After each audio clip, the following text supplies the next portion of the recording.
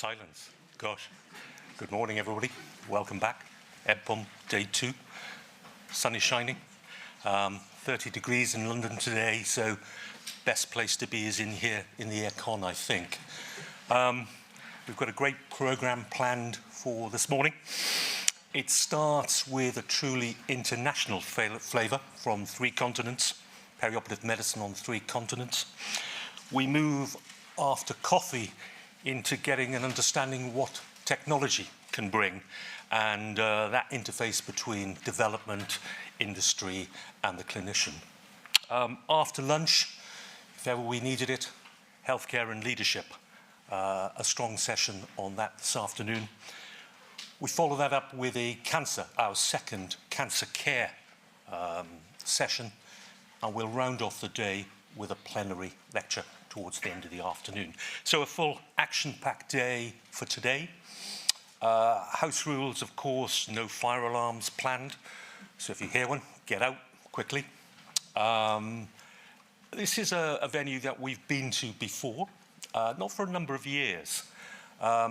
We'd like your feedback. We'd like your feedback on the venue, how it flows, anything we as a committee can do better, anything you'd like to see as part of the conference. Would you kindly feedback to Mike, Denny, Ramani, myself, or the guys at the front desk? We're really keen to make this what you want it to be going forward, and your feedback would be greatly appreciated. So I think, without further ado, we'll get the first session running, this international flavour of perioperative care. I'll introduce you to Mike Grocott, needs no introduction, who's going to chair the first session. Thanks, Mike. Thank you, David.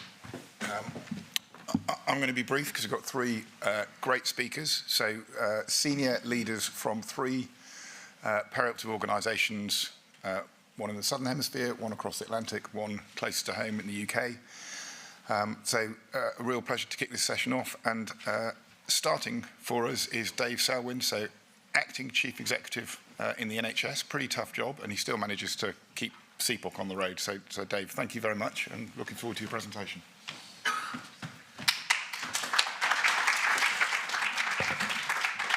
Thanks, Mike, and good morning, everyone.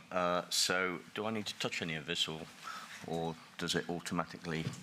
Ooh, technology, eh? There we go. How about that? Fantastic. Okay, so clearly I didn't get the memo about the heat wave. I put a suit on, tie, the stiff Brit in the suit at the front. Okay, so I'm going to talk and just update you on some of the recent work that we've been doing at the Centre for Perioperative Care, and then think about actually where we're going. And we'll try and unravel that a bit as we go on. So, as most of you all know, we've been doing this CPOC journey. We started about 6.5 years ago now. It was something that was slightly revolutionary for us in the UK because we thought what we might do is put the patient at the centre of our thinking about healthcare provision, and actually concentrate and try and make that patient experience better. Radical 6 years ago, perhaps not so radical now. We've achieved quite a lot in those 6 years. We've also achieved not so much.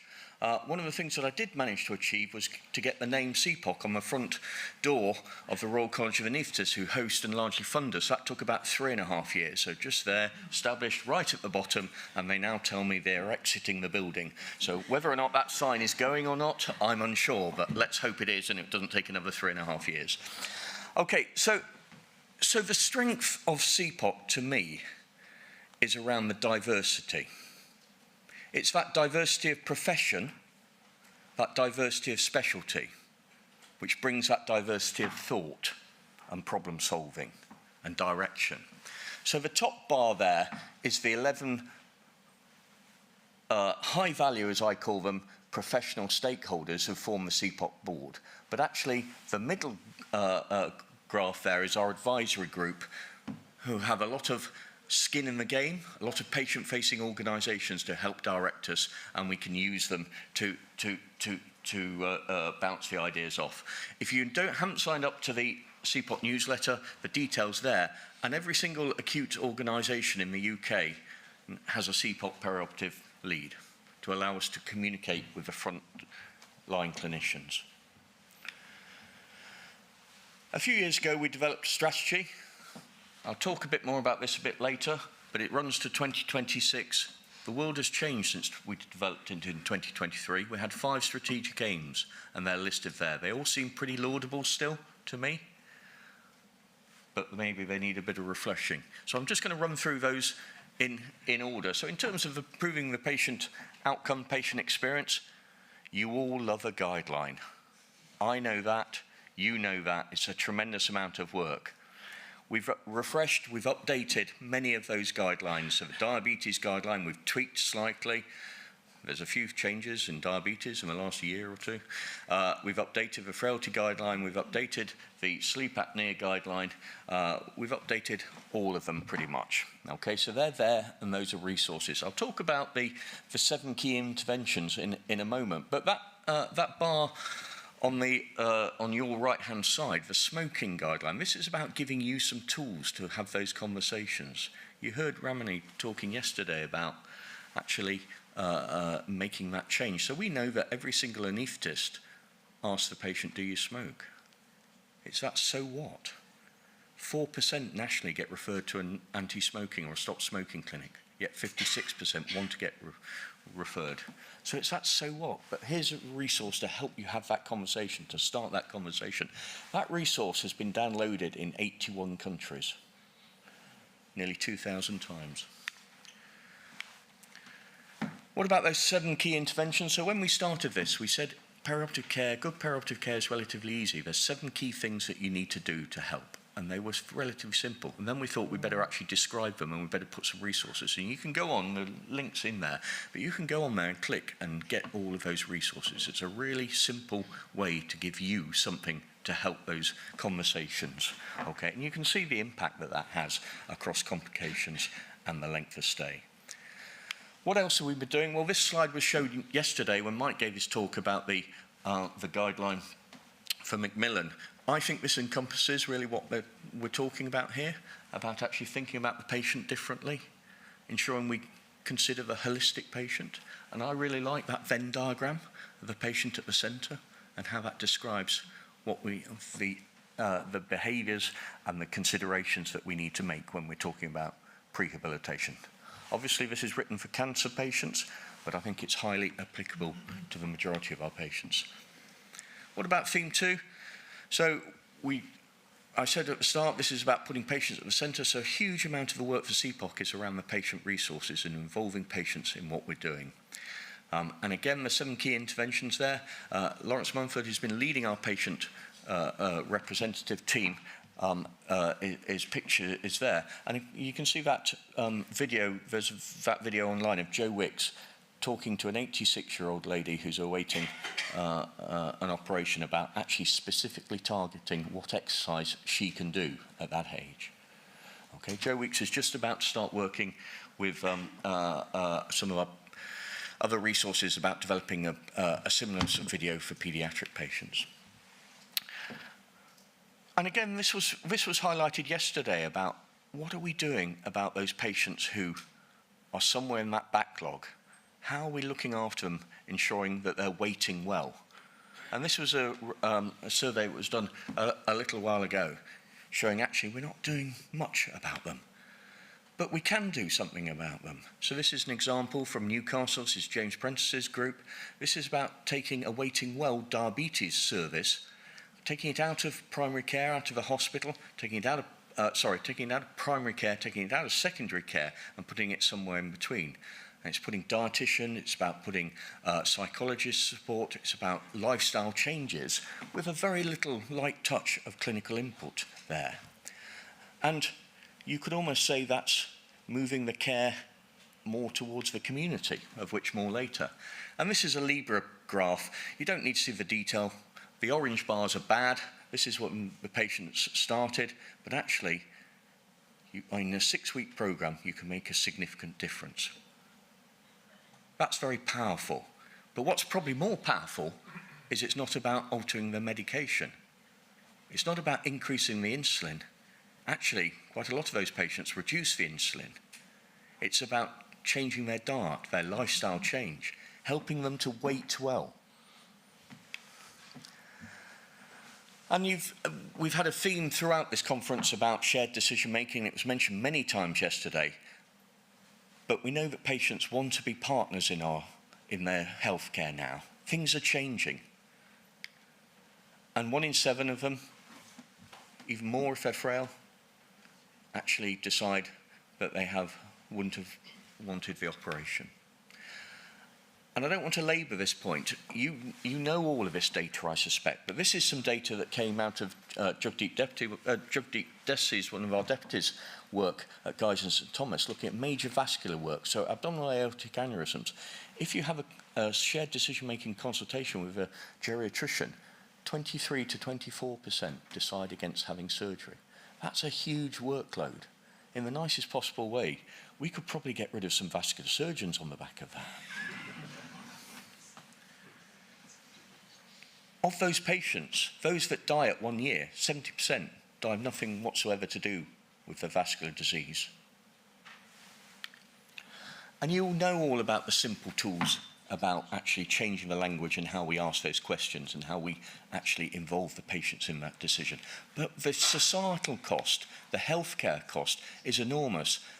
The avoidance of litigation is around £54 million.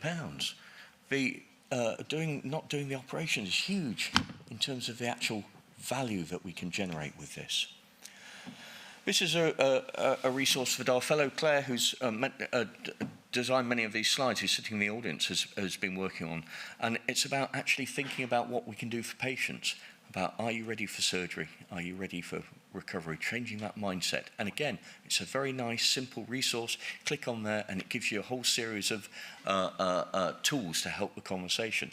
It's designed around 4 sections, around the preparation, around the immediate post-care, post-surgical care, and then rehabilitation, and then into discharge. And it came about because one of the planks that we hadn't done was that discharge planning, which is key to our patients. And this is an example, and again, I've just lifted shared decision-making as the slide there. It's really hard when you design this. It's written in quite simple language. I hope it doesn't appear too simple, but when you start on this sort of journey, it's very hard not to rewrite a textbook of medicine about actually what you need to do when you're talking with a patient. But actually, it seems we do need some key pointers around that. So go and have a look at that. And for those of you who are not commonly involved in the discharge side of things, what do you need to do around rehabilitation, those complex discharges? How do you get that? Some examples and some help to do that. What about educating the workforce? Well, we do lots of those guidelines, but actually in reality, this is where we like to look. This is the Lumley Library of the Royal College of Surgeons of England, just down the road here. Those are the surgeons of tomorrow. But of course, we don't need a workforce like that. We need a different workforce. I can feel Scarlett's eyes on me, a surgeon in the audience. We need a different surgical workforce. And we need to put the patient at the centre of that and change how we approach. It's a team-based, different approach, and we've designed a curriculum working to capture what is required for the competencies to be a highly expert perioperative care specialist. And there's similarities here with the work that's been going on with the Australian and New Zealand colleges. And then we've also developed a professional curriculum for our allied health professionals and our nursing colleagues, which is set at the expert level, about designing what they can, what competencies they need. And this is out for public consultation currently. This is still in draft form, but one of the other things we can do with our workforce is actually think about some of those behaviours that we have. So there's much in the news around actually bullying, racist behaviours, sexual harassment. So we've designed this infographic. It's just, as I say, it's about to be signed off, hopefully tomorrow, by the CPOC board, and then we'll get that out. But powerful stories there, simple things that we can do and help to you to get to your teams. And what about that influencing side of things? So you've heard lots of stories about the 10-year plan in the UK or in England, and we've obviously been consultating about that, trying to influence and change that. I think this is a key component of the work as a professional body can do at the Centre for Perioperative Care. And then finally, just promoting research, technology and innovation. Lots of work going on in terms of that. Some of the newer work in working with this institute about actually what we might capture for palliative care going forward. So this report was referenced in Claire Shannon's talk yesterday. This is the Darzi report, and this was the diagnosis of the problems of the health service when the new government came in last year. They'd just been in over a year ago, and it was a relatively quick look at what are the problems. And the Secretary of State for Health, Wes Streeting, describes the health service as being broken but fixable. And they've coined these three phases, three themes that you heard yesterday. It's about moving our care from hospital to community, so closer to the patient, comes back to that patient-centred. It's about moving from actually analog to digital, so utilising technology to help with the changes that we need to make. And then it's all about actually moving the health service from a sickness service to a prevention service. And that's a real challenge to us because we've been talking about that for years and years and years. And again, within England, we've got a new chief executive of the NHS England who's now leading us through a transition period, who's driving all of this change for us. And we look forward to that, possibly. And this is, as someone said yesterday, it's 168 pages. Sadly, I have read it. But this is described by the Health Secretary as not as a plan for the NHS, but a plan for health for the country. And he describes our health service in the UK as being at a crossroads. That if we don't change it, then the health service will disappear in how we know it. So there's a real challenge to us to get behind this and get involved in this. And much of this is going to be stretching and challenging, and much of this is going to be really difficult for us to achieve. So what about CPOC? Where are we going in this? How are we going to navigate all of this? Well, Professor Grocott a few years ago. So Mike's demitted as the vice chair of the CPOC board, and we have a new vice chair. There's quite a lot of change in personnel going on in our organisation. Lawrence Mumford, the patient rep, he's come to the end of his 6-year term, and he's demitted. We've been out for advert. We've tried to appoint. We didn't actually appoint a patient rep, so we brought him back in. It's one of those things. It goes round and round a bit. Claire Frank, this is our CPOC fellows just coming towards the end of her term, done a huge amount of work. She's got a background of being a pharmacist, comes back to that diversity of thought. Me, I'm coming to the end of my term, so again, my 6 years are up, so I will be demitting as the director of CPOC.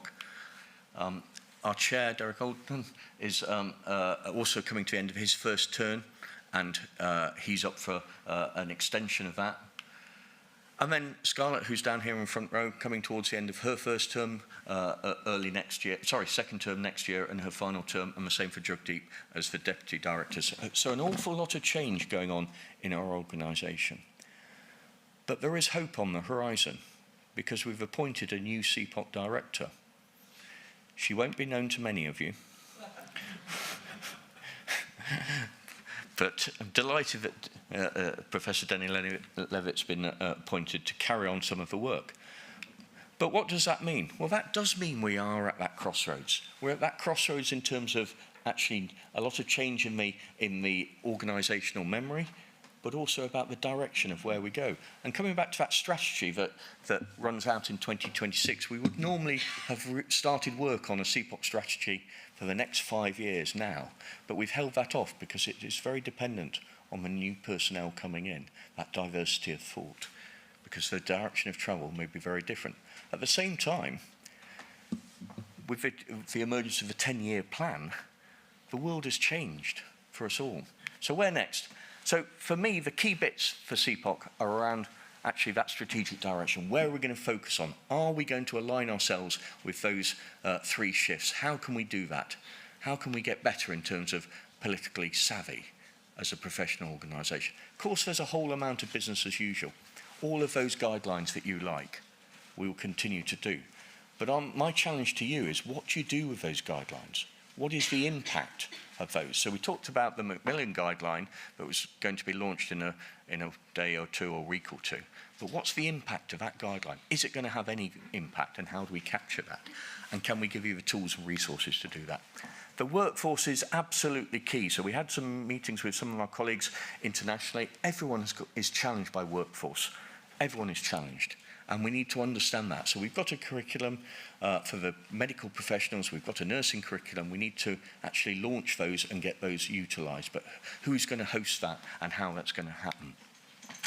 And then, of course, we're constrained by finances. Everyone is constrained by significant finances. And we need to look to try and grow on the back of that. And again, that global strategy, that partnership, I think we're stronger together, we're better together. I think that will be a theme of what comes out in this session. The more we can work together, the better we'll be.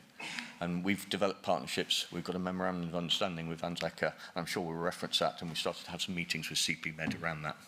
But truly, the challenge is about getting politically smart, getting agile, aligning us with those triple shifts and how that's going to look. And what we can do. We know they're big numbers, the backlogs, you've seen all of that, but actually what is the impact that we can make? How can we do that? How can we unleash and facilitate that, analog to digital? So some of those conversations with technology experts about actually saying, what is the best pre-op screening tool? Who's got it? I can't do that as a professional organisation, but I can get a technology assessment group to look at it and put that information out. And of course, we've got to recognise that we're in this changing environment. It's a very politically charged environment in the NHS just at the moment, but it's very volatile. Those of you who've done any leadership will have heard the phrase VUCA, or volatile, uncertain, chaotic, and ambiguity. That is the NHS this week, last week, and next week. And we've got to navigate ourselves through that. So the key to this is a bit around wise heads and cool minds, and actually making sure that we have those relationships and those partnerships. And whilst I can talk to the Secretary of State and give him a copy of some of our documents and buy him a coffee, the key bit is whether or not he's listening and what the impact that will happen. And we have to keep him to understand the difference that we can make for our patients. Thank you.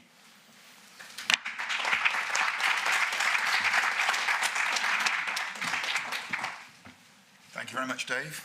So we're going to move geographically much further afield. Vanessa Beavis is an anaesthetist from Auckland in New Zealand. She's a past president of ANZCA, the Australian New Zealand College of Anaesthesia, and the founding chair of the perioperative SIG. And I think you're going to tell us about the perioperative SIG and perioperative medicine down under.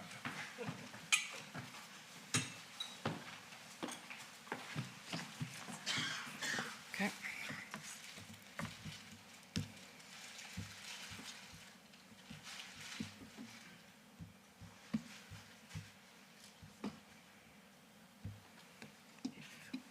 Thank you. Morning, everybody. Kia ora tātou katoa. Thank you very much for the invitation to speak in this wonderful place, and especially on my favourite topic. I could go on for hours, but I'll try to keep it short. So just to let you know who you're talking to and who I am, I trained in South Africa back in the day, and I moved to Auckland in about, I don't know, 1991 or something.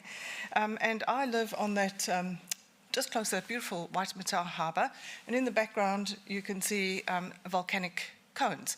And so the whole of Auckland is a volcanic field with 26 cones.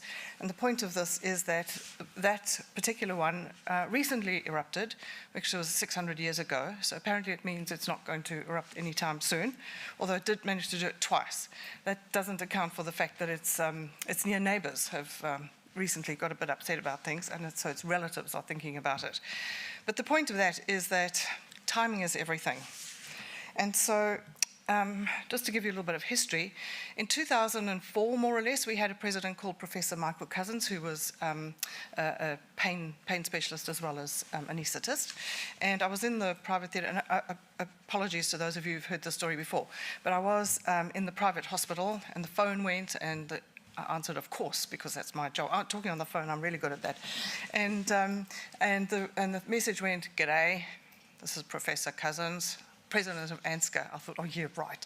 And so I thought it was one of my colleagues from next door taking the mickey. And so there was a slightly less than professional response, I can tell you. But anyway, what he wanted was, he did basically a SWOT analysis of the college at that time. So way back then, just perioperative medicine and sort of those kind of things. I mean, we hardly even had pre-anesthetic clinics at that stage. It was just kind of bubbling up that being something that might be useful. And so he set up this perioperative medicine group, and we had two jobs. And the first job was to come up with a definition of what perioperative medicine was. And really, it hasn't changed that much, but we've kind of worked out it's more like perioperative care was the pathway that we described. It only took a year, you know, that was quite quick. But the second thing was, so yes, let's find out what perioperative medicine is. And then the second question was, should anaesthetists become involved in it, whatever it was?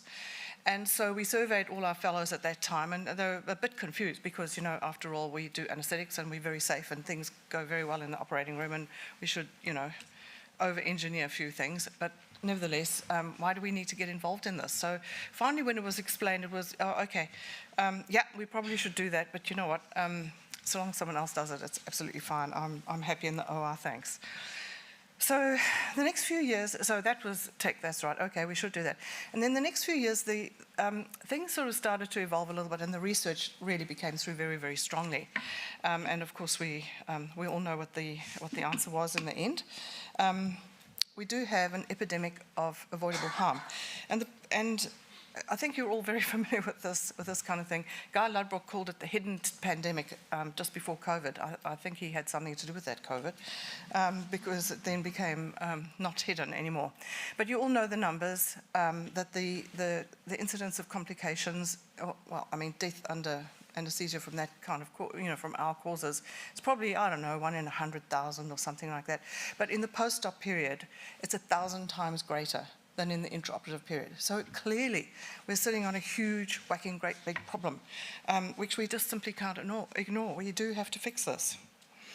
So the first concrete advance then was 10 years later, we set up a special interest group.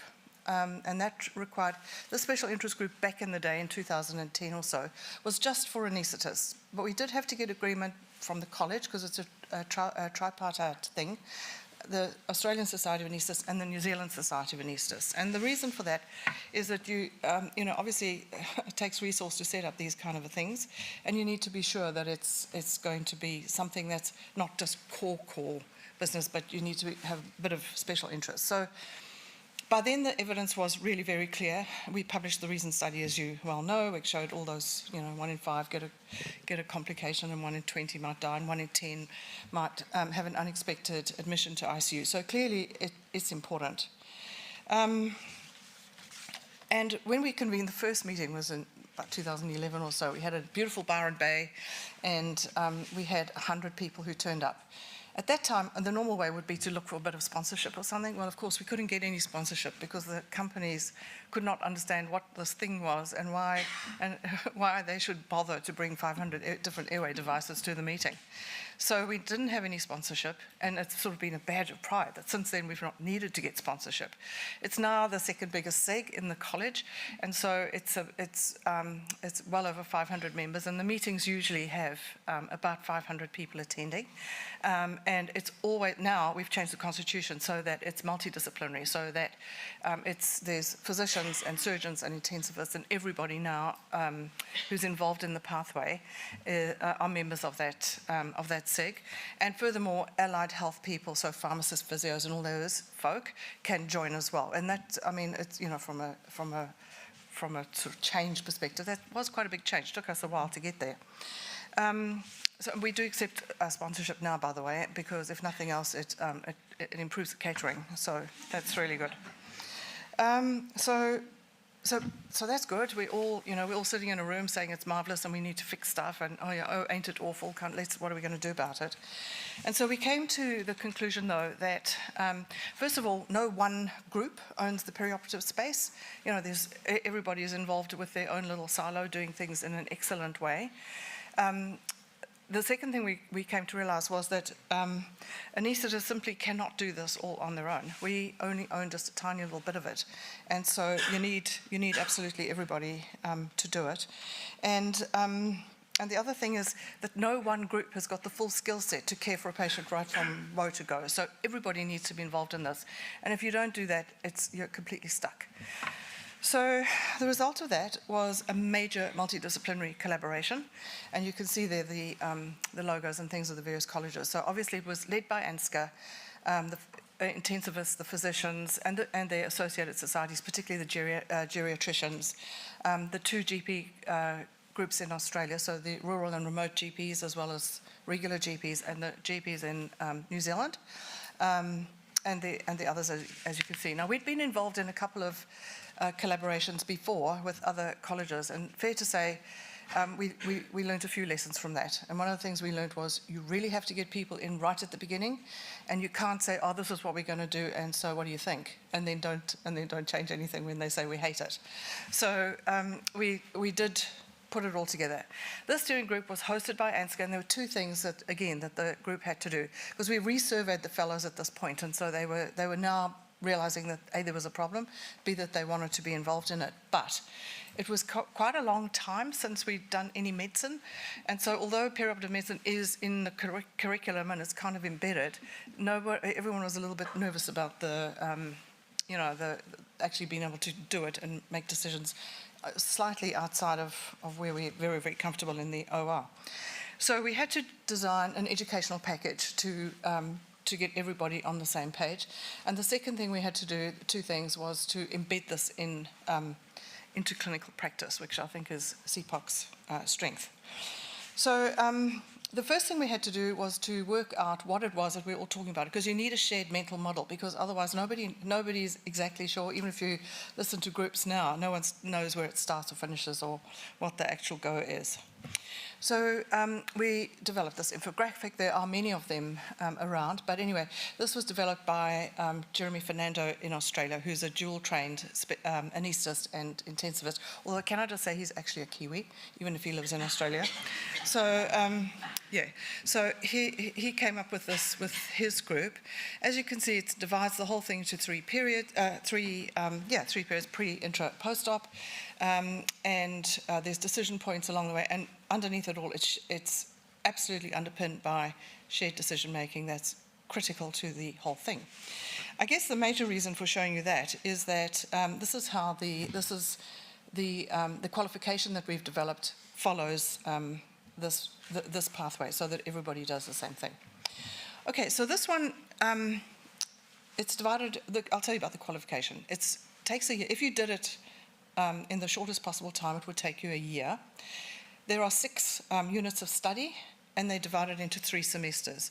You can do this in any order you like. You don't have to start at 1 and in February and finish in September. And you've got basically 4 years to do it, because the key thing about this is it's a post-fellowship qualification. So you can't just do it, as a registrar on the side kind of a thing. You have to be. It has to be a member of one of those primary colleges who were involved in the steering committee at that time. And it has to be either, once you've passed your finals, and when physicians work differently from us, so for us, for example, we have a provisional fellow year, so it's very popular with our final year trainees, but the physicians don't do that. So we had to accommodate the way the physicians do it as well, because we still want everybody to have the opportunity. So anyway, it's 6 units, and they follow the various stages of the nephron. Where were we up to? Well, with the course,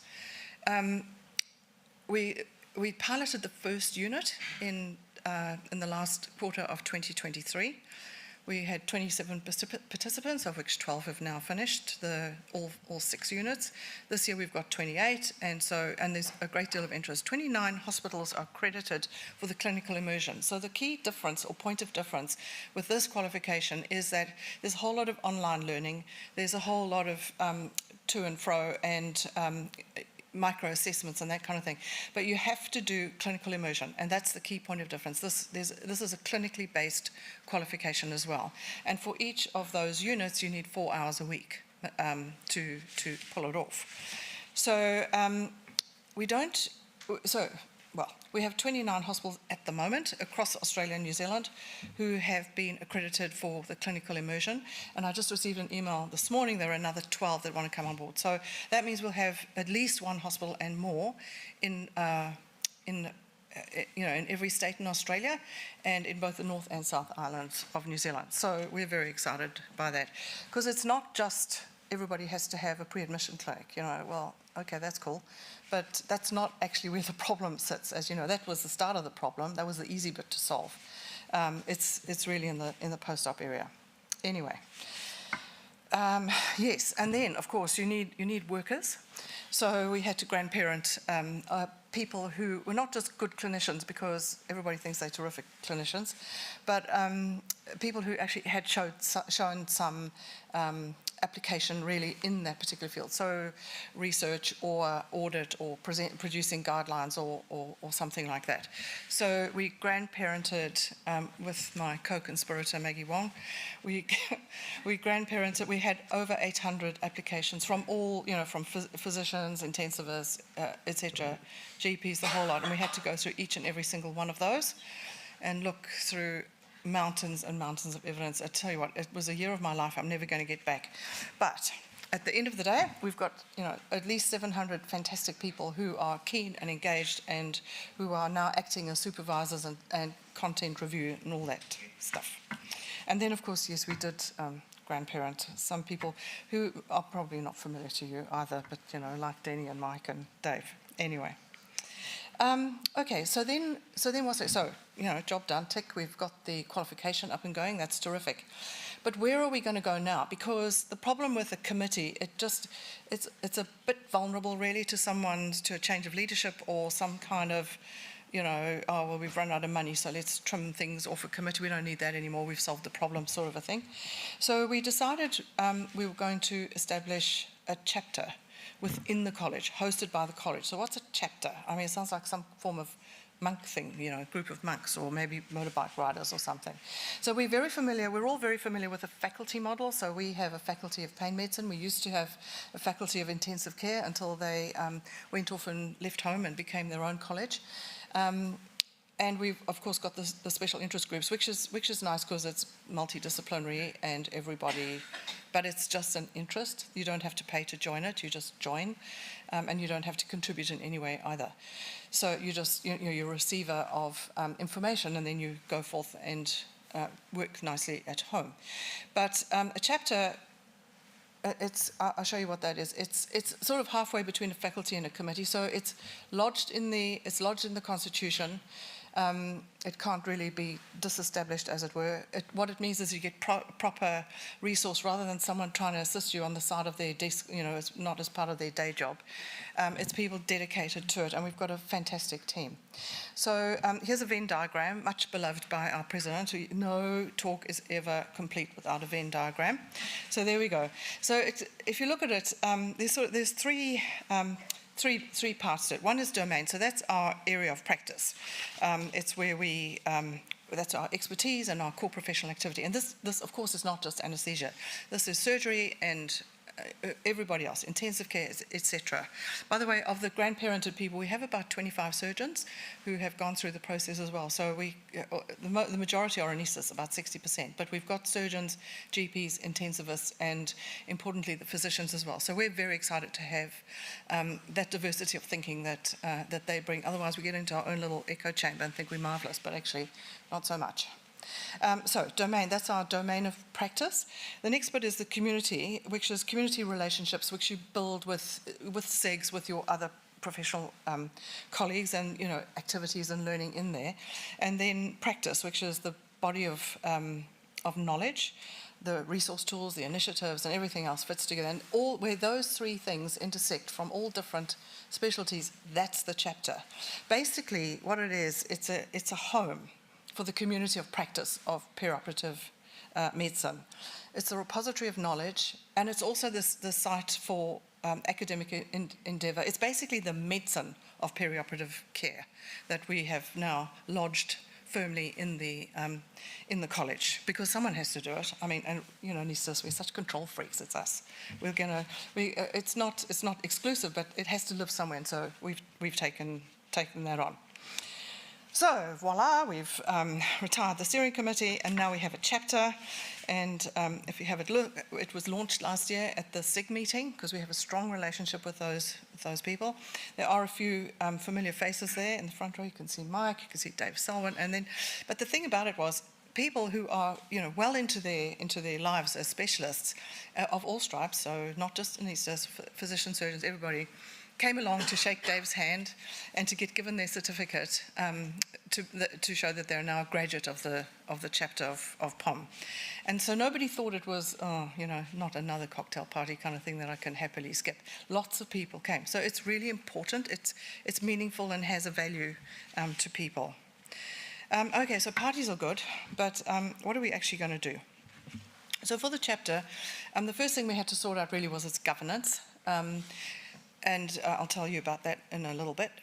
Community connection, it's really important that we maintain strong links with when I say community, it is the community of practice of people who do perioperative medicine.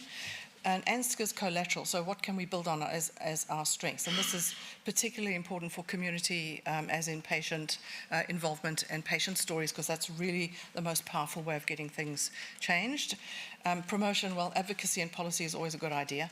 At the end of the day, one thing about New Zealand in particular, but also Australia, because of the state-based system, is you do get easy access to the minister.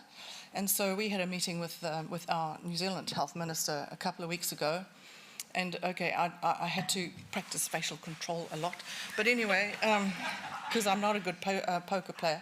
But anyhow, at the end of it, I did tell her, beat the POM drum, of course, and told her this is going to solve all his problems, you know, waiting lists and money and all the rest of it. And then on the way out, I told him that if he was stuck, it's not a problem, because I know people who can help him out to get in on the 4-month waiting time. Luckily, he thought I was joking. Yeah. Okay. So the governance then is a POM board, and it reports directly to ANZCA Council. So it's peak strategic importance to ANZCA. We see it as the future. There are 2 subcommittees, which these are the workhorses and the powerhouses of the POM sort of chapter. And the thing about it is the board at the moment is all anaesthetists, but there's also patient representative or community rep on that board. But the next bit, the education stream and the policy and advocacy stream, that's where we really, really need people from other disciplines to be involved. Because the board kind of writes reports and stuff for council to say aren't you doing well? Isn't that right, Dave? Yeah, you're doing okay. But where the work happens and the people on the ground are the actual people who do the work. So the other thing is we've written the standards for perioperative medicine. Now, it's quite important to have something that you're going to be measured against. So standards really are the minimum compliance model. So it's a bit like EasyJet or Jetstar. They kind of do the bare minimum they can to get the plane up in the air. It's not like Qantas or in New Zealand or something. So the standards have been written, and essentially they follow the anaesthetic standards just by headings, but they also follow the nephron as well. So it goes along, if you want to set up a service, this is the minimum stuff. And it deals with the problem who, what, how, where, and, well, when, obviously, mainly the problem, I think that, well, it's the whole pathway. But anyway, that's what the standards are about, and that was an important thing to get going to start with. Looking at our 2 subcommittees, okay, so, well, these 2 look pretty happy, don't they? I don't know, I think they're just happy that the chapter got launched, but unfortunately now the work really starts. In terms of the education qualification, that always needs refinement and stuff as we go along. We've done the first year of the whole thing, and so we've already made refinements to be flexible and make it easier for people to sign up and do it, because remember, these are all post-fellowship people who've got busy lives and, you know, full-on practices, but we want to encourage people to do it. And it's also quite it's quite a visible sort of a thing. The next stage there is micro-credentialing, which will be for people other than doctors to pick out little bits of some of those units of study that will be useful for them in their daily patient care. Advocacy and policy, well, you can see all the things there. Jill Van Acker, who was the former chair of, just stepped down, of the SEG, she comes from Canberra, she is in charge of that particular one, and we'll be looking at things like policies, guidelines, advocacy, you know, how to go to it for the, with government people and regulators and anybody who actually can influence, not necessarily the people with a title. And then, where are we going to go to next? Well, I think we mustn't ever forget the problem that we're trying to solve, because all major policy disasters, as you know, start with the failure to define the problem. And our problem is the pandemic of harm, avoidable, preventable harm that is happening to patients. And that is the problem that we need to solve. And with that in mind, although it's taken years of collaboration, people are now in the same room with each other, other medical colleagues are in the same room, and not trying to protect their position and think, oh God, what's the hidden agenda here with these people trying to do stuff? And it's taken a decade, but I think we're doing quite well with that. So we need to remember it's all about the patient harm that we can prevent. I don't know if we'll ever get to a whole different specialty, you know, with its own college. In some ways, I don't think it's a good idea, because it is all about collaboration, really, and talking with people. I don't know if we'll get there or not, maybe 10 years' time. But I do think we'll get to be a faculty, at least. And perhaps as the science of it all develops, we may get to a college. So I think, I'm saying 5 years. Dave, don't put your head under the chair at that. But I'm hoping in 5 years we'll have a faculty and possibly a college after that. And then just to be anaesthesia sort of centric for a moment, I think it will ensure the future of anaesthesia as a specialty, because we're really, really good at producing safe anaesthetic kind of care. But we need to remind everyone that A, we are doctors, and B, we can add value, much more value than we can probably if we just stick in the OR. So value to the community, and certainly value to the health system or health service in general. And finally, I'd just like to thank all our international friends and CPOC for their generosity in sharing material, and hopefully it's a two-way street and you are happy with our offerings as well. And I'd like to just, you know, express my gratitude and deep appreciation, really, to all the ANZCA staff and the ANZCA fellows, ANZCA staff in particular, who have been absolutely amazing, and the amount of resource that's been thrown into it has been wonderful. And of course, fellows like Sean McManus, who was co-chair of the steering committee, Jeremy Fernando, the Kiwi. By the way, Sean is too. He was born in New Zealand also. And Joel Simons for the education stream, and Jill Van Acker. I thank you for your determination, enthusiasm, and your friendship. Thank you.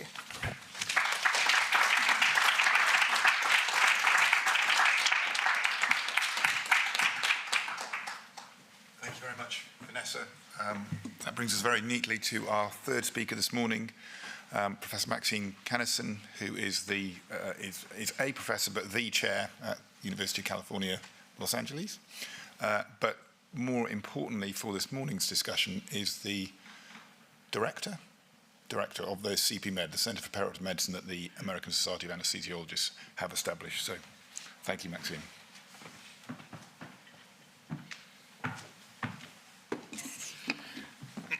Okay, thank you. Thank you very much, Mike, for the introduction. Good morning, everyone. So, yeah, my name is Maxime Cannison. I'm from Los Angeles, UCLA, and today I'm going to speak in my role as the chair of the Center for Perioperative Medicine for the American Society of Anesthesiologists. For those who wonder, my accent is French. And so I practiced anesthesiology in France for about 10 years before I moved to the US in 2009. And when I moved to the US, actually I moved to the US because I felt my research was on technology development, monitoring technologies and stuff like this. And I felt the US was the best place for me to grow my research. I felt going to California, where you have a lot of biotech, would be a great place for me to develop technologies that we can then move to the operating room. That was the driver for me. One thing was clear, the driver was not perioperative medicine. The reason is, clearly perioperative medicine in the US is clearly, that's my view today, behind what is done in Europe, what is done in the UK, what is done in Australia and New Zealand, what is done in France, in the sense that I believe that when I was practicing in France, as a junior anesthesiologist, I was practicing more as a perioperative physician. We were working in the ICU, in the OR, running the floor. Many anesthesiology departments were running the emergency department. So anesthesiology was really the coordinator of care for the acute care part of medicine. And that was not me, that was pretty much every single anesthesiologist in France, and I know that's the case in many countries in Europe. When I arrived in the US, I was struck and impressed by the skills of the anesthesiologist intraoperatively, the huge variety of skills that one single anesthesiologist was able to develop, and the number of locations that one single anesthesiologist was able to develop on a day-to-day basis, on a weekly basis. But at the system level, departments had very few involvement outside of the operating room. And I was struck by this, but initially not very interested because, you know, my focus and the reason I moved to the US was my research, but a lot of my time was spent in the operating room. So step by step, I became interested in perioperative medicine in the US. And also, I don't know if I have time to discuss it today, because I think there is a lot of synergy between technology and enabling physicians to be better as perioperative physicians and moving away from the operating room. So that's what I'll discuss today and tomorrow in one of the lectures I'm going to give. Have you heard about the surgical home in the United States? If you have heard about surgical home, raise your hand. It's a pretty decent number. The surgical home was the initiative from the ASL launched in 2012 to move the specialty of anesthesiology outside of the operating room to the perioperative space. It created a lot of impetus, but to some extent it was, and I'm not shy to say it, it was a failure. It created a lot of tension, it was polarizing, but the good thing is that it really rose the profile of perioperative medicine, at least in the US and maybe somewhere else, at a very high level. But practically speaking, it was a failure. The interesting thing is that the term surgical home, I found it in this paper from 1860, was developed here in London. The London surgical home in this paper that was probably not related to the surgical home as we know it today in the US, that was developed, the name surgical home was coined by Dr. Warner, Mark Warner, who at the time was president of the American Society of Anesthesiologists in 2012. In this paper, he described for the first time the concept of surgical home and perioperative medicine. I believe in this paper, I invite you to read it. It's actually a pretty interesting paper back in 2012, 13 years ago. Dr. Warner was an expert, he's still an expert in patient safety, and his idea was to move the anesthesiologists from the OR to the perioperative space because we have been experts in patient safety. If you think about the history of anesthesiology over the past close to 200 years, we enabled a lot of surgeries. Before anesthesia, only amputation was possible. After anesthesia, a lot of different surgery. Until today are feasible. We can do surgery on the brain, on the heart, on pretty much everything. But the other thing that we did, our main contribution to medicine is that we made the operating room the safest place in the hospital.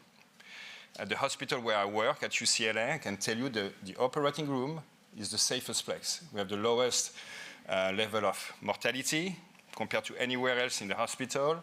We have the lowest level of complication. Anytime there is a complication, an adverse event, I receive 10 emails, and we have to have an IRC and so forth, review a root cause analysis and so forth. But in this paper, I think Mark Warner already described the cause of why the surgical home failed. Because he said it very clearly that anesthesiologists should lead the effort. And that's what became very polarizing. I'm not sure anesthesiologists need to be leader of the perioperative medicine concept, but we may be the one who create the impetus behind it. But in order for perioperative medicine to work, that needs to have all the different specialties, the allied healthcare professional, to work together to improve the outcome of our patients. And right there in 2012, that created the motion, but also that included what was part of the cause why the surgical home, to some extent, failed. So if we go back to that, why did we have such an impetus from the ASA leadership to develop perioperative medicine and the surgical home? The first reason is because if you look at the history of anesthesia and mortality associated with anesthesiology, the mortality associated with anesthesiology has decreased over time. And today it's pretty low. The intraoperative mortality is, you probably have the same experience we have in the US, it's fairly low. It's been validated in multiple different studies. This one published in Anesthesia Analgesia a few years ago. And today, in terms of safety and process, anesthesiology is really one of the best in class in terms of industry when it comes to safety compared to other industry. What's interesting with that is if we look at our practice, at least in the United States, where we have nurse anesthetists, and we have also, I was working with nurse anesthetists in France, is that if you look at the physician to patient ratio in the operating room, it tends to go down. It almost feels like the less physicians are involved with taking care of patients, the better the outcome over time. Because 60, 70 years ago, you had one anesthesiologist taking care of one patient, maybe with two nurses. Today, you have one anesthesiologist supervising 2, 3, sometimes 4 rooms.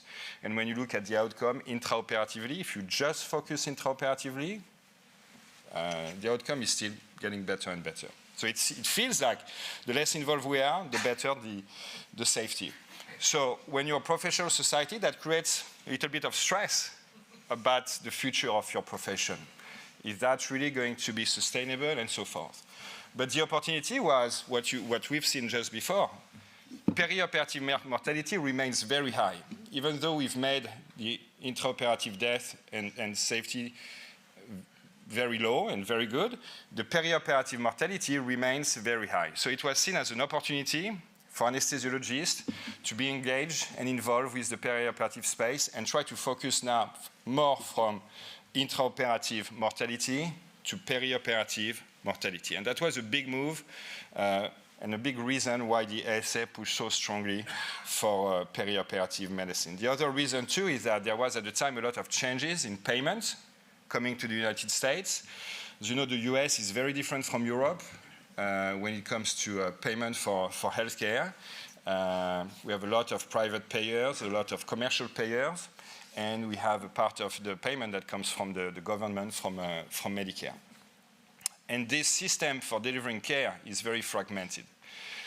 That's very expensive, there is a lot of redundancy, there is a poor efficiency, and when the system is moving from where it was years ago to where it wants to be years from now, which is a value-based care, when you don't get paid for the care that you provide, but for the outcome of the care that you provide, there's a strong need to design systems that are going to improve patient outcome, the increased length of stay, and so forth. So all this together was really the energy that moved the concept of perioperative medicine forward with the American Society of Anesthesiology. So the benefits that were expected, you can see them here. There is a big one that I'd like to emphasize here is the focus on the increased access to care, which in the United States today is a major issue.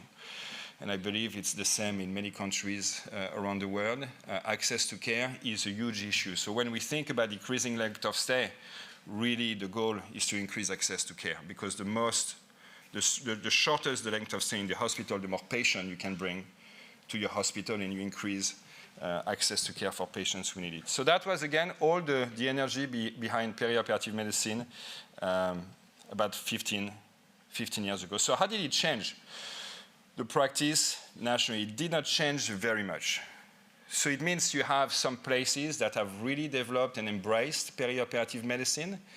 a lot of academic departments around the country in the United States, some private practices, but generally speaking, perioperative medicine has not really permeated the practice of anesthesiology in the United States.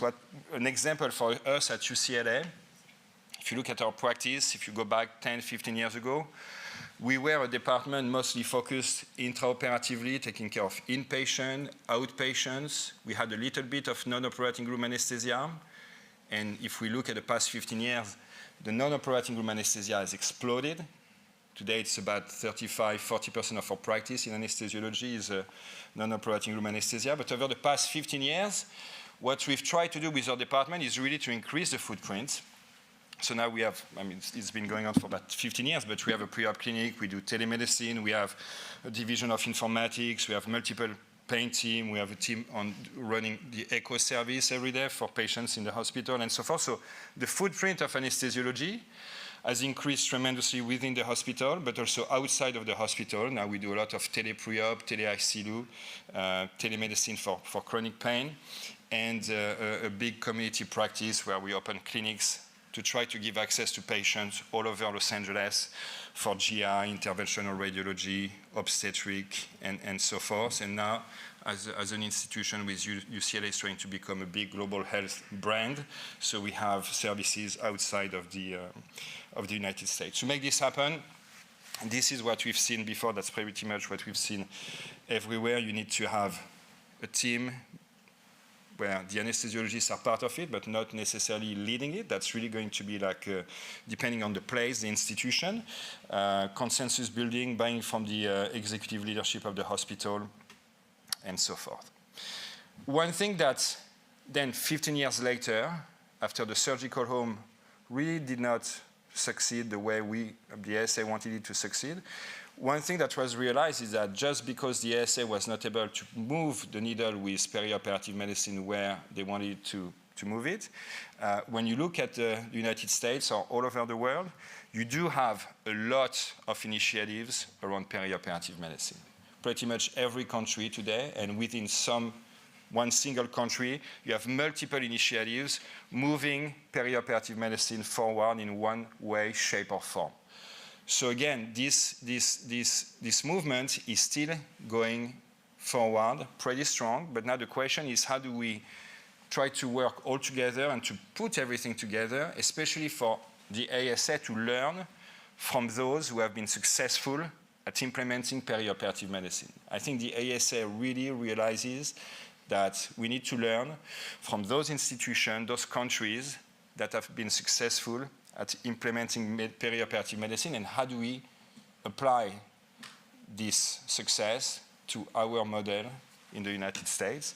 And again, at the time, back in 2015, we wrote this editorial with Monty, anesthesiology and perioperative medicine around the world, different names and same goals. So how do we bring things together now to move it even further, and for us in the United States to learn how to apply it in a better way. So that was the goal behind creating the Center for Perioperative Medicine. So that was created by the former president of the ASA, Dr. Mike Shempo, and then Dr. Ron Arnold. And it's a work that's led essentially by a steering committee with Dr. T.J. Gann, Dr. Niju Ravikant, and Dr. Andy Rosenberg. I know some of the members of the CPMed are here today. I see Dr.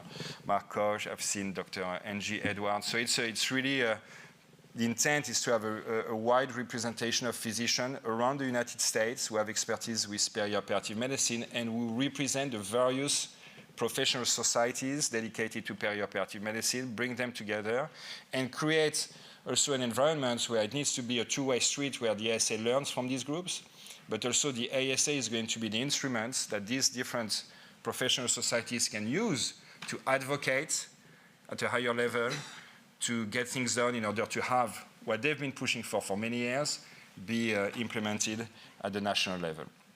So this is the mission statement of the Center for Perioperative Medicine, how we define perioperative medicine, the vision for the group, and the vision statement that is very, very patient-centric, realizing again that with the way the system is disjointed in the United States today, There's a need to make things more coordinated in order to improve the outcome. That's a real patient need. It's a need also for healthcare in general in terms of patient access, and it's a need for the specialty. Strategically, compared to what was done 15 years ago, we try to develop goals and tactics to move perioperative medicine forward. The four focus initiatives that have been put together is on education, training, stakeholder engagement, and also working with the different corporate stakeholders, because we realize that's also something in the perioperative space. You need to have the industry also involved with us. So focus on education and stakeholder engagement. The education, there is two parts of it. One is through the ASM, where a lot of initiatives are going to be launched to teach, promote perioperative medicine for an American Society of Anesthesiologists members. You have to realize the ASA, it's a pretty large society with about 40,000 members, and the vast majority of these members come from private practice.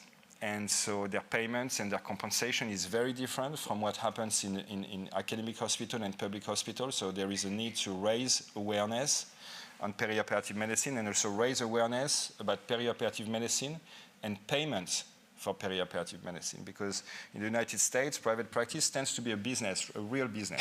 And so there's a need for people to understand how this topic of perioperative medicine can be moved forward with in mind the economics of it. The second part is on the training for residents, training for fellows. There's many places in the United States that have a fellowship for perioperative medicine. This fellowship tends to not be super successful for multiple reasons.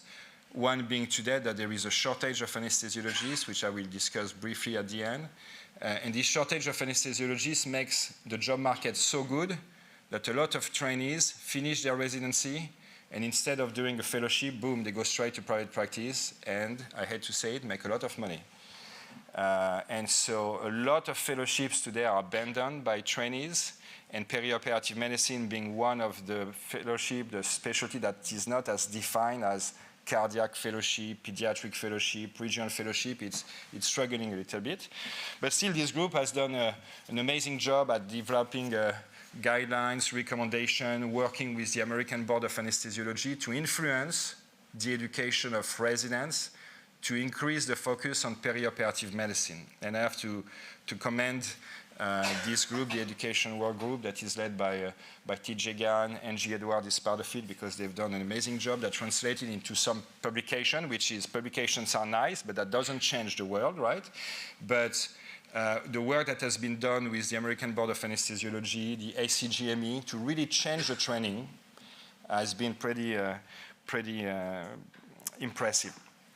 The stakeholder group, last ASA in Philadelphia, October, we convened a group of about 45 professional societies from around the world working on perioperative medicine. The goal being to try to have all these professional societies meet together, which I believe was probably the first time it was done, I guess, and try to find really like the common goals of these societies to try and speak with a united voice. And from this, we are about to write a paper for the journal Anesthesiology, which is the journal of the ESA, to try to convene really what's the goal and what do anesthesiologists working in perioperative medicine want to see accomplished over the next 10, 15 years internationally. There's a way also for the ESA to learn from all these different societies, because honestly, pretty much all of them are ahead of the American Society of Anesthesiologists when it comes to perioperative medicine, so the goal was to learn from it. Now, what are the barriers to perioperative medicine? I'm going to finish with that. And I'm going to tell you about the experience in the US, but I'm sure this is something that's going to resonate with many of you. This slide, that goes from October 18 to October 23, it shows you the number of job postings for anesthesiologists in the United States. So you see a slight decline in April 2020, that was COVID. And then after COVID, boom, you see a huge rebound in the number of job postings for anesthesiologists. What this slide shows is that there is a huge need for anesthesiologists in the United States of America.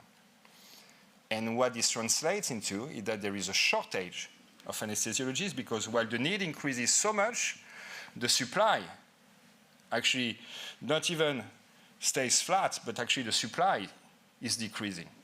So that creates a huge gap between the supply of anesthesiologists and the demand of anesthesiologists. When there is a mismatch between supply and demand, the cost goes up. It's like economics 101.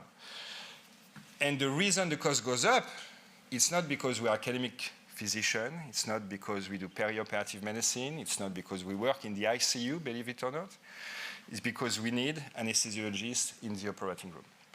And this is a huge barrier to a lot of things that we do, especially in academic anesthesiology, when it comes to research, education, but also for other missions that anesthesiologists want to develop, perioperative medicine being one of them. What is the reason behind this workforce crisis? There is an increased demand, aging population, population disease burden, more and more procedure requiring anesthesia. That's what I discussed earlier, the non-operating room anesthesia that has exploded, and some scheduling inefficiencies. If you don't know what it means, come talk to me, I can tell you. The decreased supply, the aging workforce, well-being. We cannot work the same way we used to work. COVID has taught us this. We don't want to work the same way we used to work. There are changing workforce expectations. Newer generation expect to balance life and work, and nobody can blame anyone for that. That's the right thing to do. We've done the same thing when we were younger, when we changed the rules about post-call days. Can tell you those above us, we are not happy with that, but that's just the right thing to do. And there are challenges with funding. And all this creates an imbalance between the supply and the demand. It's very difficult to talk to me, maybe I'm wrong, and I'll be happy to discuss it at the panel, to talk about perioperative medicine without touching this point. Because I can tell you if you're a leader in a healthcare system, whether it's a hospital or nationwide, if you want to give access to your population to surgical care, you want anesthesiologists to go to the operating room. So how do we navigate this? And what do we do in the meantime? What I think is that we need to keep on pushing for perioperative medicine, because that's also something that we've learned with COVID, is that these two shall pass. Every crisis has a peak, and then it goes down until we reach the next crisis. And the question is, what do we want to be after this crisis is behind us? And I believe we still want to be involved with our other specialty in perioperative medicine. There will be a solution to help match the supply and the demand. I believe technology is going to be a big part of it. Not the only part, but that's going to be a big part of it. And finally, in the United States, this economics of healthcare, how do you pay when there is such a demand of a specialized workforce? How do you pay for it? And one solution for this is also to replace the workforce with mid-level provider, and that's part of the story. We have to discuss it. We cannot just ignore it. It's not a taboo. That's part of the solution at the national level to fix some of these shortages. That's a paper from Mike. I'm going to finish with it. Perioperative medicine, the future of anesthesia. You've wrote it, I believe it was in 2012, and there is a quote from William Gibson that says the future is already here, it's just unevenly distributed. And that's what I feel when I come to this meeting. I see in the UK, in Australia, New Zealand, you're far ahead, and you have places like us in the US where we are trying to catch up. I know we will catch up, but it will take some time. So thank you very much for putting this together. Thank you.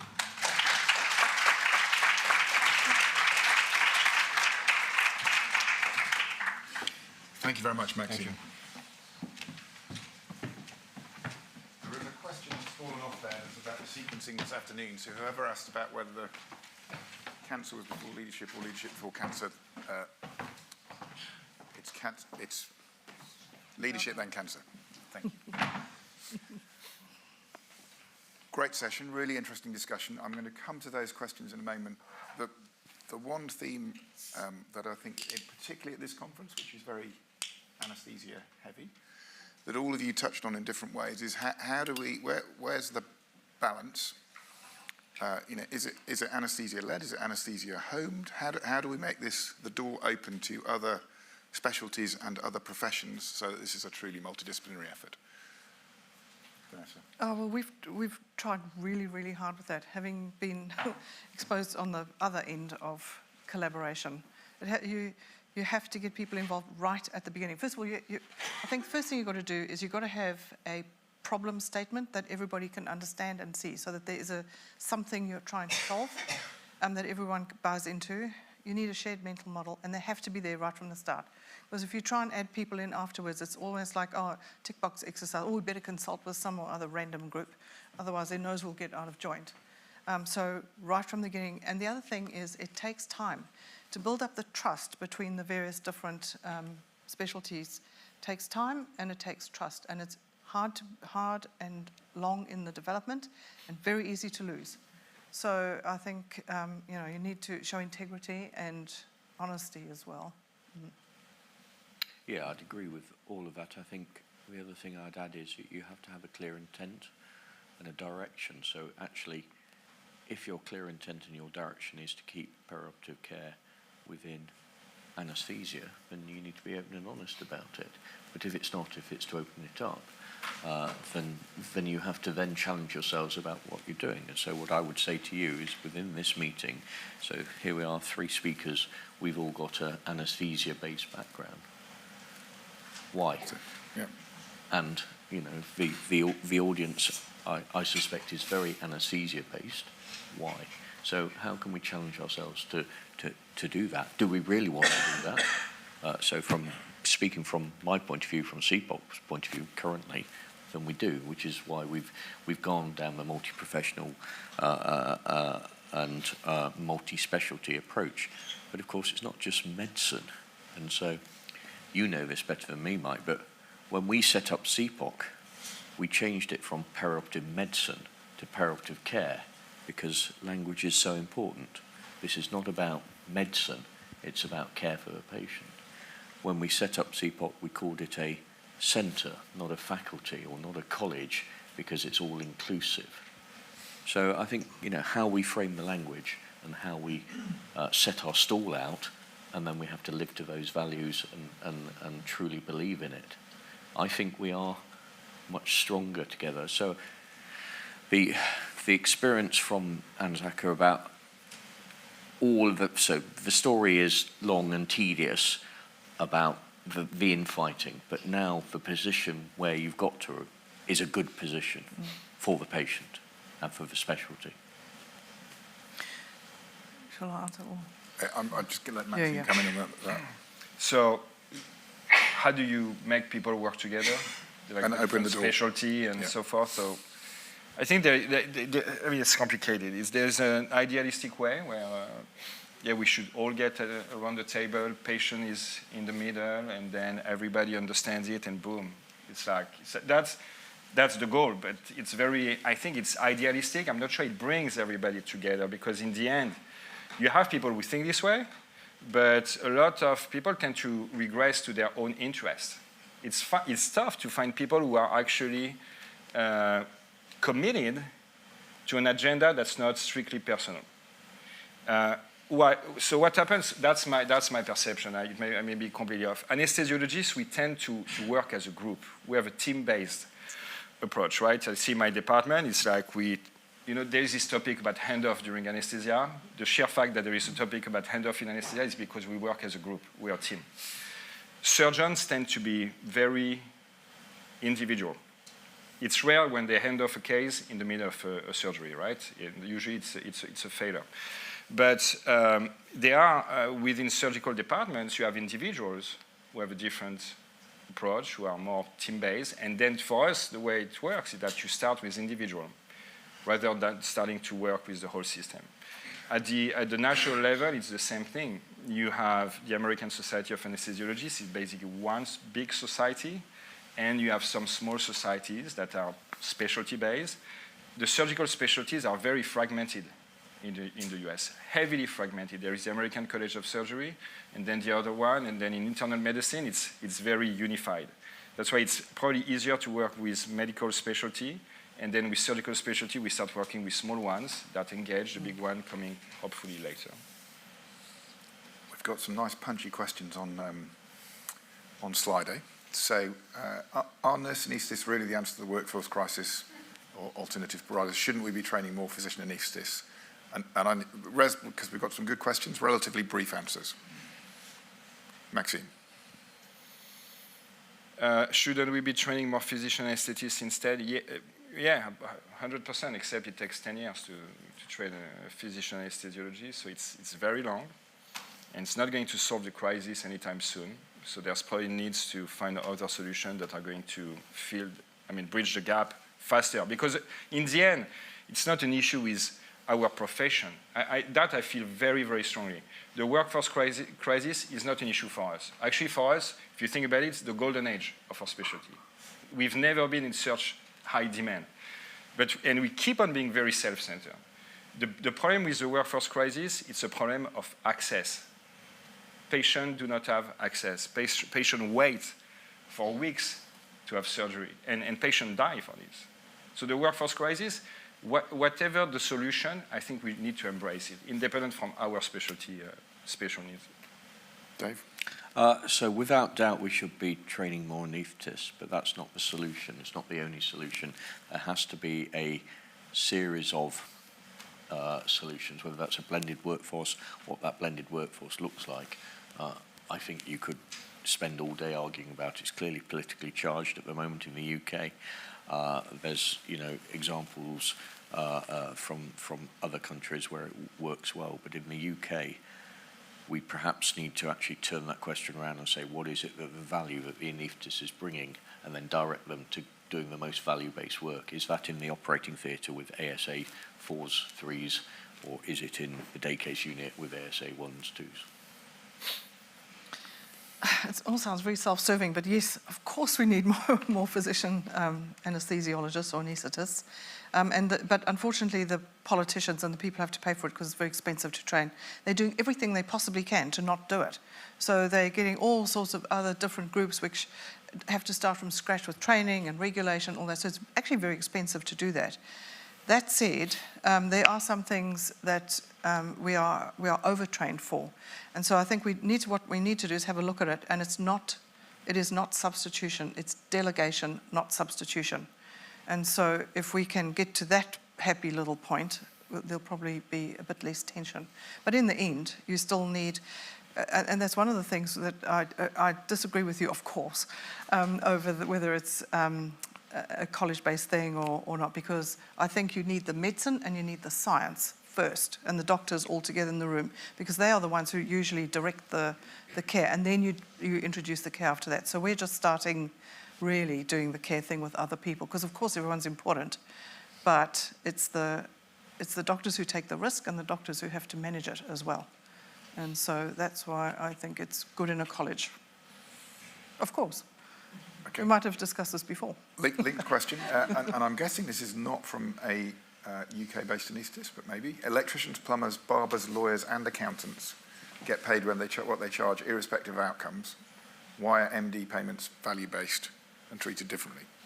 Obviously not in the UK. We get paid for turning up to work. But it's good, eh? Well, I was about to say, because we are not electricians or plumbers. Good answer. Well, I think it's like, again, why don't we get paid like by what we do? It seems so obvious to me because, I've been a patient myself. I've had people in my family who have been patients. And I think I want my family members and myself to be in a system that's going to value the outcome more than the process. Dave? Yeah, I don't really understand the question. So for the UK, it's we do literally get paid for turning up to work, but exactly, in the US there are incentive models that work differently. Exactly. So in the UK, it's tariff-based or payment by results or whatever. The presumably within here there's something about the who's taking accountability, which presumably in the United States the accountability of the physicians is huge and comes in expensive insurance. In terms of the UK, there is a covering accountability which comes under NHS litigation or resolution, which we operate under. Obviously, in private practice in the UK, it's different. You did say you'd read all 168 pages of the 10-year plan. I thought there was some incentivisation in that. Well, there was so there is a suggestion that they will trial patient satisfaction about that wasn't whether individual clinicians will get paid, but whether organisations will get paid. Right. And of course, that's fraught with difficulty about whether that patient journey is purely in an organisation or in a pathway that goes in and out of a huge number of different setups. Okay, next question. Anaesthetic staffing shortages seem to be a global issue. What is the incentive for a doctor to train in anaesthesia, or more importantly, stay in the country? Maxine's now going to try and recruit everybody to the US. So. No. Auckland, we're hiring at the moment. But I can tell you one thing that we experience every year that relates to this question is applicants for residency, applicants who want to become anesthesiologists. So anesthesiology over the past 5 years today it's one of the most competitive specialty to get in the United States, probably top 3 specialties. So we received, as a chair, I've seen the past 5 years, we receive more and more applicants. The applicants all come from the best school in the country. They are AOA, everything, you name it, everything. But I personally have a big concern with that, because I think, and that's including the question, is that people want to go to anesthesiology today, at least in the United States. It's very different for your system, I guess, but in the US, they want to go to anesthesiology for the wrong reason. They want to go to anesthesiology today because they know it's a very lucrative specialty, and also there is this perception that it's a lifestyle specialty compared to surgery. And this is exactly the applicants we don't want. But most applicants, that's the reason they want to go there. So there is also a relationship with the shortage of anesthesiologists, because the payment that we have, the cost of anesthesiologists, is directly related to the shortage of anesthesiologists. So payment mechanism is completely different, but we've got the same challenges. It's extremely popular specialty, and we're short of people in both New Zealand, Australia, and the UK. And everyone gets paid the same, more or less, apart from a few special ones. Mm-hmm. It's okay. It's not all about the money. They actually want to be you. And I don't just, I entirely agree that monetarising this has removed the professionalism associated with a lot of what we do as doctors. And that has been deleterious, I think, in terms of the satisfaction that people get from work. Now, there's a whole host of things within that, but there is also something that people often go and see what it's like working in different countries. It's whether or not they stay in those different countries, I think. Change of tack. Do you think patients regret having surgery because of poor execution of shared decision-making, or because patients are making the wrong decision for themselves, which I think is it their fault or our fault is the underpinning part of the question. And bear in mind that we're all either patients or potential patients. Yeah. Well, I think there's a difference between informed decision-making and shared decision-making. And I think that's why if you don't have congruence of the values and goals, I think that's when it starts to become, you get treatment regret. And also there's a family, for some groups, a big family interest or influence, which makes it different. I saw a question earlier on about the treatment regret. I can't remember, 1 in 7, which is a huge number. But there is a study that I'll talk about tomorrow, but they looked at the numbers of this. And effectively, the orthopedic patients had a far lower incidence of treatment regret than those who've got cancer. And they looked mainly at breast cancer and prostate cancer, which I found interesting, actually. Yeah. But again, treatment regret, I think we're not quite getting it right. And it's expectation management, I think, as well. Quick yes/no answer for Maxime. Can anesthesiologists in the US in private practice bill for perioperative medicine consults before or after surgery? No, it's part of the billing. It's It's integrated it's into the overall. integrated in the anesthesia billing. Really good question. How do we get involved at a junior level? Involved in Well, I POM. assume in perioperative POM. care. Well, we have a POM fellowship, which people are very welcome to apply for. Yeah. Come talk at coffee. Yeah. Yeah, I mean, you have, at least for us, you have like a team of perioperative physicians, and then that's just, it's like, how do you get involved in cardiac anesthesia, or how do you get involved in pediatric anesthesia? The same answer for how do you get involved in perioperative medicine. You find a team locally. Now, I'm conscious the questions are coming and coming. We are now slightly over time, so I'm going to do the right thing and stop for coffee. But I think all three of the speakers will be around out in the foyer, so pick up your questions out there and enjoy the coffee. Good idea. Thank you. Thank you.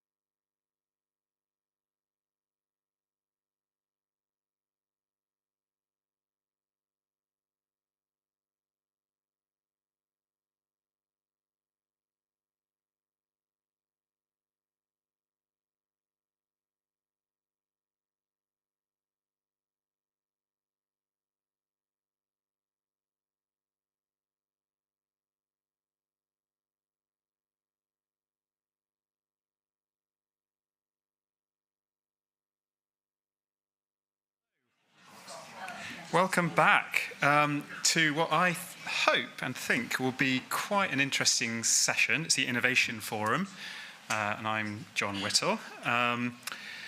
So we've got a good lineup of speakers talking about a variety of things, and we are going to start with a colleague of mine from down the road at University College Hospital, who's a consultant anaesthetist, James Bowness. Bonus, apologies. Yeah, that's why you've got to check. So he's also an associate professor, again, colleague of mine at UCL, at the Centre for Perioperative Medicine. And he also, though not as a conflict with his talk today, works with GE on AI-assisted medical devices. So I'm very much looking forward to hearing you speak now.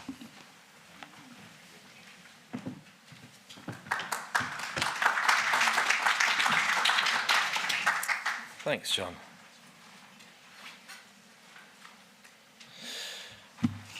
Thanks for the introduction, John, and thanks to EBPOM for the invitation to speak here today, and thanks to you all for your time and listening. I won't repeat that. John said who I am. I'm really interested to talk to you today about my experience developing AI-based medical devices in the field of ultrasound. As John said, I work in the clinical and academic sector, and I'm also active in the commercial sector. I've worked with a number of commercial entities on AI-based medical devices, particularly for point-of-care ultrasound, and I'm currently employed by GE Healthcare on that basis. And I think very much these are not conflicts of interest, these are all interests, because in my view, these are all active stakeholders in this field who all have their own resources and expertise and can see opportunities differently, and I think we can achieve more together than we can do if we silo ourselves up into disciplinary areas. I'm going to talk a bit about artificial intelligence today. You guys, I'm sure there's no one in the room who hasn't heard about artificial intelligence, and encompasses a whole range of technologies. And suffice to say, they are technologies that aim to enable computers to perform tasks traditionally associated with human intelligence. There are many different types. Everybody, I'm sure, has heard of ChatGPT and the new wave of interest in large language models and natural language processing. I am going to talk about deep learning, which is another subfield within AI, which is particularly adept at extracting data from visual fields. And when I think of AI in healthcare, I kind of think of it at three levels. We can deploy and utilize potential opportunities in AI, potentially on a population level if we're dealing with large databases and trying to find that needle in a haystack, for example, in screening programs. At an organizational level, to make optimized use of finite resources and to improve organizational efficiencies. Or at a patient level, associated with discrete tasks associated with clinical care. And again, that's the area of AI and healthcare that I'm going to talk about in this example. And the thing that I find interesting, AI is extremely good at handling large volumes of data. We are in an era where compute power is increasingly accessible and cheaper to get access to, and we are in an era where medical data is increasing. The doubling time of medical data in 1950 was about 50 years. And you fast forward to 2020, it was about 73 days. So you can rest comfortable that anyone starting medical school now will come out knowing a smaller body of the proportion of the body of medical knowledge than they knew when they went into medical school. But we are generating vast volumes of medical data, and 97% of it is unused. And I think there are opportunities for AI to utilize that data at these three levels. So I'm going to talk about ultrasound scanning, and specifically point-of-care ultrasound scanning or ultrasound-guided regional anesthesia. Regional anesthesia has inherent benefits to patients, such as improved pain control, reduced opiate requirement, and so on. Organizationally, reduced length of stay, improved theatre efficiency and throughput.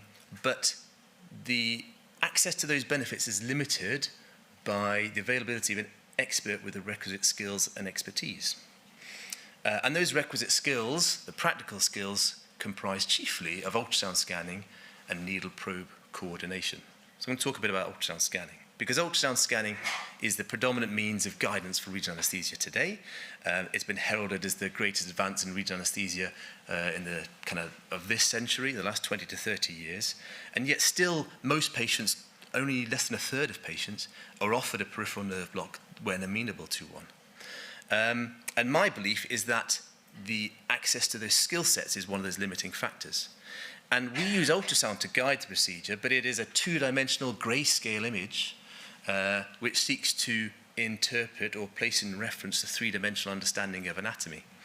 And we use grayscale, which is really interesting, because the human eye can perceive over 1 million different colors or shades, but only 30 different shades of gray, not even 50.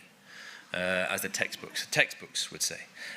So why do we continue to use grayscale in medical imaging? I'll give you an example that many of you will have come across recently. Many of you will have driven recently. When you came to the traffic lights, you didn't stop on a certain shade of grey, get ready to go on another shade of grey, and then go on a different shade of grey. When it was red, you stopped. When it was green, you went, presumably. I hope. And that's conveying a really powerful message, potentially a life-saving message, within a fraction of a second, that even my 5-year-old can understand that message really quickly. He tells me off when I don't go through a red light. So let me put this into the context of regional anesthesia, and I hope this mic is working if I move away from these mics. Does anyone know what this is an image of? Which block? No one's venturing a guess if they do. Yeah, so that's saphenous nerve adductor canal. So just below the center of the image is the femoral artery, black circle, kind of superficial lateral, so that is the saphenous nerve. Overlying the sartorius muscle, deep and medial to it is adductor longus, deep and lateral, you can just see the bowing of the femur. I've explained that quite quickly, and some of you may not be familiar with that image. Some of you who are followed that explanation, some of you who aren't, be like, what's he talking about? If I said the artery is red, the nerve is yellow, the muscles are green, the bone's blue, we're all looking at the same bit, pretty much, aren't we? And I can convey that information much more accurately, much more quickly.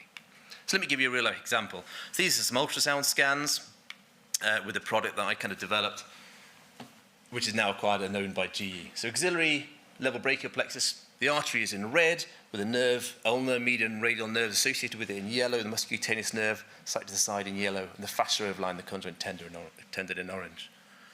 Rectus abdominis in green for the rectus sheath block, the anterior and posterior layers of the rectus sheath in orange, the peritoneum and contents in brown.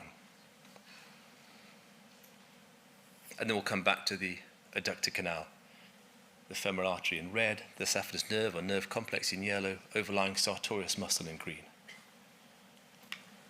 So that's one example, and there are other examples for regional anesthesia, for central neuraxial blockade, for pre-procedural ultrasound scanning. And you can demonstrate benefits associated with the AI-generated color in ultrasound scanning for regional anesthesia. Non-experts are more confident when they're doing their ultrasound scanning. They're better able to acquire an optimal ultrasound image. They are more accurately able to correctly identify key sonoanatomical structures on the ultrasound image. And key, and really importantly, they do more regional anesthesia. I said at the start, one of the limiting factors was that most patients who are amenable to regional anesthesia are never offered the benefits of it, and then the hospital and the patient lose out. With the access to this equipment, that you can demonstrate a 40% increase in the delivery of regional anesthesia with equitable safety and efficacy. And there are benefits to the supervisor as well, because an expert supervisor is not always present to supervise, to convey information, and when they are present, transferring that information, that knowledge of understanding through the ultrasound image is more effective with the AI-based color overlay. So my final point is on this. I've worked quite a lot in this field, and I believe we're at an inflection point for AI in healthcare. We lag the world at large. Many of you will use facial recognition technology to unlock your iPhones. If you've applied for a mortgage, you went through an AI-based evaluation process, whether you know it or not. Some of you will have those automatic vacuum cleaners or lawnmowers. They all inherently have some parts of AI in them, or you might use ChatGPT. Healthcare lags the widespread implementation of AI in the world at large, for many reasons, one of which being the barrier to entry, because there are inherent risks associated with AI in healthcare, and we need to make that safe. So there are limitations to AI, and AI can be deployed in the wrong manner or developed in the wrong manner. And I think currently my experience is that a lot of the commercial entities where a lot of the development and implementation of AI occurs and commercialization of AI occurs, those commercial entities lack clinical input and clinical leadership. And I think it is incumbent upon us as clinicians to be involved in this field, to direct it, to make sure AI addresses clinical pain points that matter to us and that matter to patients and that matter to hospital institutions, and that aren't developed to solve a problem that doesn't exist. So I think clinical leadership is a really essential component of healthcare AI going forwards. I think currently the train is in the station. Over the next 5 to 10 years, I think it will leave. And once it's got up ahead of steam, there'll be no catching it. And whichever companies are producing AI-based medical devices, they'll be producing them and selling them to the clinical workforce. If that hasn't had the right direction, clinically focused development, then I think we will not optimize the potential for AI in healthcare and may set the field back substantially. Thanks very much for your time.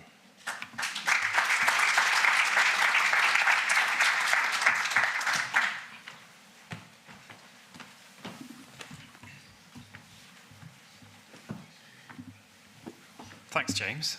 Absolutely fascinating stuff.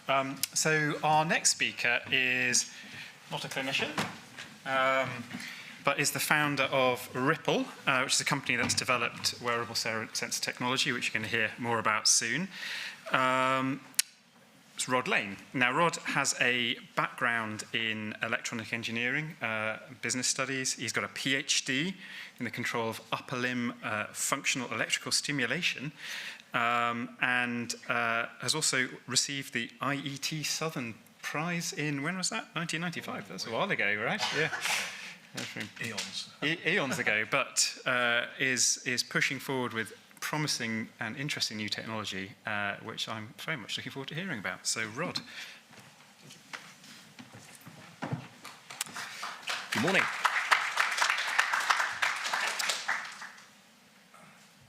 Okay, good morning. Nice introduction. Thanks, John.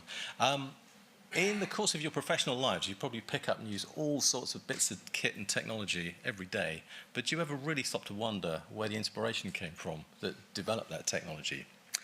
I want to tell you about my story as a biomedical engineer in how I came to develop the continuous lactate monitor, non-invasive, that we call Ripple. It is a bit of a rocky road, which this indicates, and it's taken a long time. I'm going to take you through how we discovered it, how we learnt about it, how we developed it and tested it, begin to talk about where we think it sits in clinical care, and I'm going to ask for your help with that. And then if we get time at the end, I'm going to talk about the wider application that sits in preventative medicine. So the first thing to say is, when I found this, I wasn't looking for it. I was actually working on some of that neuromuscular electrical stimulation stuff to treat the effect of paralysis. What I was actually looking at was a technique to improve the quality of the control, to get fine motor control. Gross motor control was easy. I developed a system of artificial proprioception so that you could achieve that level of control electronically.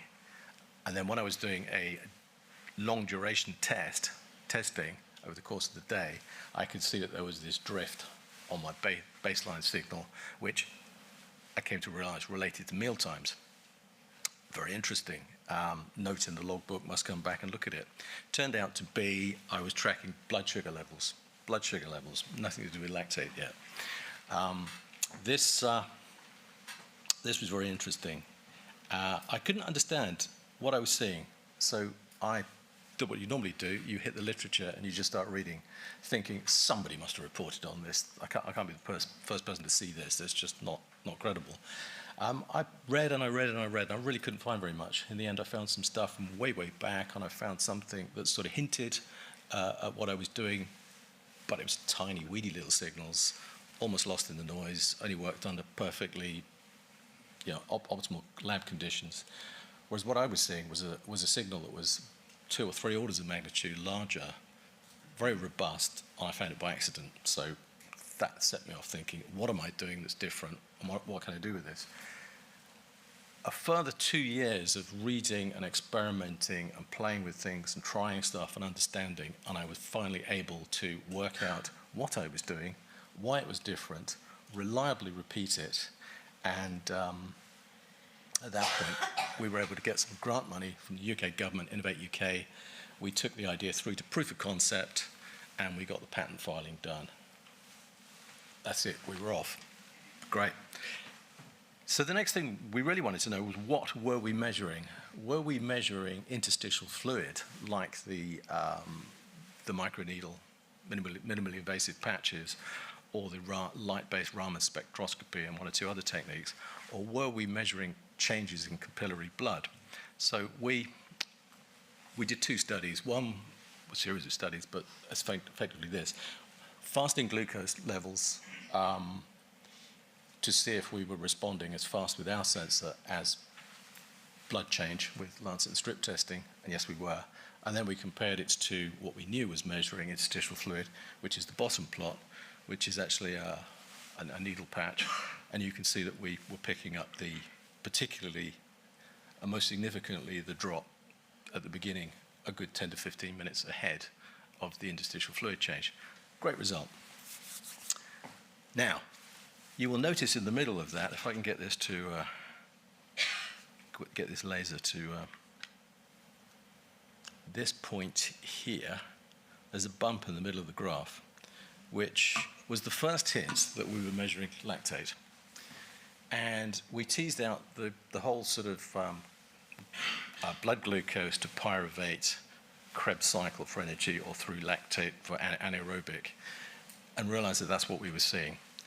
And we managed to refine that process so that we could pretty accurately at that stage measure blood glucose levels and blood lactate levels. So the next question comes, how do you test this? You're a small SME, you haven't got much money, and you're just looking for friends to help you. And we found sports science departments in universities were great places. You've got people who are willing to push themselves very hard. You get very, very high lactate levels. They will subject themselves to voluntary testing. They'll finger prick every 3 minutes. And this is basically point-of-care blood gas analysis type results, great comparative data. So we were able to do some really good studies with Solent and then repeat them with Winchester University. And I could talk about it at length, but long story short, we got to this. Effectively, we had a model that we could apply to the data we were collecting to produce a prediction, and that big plot in the right-hand side is the prediction we were getting. It's a good sensor. So we got to the point where we've now got a wearable, non-invasive lactate glucose sensor. Whoopie-doo. What were we going to do with it?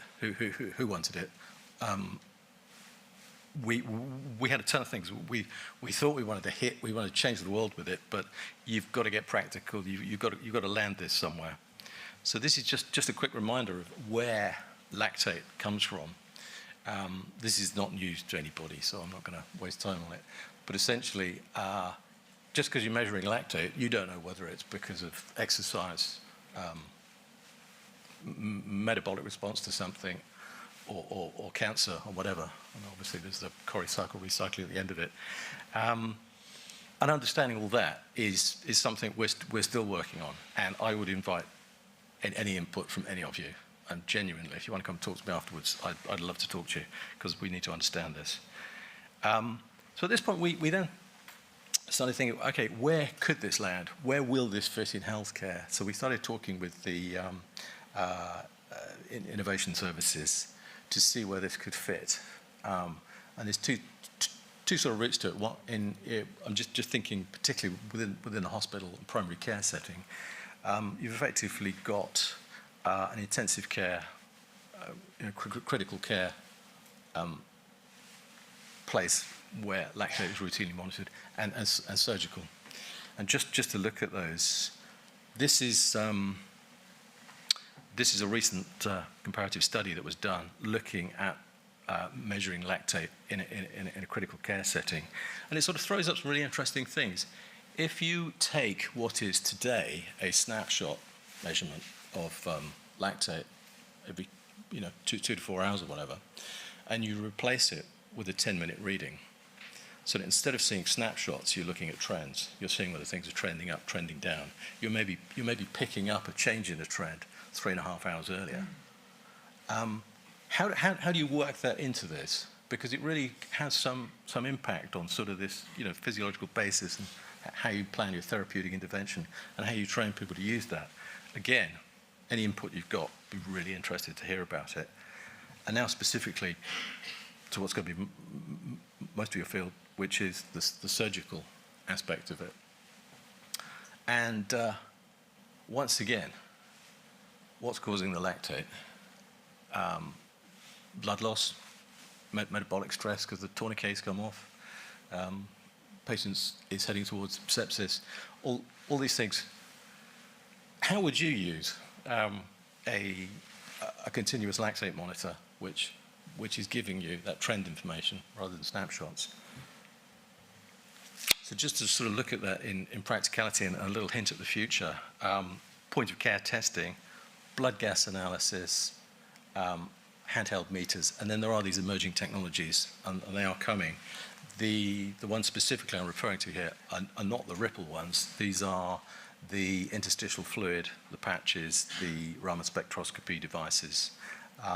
Very fast, but generally at the price of accuracy. And of course, it's interstitial fluid, not blood. Where does that sit in the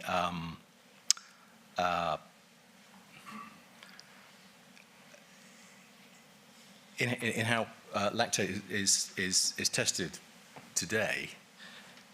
You've got maybe hourly blood gas analysis while the person's on the table, and then into high dependency 2 to 4 hourly, and maybe twice a day when they get on the general ward. Ripple has a role that spreads right across that, and this is again what I'd really like to understand. We see this as being something like a device that you take out of the packet, you peel the back off for the electrodes. That's what starts it up. You apply it on the patient somewhere, and then it just reads every 10 minutes for the next 5 days. So you've got pre, peri, and post monitoring. How useful is that? And the final thing I'd just like to touch on is a wider application, which is one of the other things we're actively in discussions with. There's an initiative going on between Innovate UK and the NHS to look at using technology into the obesity care pathway on a preventive medicine path. One of the things we can do, because we can detect somebody's fitness level by detecting where their LT1 threshold is, you can put somebody on a light exercise load and determine how fit they are. This could be a good tool for determining whether obesity, when somebody presents, is due to obesity of a genetic origin, in which case you probably wouldn't send that person around the snakes and ladders of an entire diet and health program. You'd get them on meds to avoid the long-term implications of the disease. If, on the other hand, their LT1 threshold was low, you could probably say, well, the person will probably benefit from starting with some exercise. And then Ripple can do a couple of things. The blood glucose aspect of it is able to show you the immediate response to the food you eat. So if you are trying to switch from high glycemic index foods to low glycemic index foods, you can use it to immediately see what the benefit is and find the stuff you like. And also, as you exercise, your LT1 threshold is going to go up as you get fitter. But you can also use the device to make sure that you don't exceed it whilst you're training, so that you don't go beyond a level of exercise where you're not clearing the lactate. So it's sustainable. And that in itself fits in with the whole wraparound care within that thing. Yeah, that's what I want to say. So thank you for listening.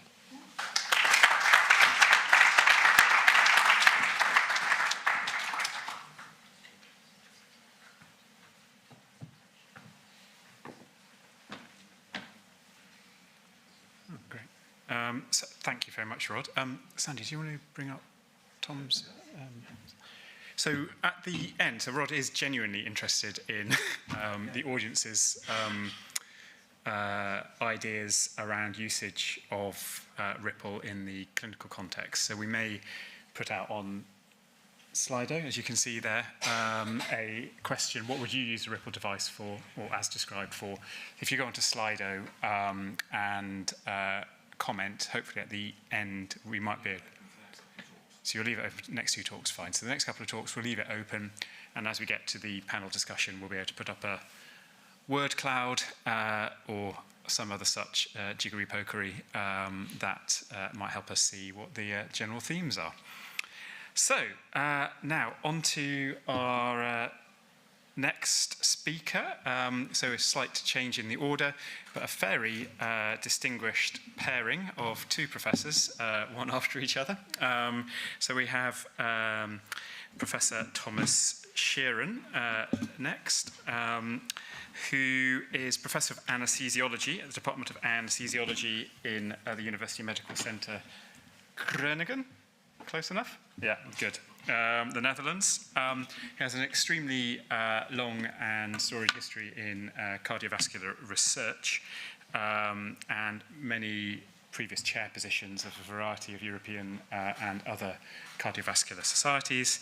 And he is also Senior Director for Medical Affairs for Europe for Becton Dickinson, previously Edwards Critical Care.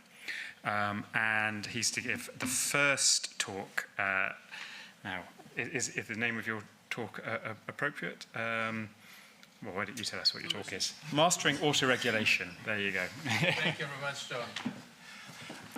Thank you very much. So we had a lunch symposium yesterday, and I gave a similar talk here yesterday for those who were here. It's a repetition, but since many of those were not here and there were a lot of questions, I decided to give a shorter version of that. And this is looking for a technology that measures a concept that we know for years. So it's a little bit the other way around of how you did it, maybe. So autoregulation is a concept that is out there for years, as I said. What does it mean? It means that our organs regulate their blood flow independent of blood pressure in certain ranges, at least. And there are four mechanisms, myogenic, metabolic, endothelial, and neurogenic, who make sure that this blood flow autoregulation is maintained constant. So this is the concept. In those limits of autoregulation, the blood flow is independent of blood pressure. Only if the blood pressure is very low or very high, the blood flow becomes dependent on the blood pressure. And this is what we can measure, and these are the effects that you can see. So there is a vasodilation to compensate for different blood pressures. And if we go, we're particularly interested in this part, so if we go below the lower limit of autoregulation, we will have hypoperfusion of the organs or ischemia. The thing is that there's a discussion that in patients with chronic hypertension, this curve is shifted to the right, so that a point like this point D, which would be sufficient to maintain autoregulation in a normotensive patient, is now no longer sufficient to maintain organ perfusion. So it would be interesting to know what the individual curve of your patient is. And this has been done. This is data from more than 10 years ago, looking in patients at cardiopulmonary bypass. Where is that lower limit of autoregulation? And you can see here there's a wide range of pressures. So in some patients, it's at this 60 or to 70 point, which is in the textbooks, but at some patients it's quite higher. That means in such a patient having an autoregulation of 85, if the blood pressure, mean arterial pressure is below 85, cerebral perfusion is at danger, and then we're not even talking about other organs like the kidney, which we might even be a danger more. So the thing is that this textbook autoregulation curve is not true for every person.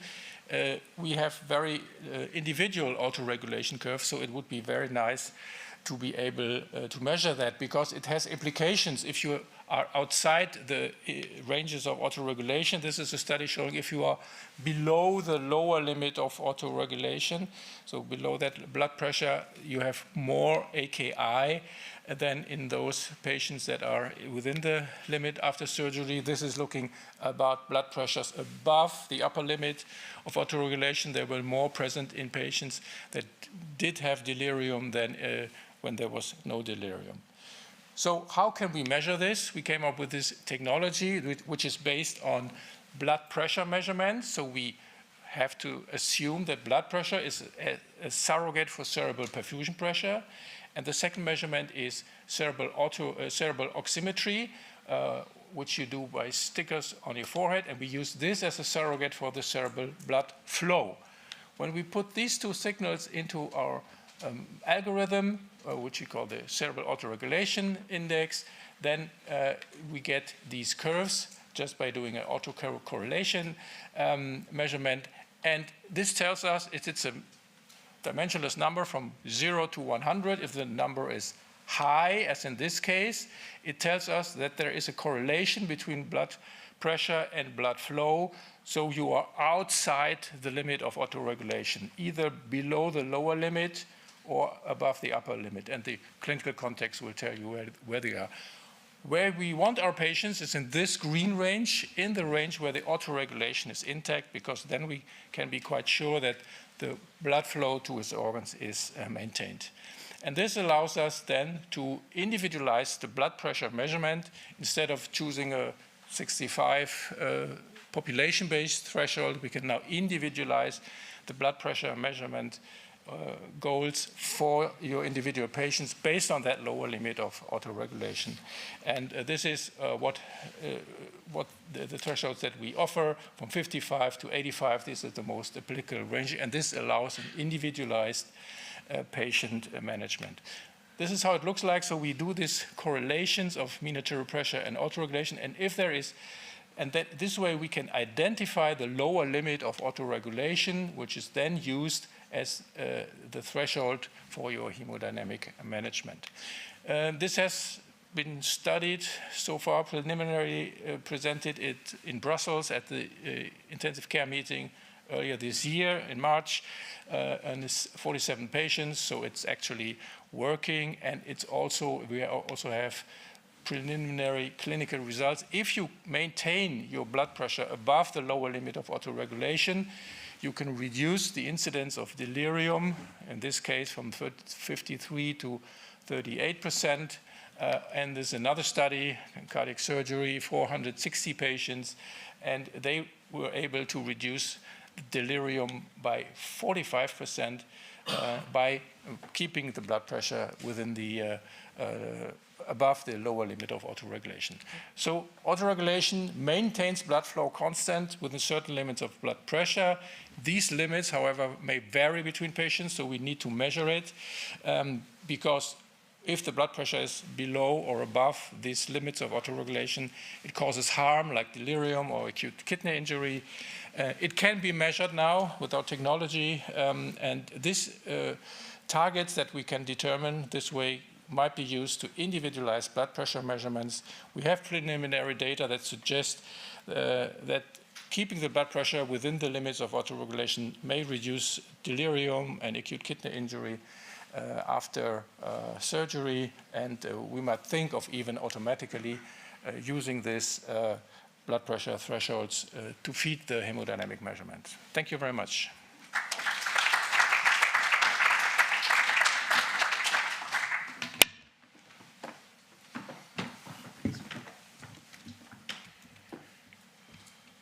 Thanks, Thomas. So the next speaker also needs little introduction to the EBPOM community. So it's Prof. Monty Mython, obviously one of the founders of EBPOM. And he's here speaking us today in his role of Senior Vice President, Scientific Liaison for BD Advanced Patient Monitoring. He's also Emeritus Professor of Anesthesia and Critical Care down with me at UCL. And we'll be talking to us about transforming peri-op care with innovations in hemodynamic monitoring.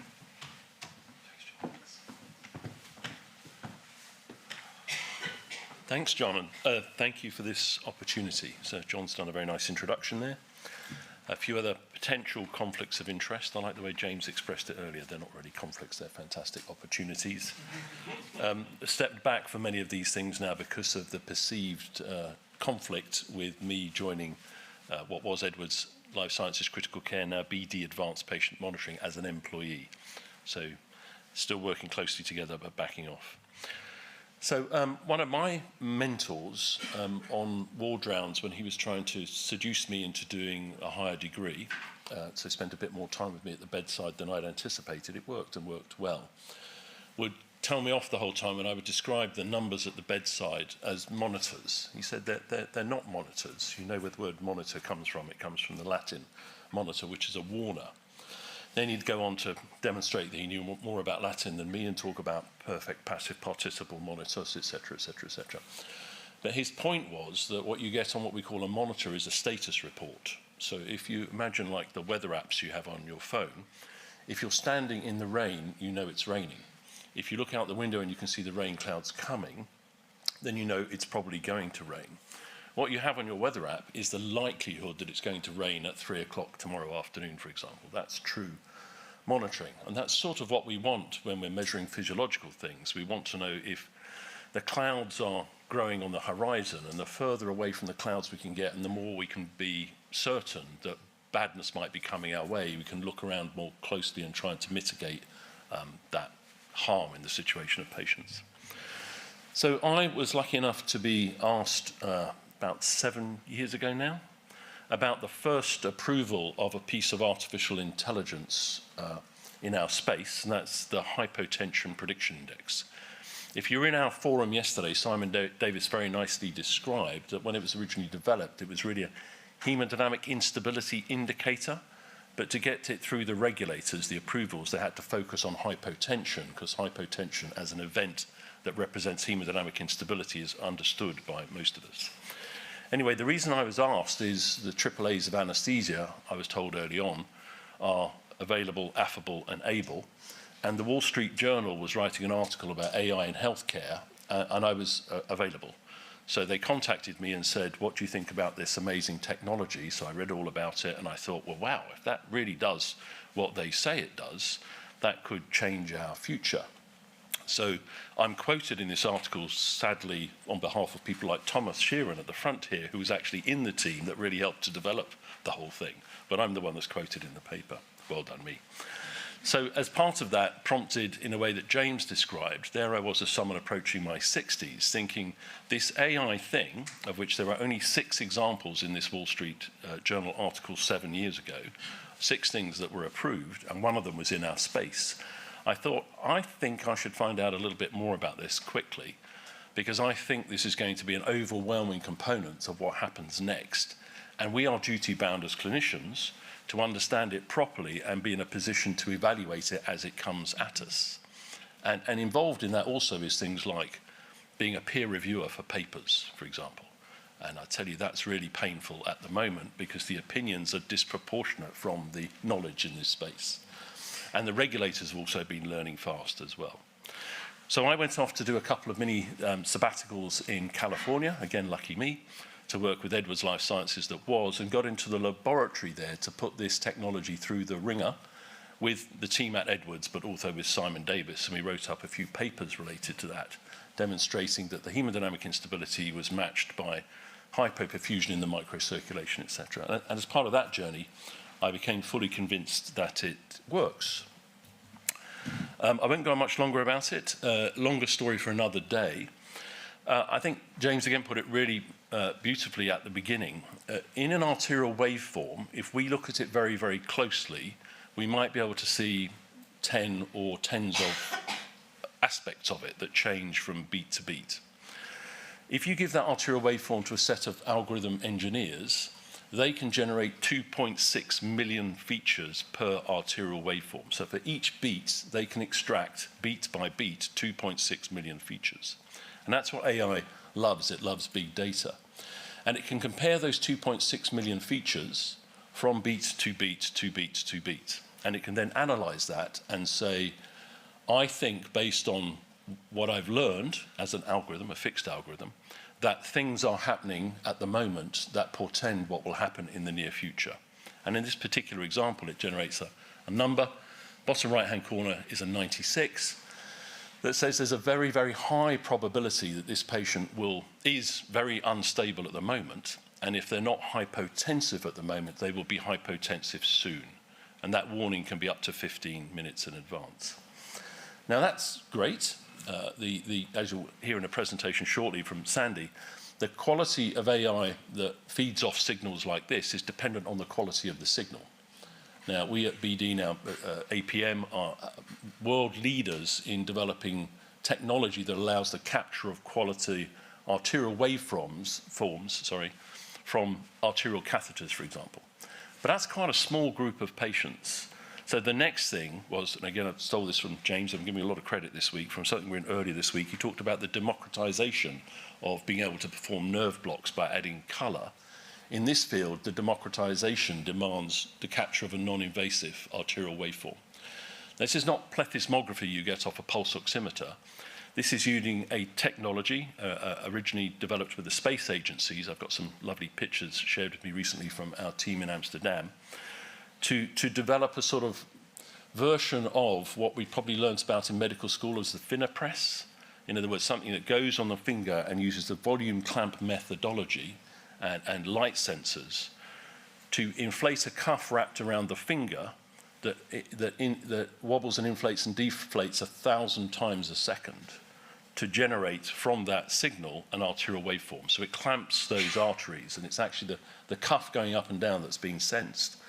And that generates an arterial waveform of a quality that is equivalent to an arterial line. So it's approved by the regulators to be the equivalent of an A line.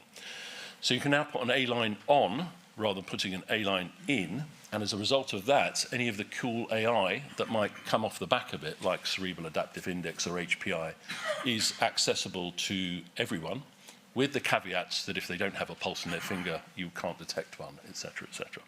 And there is plenty of evidence, but that's not what we're here to discuss today. We're here to discuss the future of AI and innovation. So thank you.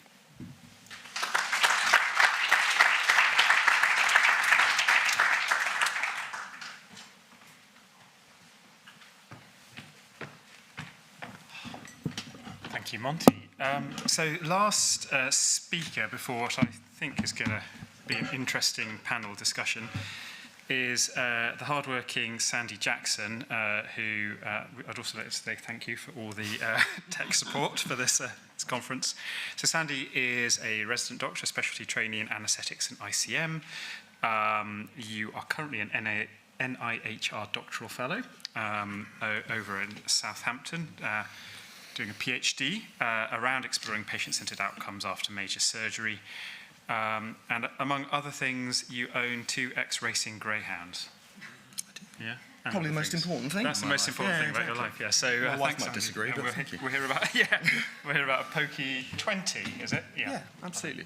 So thank you very much for that introduction, John. It's a pleasure and a privilege to be here. So I'm going to talk about Pokey 20. Artificial intelligence and perioperative care. Now, to long-standing members of the EBPOM family, I'm sure Pokey is familiar, but I'm going to do a brief introduction, talk through what we've done, but I'm going to do that quite quickly, because I'm far more interested in what you all think of the recommendations that we came up with. So, very quickly, these are my disclosures. Again, I don't think any of these are particular conflicts, but just worth being aware of. The Perioperative Quality Initiative. It's about building consensus to develop clinically useful guidance. Basically, it's about making care for our patients better by working together. So, started just under 10 years ago now, and there have been 20 iterations of Pokey, and it's a process where experts in the field come together and discuss a topic before producing some agreed statements and recommendations that can help all of us out there who are not necessarily experts in that field to do what seems to be agreed by the experts to be the right thing. So, I'm putting this partly up here as a thank you to all of these supporters, but also so you're aware that we do have supporters, and you can make your own judgments on that, but they certainly don't tell us what to write. It's also worth noting that this isn't sort of a vanity exercise. This is impactful stuff. There have been 32 published papers with 8 accompanying articles, editorials, and the like, and as you can see, a good number of citations and a pretty good citation index with some particular papers that have very high citation. I apologize, actually. There is a number that has somehow missed off the end. Each of these are in the hundreds of citations. So let's say they're all 9. 469, 449, and 259. Okay, that was an error in my last-minute dynamic editing process. And then this is where we are today. Well, not quite today. This was Monday. This is at the Alan Turing Institute, which is actually just over in the main British Library building, and is a wonderful venue to talk about AI, and Alan Turing, clearly an important figure in that space. But to be honest, I think this question's already been answered. If you're going to talk about innovation, and every single person here is leveraging AI for their innovation, the truth of the matter is change is coming. You are going to see AI in your clinical practice, but James, myself, and others are very passionate that we need clinical leadership in this space. So how did we do it? Well, the POCI board of directors and meeting chairs agreed that this was a topic worth doing. They put it forward. They approached a faculty of perioperative experts, AI experts, and some perioperative AI experts. We then, in the background, did some literature searching. We carried out a sort of baseline survey of the faculty to understand what they thought about the topic, before breaking up into 3 distinct work groups to discuss the topic across a day. And during that day, we would break out into our workout groups, talk about the topic before coming together, reviewing, and iterating on a series of statements and recommendations. So the 3 groups, group 1 was about understanding AI tools and terminologies for clinicians, kind of the what is AI. Group 2 is looking at those ethical, legal, and social implications of AI in medicine, which I think we'd all agree is hugely important. It's how can we make AI safe? And then the final group is that implementation strategies, integration into clinical practice, the vital last step that often gets missed, which is how can we actually use AI? So we think that covered a kind of a broad starting place to discuss AI. I suspect after Monday, this might not be the end of our discussion about artificial intelligence, but it certainly has yielded some really interesting discussion points. So we're now going to try something, and what we're going to do is we're going to get all of you guys, if you can get out your phones, get on Slido. We are going to do, and it's going to be proper quick fire, because I think we've got 21 statements or recommendations to go through. And we're going to go through each of them. I may give you a brief bit of context while you're voting on some of the ones that need a little bit more context. And I'm not going to give you more than 10 or 15 seconds to vote. So what I can say is all of these met our threshold for consensus, which meant that 85% of the faculty present on that day had to agree that this was a statement we could make, okay? And we have a group of statements and recommendations.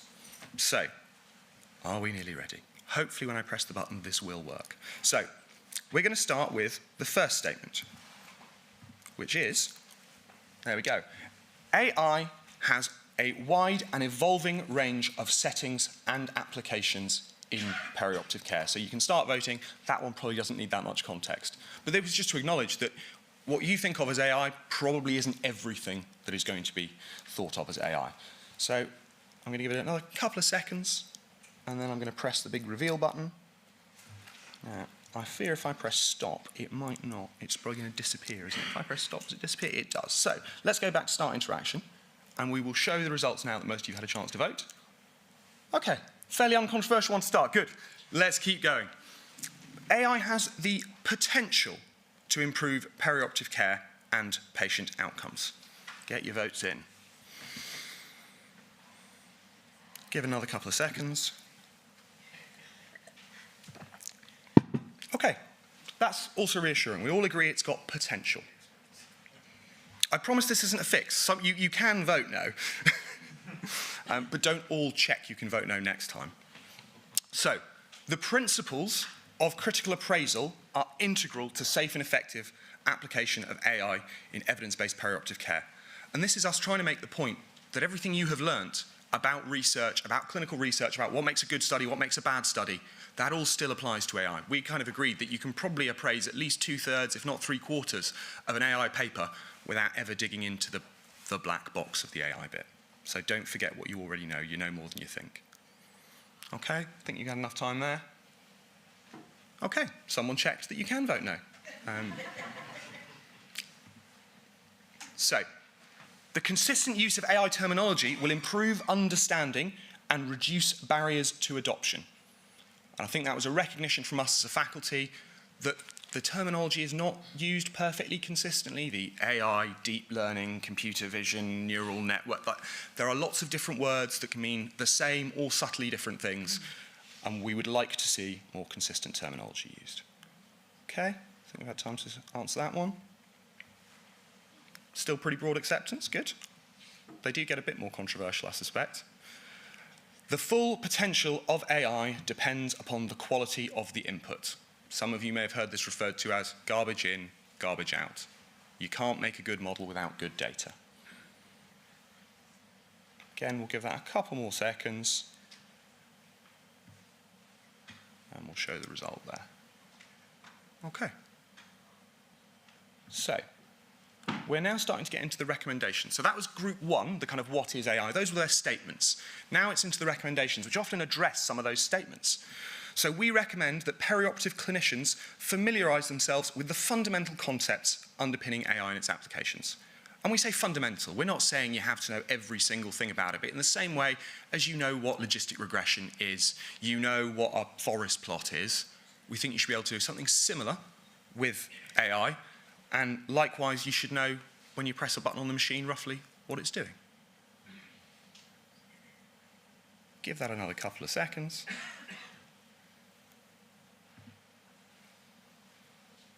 Okay, interesting, thank you.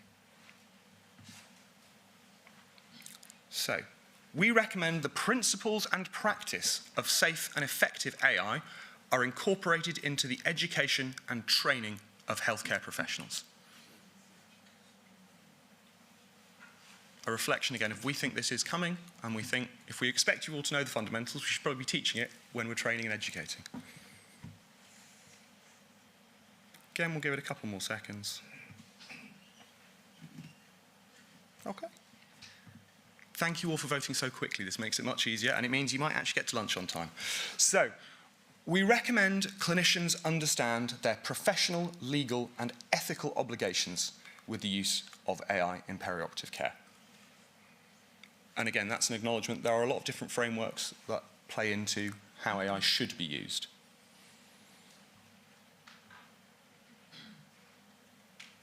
And we'll show the result there. So I think it's fair to say some of these are not that controversial, and I think that's being reflected here, but I think it's worth, all of these are still very important points to highlight to everyone, so that if you had landed from, Mars, what do you need to know? I think these are all the key points being hit. So, we recommend that individuals using an AI technology should have sufficient understanding of that technology to use it safely and effectively. And one of the comparisons we used is, for example, TCI for TIVA. I'm not sure everyone here could derive the exact pharmacokinetic equation for the Marsh model, but I'm sure many of you use it every day, and you know that if you turn up the plasma target by this is what will happen with your patient. So it's about the safe use, not understanding every single thing. Okay, the result there. A little bit more controversy, but I think still most people in agreement. So we're now getting into the statements from the second group. And this first one is, all software and AI are subject to general regulations, including data protection, cybersecurity, and consumer regulation. So again, there are already laws out there. And these are not medical-specific laws. These are across all software, effectively. Okay. And we'll reveal the result there. So 94% in agreement with that. There was another recommendation that we had that was more specific towards the software as a medical device. That didn't meet our threshold for consensus, so we're not going to discuss it here. But when the paper comes out, there'll be a discussion of which statements we had that didn't meet consensus and what the sort of feedback and why they may not have reached consensus. So basically, you're going to have to read the paper when it comes out because it's going to be really interesting. So, continuous learning AI models present distinct challenges and opportunities. So these are the kind of models that aren't, trained, given to the regulator and nothing changes. These are the kind that are learning from the patient in front of them, or continuously learning from what's going on in your hospital, and are able to become hyper-localized. And I think they present distinct challenges and opportunities. Give it another couple of seconds. We'll show the result. Okay, interesting. AI in perioperative care has broad social implications, which may be positive or negative. And this was a reflection of a discussion. Initially, it was a discussion specifically around sort of health equity points towards our patients. Then we started to think of the wider consequences, changes to workforce. Again, read the paper to get them all. You focus on the voting. But there's an awful lot that can be both positive or negative. And many of them, things like the health equity point, could genuinely swing either way depending on how AI is conducted. Another couple of seconds. Apologies, I'm getting notifications on my laptop now. Okay.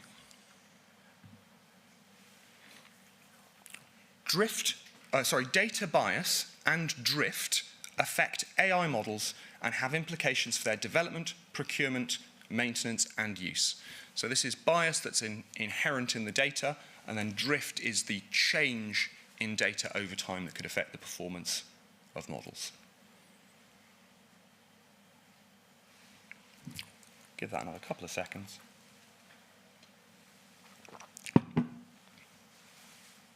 Okay, we'll show the result there.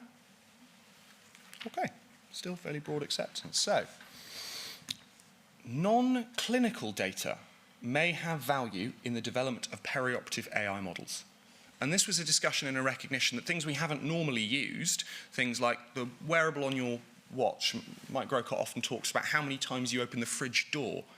Is that linked to something? Is that, you know, does that tell us something about people that we wouldn't recognize as clinicians, but if you feed it as one of many variables into a model, you might get something from it. Likewise, data from places like local authorities, other sources of data that are not clinical. Or do you have a greyhound? Or do you have a greyhound, which I can only assume is, I mean, actually, thinking about where greyhounds live in the UK, maybe it's not such a good predictor of outcome, but there we go. Okay, give it a couple of seconds. Okay, so that's the first one that would not have met the consensus threshold that we defined at our meeting. So that's a really interesting reflection, and those of you who have rejected it, I would love to have a conversation with you either during the discussion or over lunch. So do come and find us and let us know what you thought. So, we recommend health benefits from AI are balanced against adverse consequences for individuals and populations. And this is the recognition that it may be a great tool for improving outcomes for the majority, but there will be adverse consequences for certain subgroups or individuals.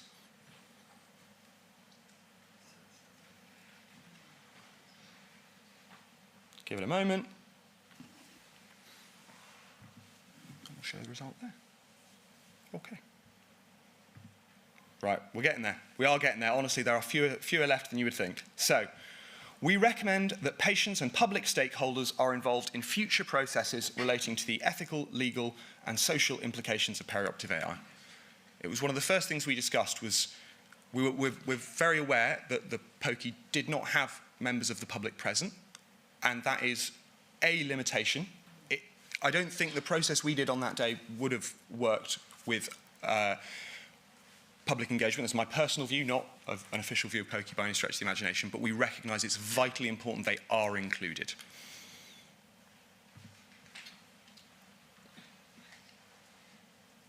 Okay.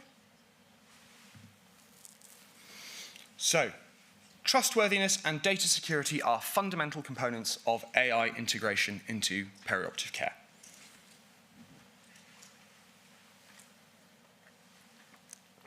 And I think this is trustworthiness not just for patients, but for clinicians and other members of the team as well.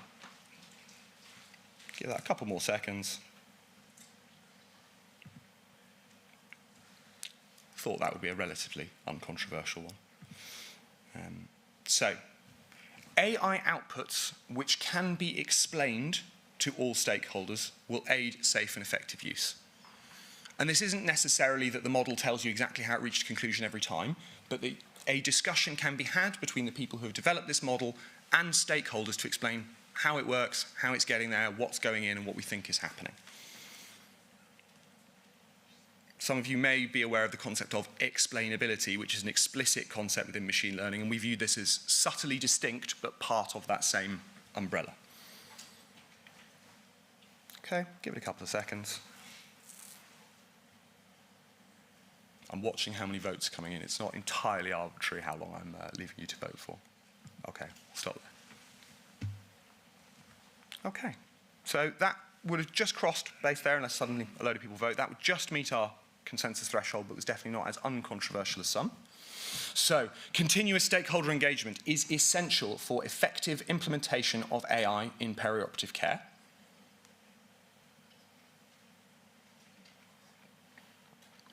And again, this is just a list of, there are a lot of people involved in this, and they all need to have a chance to say their piece.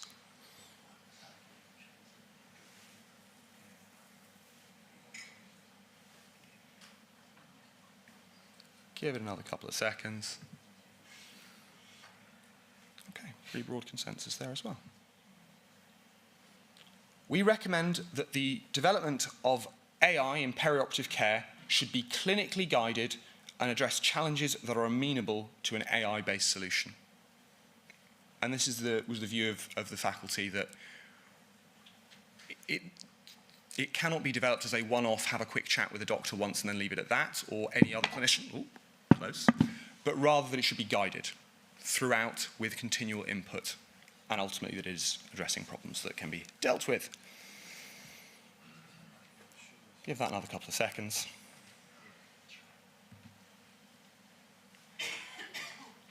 Okay. So, we recommend the consistent use of a standardized framework to enhance the development, evaluation, and implementation of AI in perioperative care. And this would include things like standardized reporting frameworks, etc. And in very exciting news, this is the last recommendation, so you've almost made it.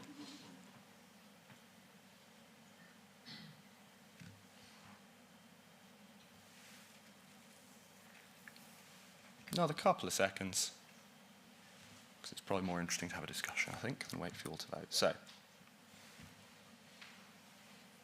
okay. Now then, am I going to be able to? Possibly not. Let's go. Essentially, very briefly, I want to say personally a thank you to the Pokey board for inviting. This was my first ever Pokey. It was a fascinating experience. I'm very happy to talk about reflections on the process. A fascinating experience, but I would also like to extend our thanks to an amazing faculty for what I think was a really productive and useful day. As someone in the perioperative AI space, it was amazing to have that level of expertise around the table, and not everyone there was an AI sort of convert or evangelist. So thank you to our faculty. Thank you for putting up with me, and yeah, I look forward to the discussion. Thank you.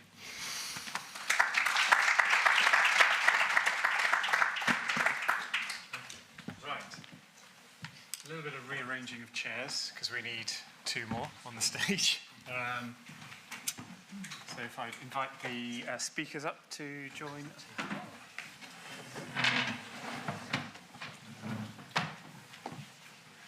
Actually, oh, that'd be great. Yeah. Thank you. Right, grab a seat. Thank you. Do you mind if I sit next to? Oh yeah. Sorry. Slide over. Oh, Right. So I think they set our mics up expecting us to be facing that way. Anyway, we'll work it out. We'll work it out. So thank you guys for a really interesting session. I'm actually going to veer for 1 second, if you'll indulge me, away from innovation and ask Monty, how long has EBPOM been going for? The first meeting was in 1997. And the dialogue, the conversation's moved on a little bit, which is good news. The biggest thing that's changed is, although there's about the same number of people in the room as the second or third meeting, it grew a lot more over time. There's actually a lot more people listening in the moment or listening subsequently. And the global gathering of interest in perioperative medicine has changed dramatically. So the session we saw earlier today was just a sort of great indication of there's still stuff to talk about. 1997. 1997, wow. So actually, I thought we've been talking about AI an awful lot during this session. So I thought what I'd do is actually ask Gemini, Google Gemini, for the first question. And it is actually relevant to what you've just been talking about, Monty. So Could we just get the Slido up on the big screen, please, guys?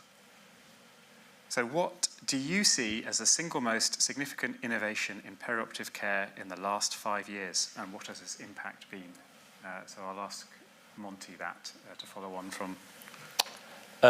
I think it's, and you're going to take this as it's not, let's not be product specific here. I think it's the hypotension prediction index, because it was the first piece of labeled as AI, we can have a longer discussion, that managed to get through the regulators that started the whole, that opened up the whole space in that area, along with a few other things in the imaging world, for example. But in the hemodynamic monitoring space, from learning from my colleagues at Edwards and RBD, the co-learning, the shared learning with the regulators about how to regulate these things, which is a brave new world, has changed dramatically over time, such that I think it took about 10 years to get the first AI algorithm approved, maybe longer.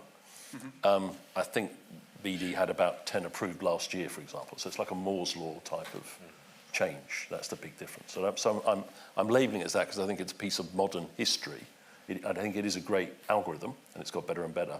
But I think it's the biggest development because of breaking that seal. So it's broken the seal. Yeah. I'm going to go to Slido eventually, and the top Slido question is an interesting one, so we will address it.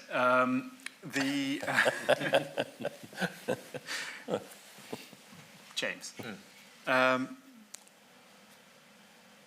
what are the key challenges with AI-assisted imaging in training clinicians to use these tools? Hopefully my mic's working. There are lots, and if we had to have like a 1 hour discussion, we'd just keep pulling out more and more and more. But I think there are several. The first thing I think to remember is that AI, when everyone mentions the two letters of AI, suddenly expectations are up here. Mm-hmm. And then reality is that we are on some form of progression curve, that we may get there, we may get some of the way to where we expect to get, we may surpass it in time. What's undoubtable is that it's huge potential, but it's extremely difficult to predict where that potential will be realized or how fast. So Geoffrey Hinton, who is a sort of real founding father of deep learning, he's got a very famous quote from about 10 years ago who said, we should stop training radiologists now. It's just completely obvious that in 5 or 10 years, we won't need radiologists anymore. They're like Wile E. Coyote. They're already over the cliff. They just haven't looked down yet. And he's someone who should know, right? He knows a lot about this field.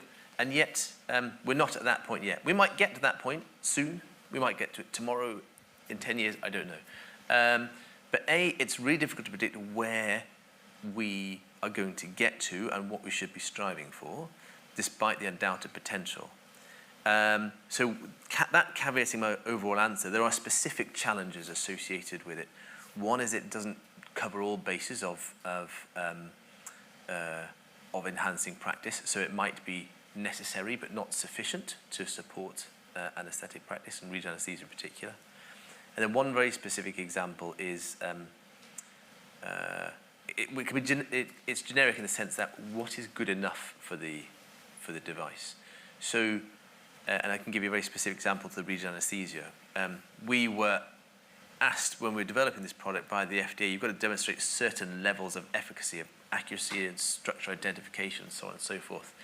And then, so we had a conversation, because it was what's called a de novo FDA process. We had to go through this. There's no predicate device, and there's a back and forth about how this could be done. Traditional machine learning kind of approaches would say, well, we need a quantifiable measure of overlap of where you think the artery or the nerve or whatever is and where it actually is. And that's often done on a frame-by-frame basis. We say, well, ultrasound images are 25 frames a second. You might scan for 30 seconds during the block. Which frame should we pick? And And then when we get to that frame, what level of overlap is sufficient? More than 50%?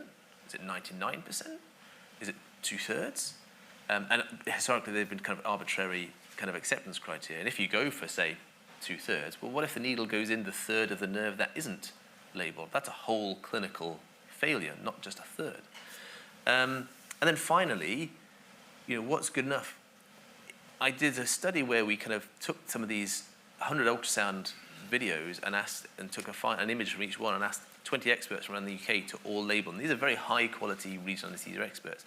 Asked them all to label the same 100 structures. And their degree of overlap for some structures is really variable. And yet they're all allowed to practice regional anesthesia clinically. So should the machine be perfect? Should it be as good as them? Should it be as good as a non-expert who can also practice it independently? So that was a really long-winded and not very clear answer to your question, John. But I think in summary there's lots of challenges, and the more you get into it, the more you realise the challenges just expand and expand. And I've given some specific examples, but what is true in my mind is that there's a high degree of potential, and we need to explore this space and be open to the potential and the challenges to kind of really optimise or realise its potential. And Thomas and Monty, you've gone through HPI being approved, and now you're living it being applied in the clinical space.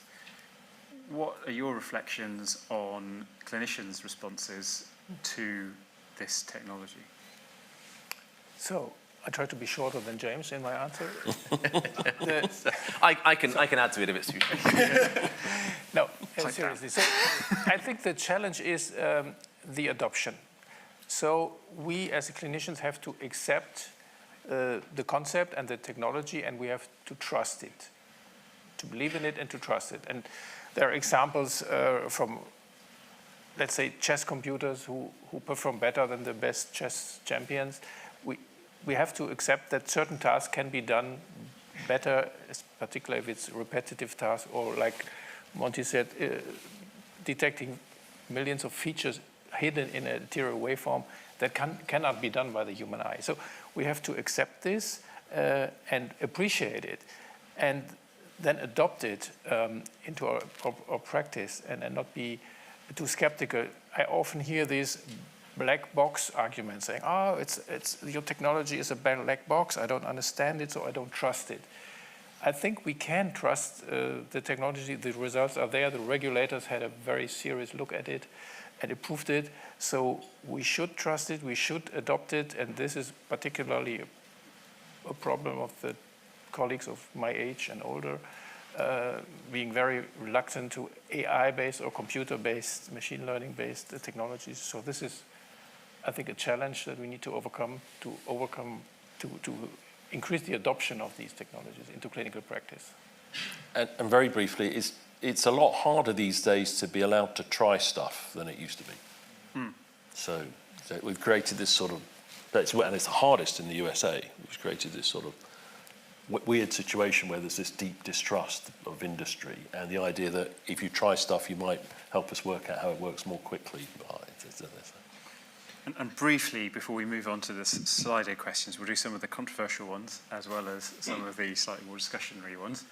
You mentioned, and I have noticed, for example, some of the papers published around HPI and other AI technologies, that they engender a lot of comment, even once you've got through the review process. Are you able to comment on why that might be in terms of questioning? So there's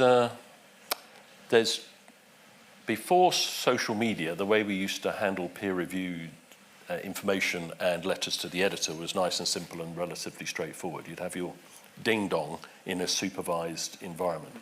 We now have to deal with social media. So we have people who make a lot of noise on social media, and some of them are peer reviewers and editorialists who won't answer letters to the editors, but will give opinions on social media. And many, many more people read the social media now than read the papers or the letters to the editor. Right. So if you're passionate about any social media communication, please read the papers and the editorial comments before you carry that passion to the next coffee bar, restaurant, opinion somewhere. Because I've heard those opinions echoed around the world, and when you have time to talk to them, they haven't read the papers. Rod, Ripple. So, I mean, there's a bunch of questions. I'm going to go with one of the Slido questions. Hasn't made it to the top 3 yet, but maybe we can use it as a starting point.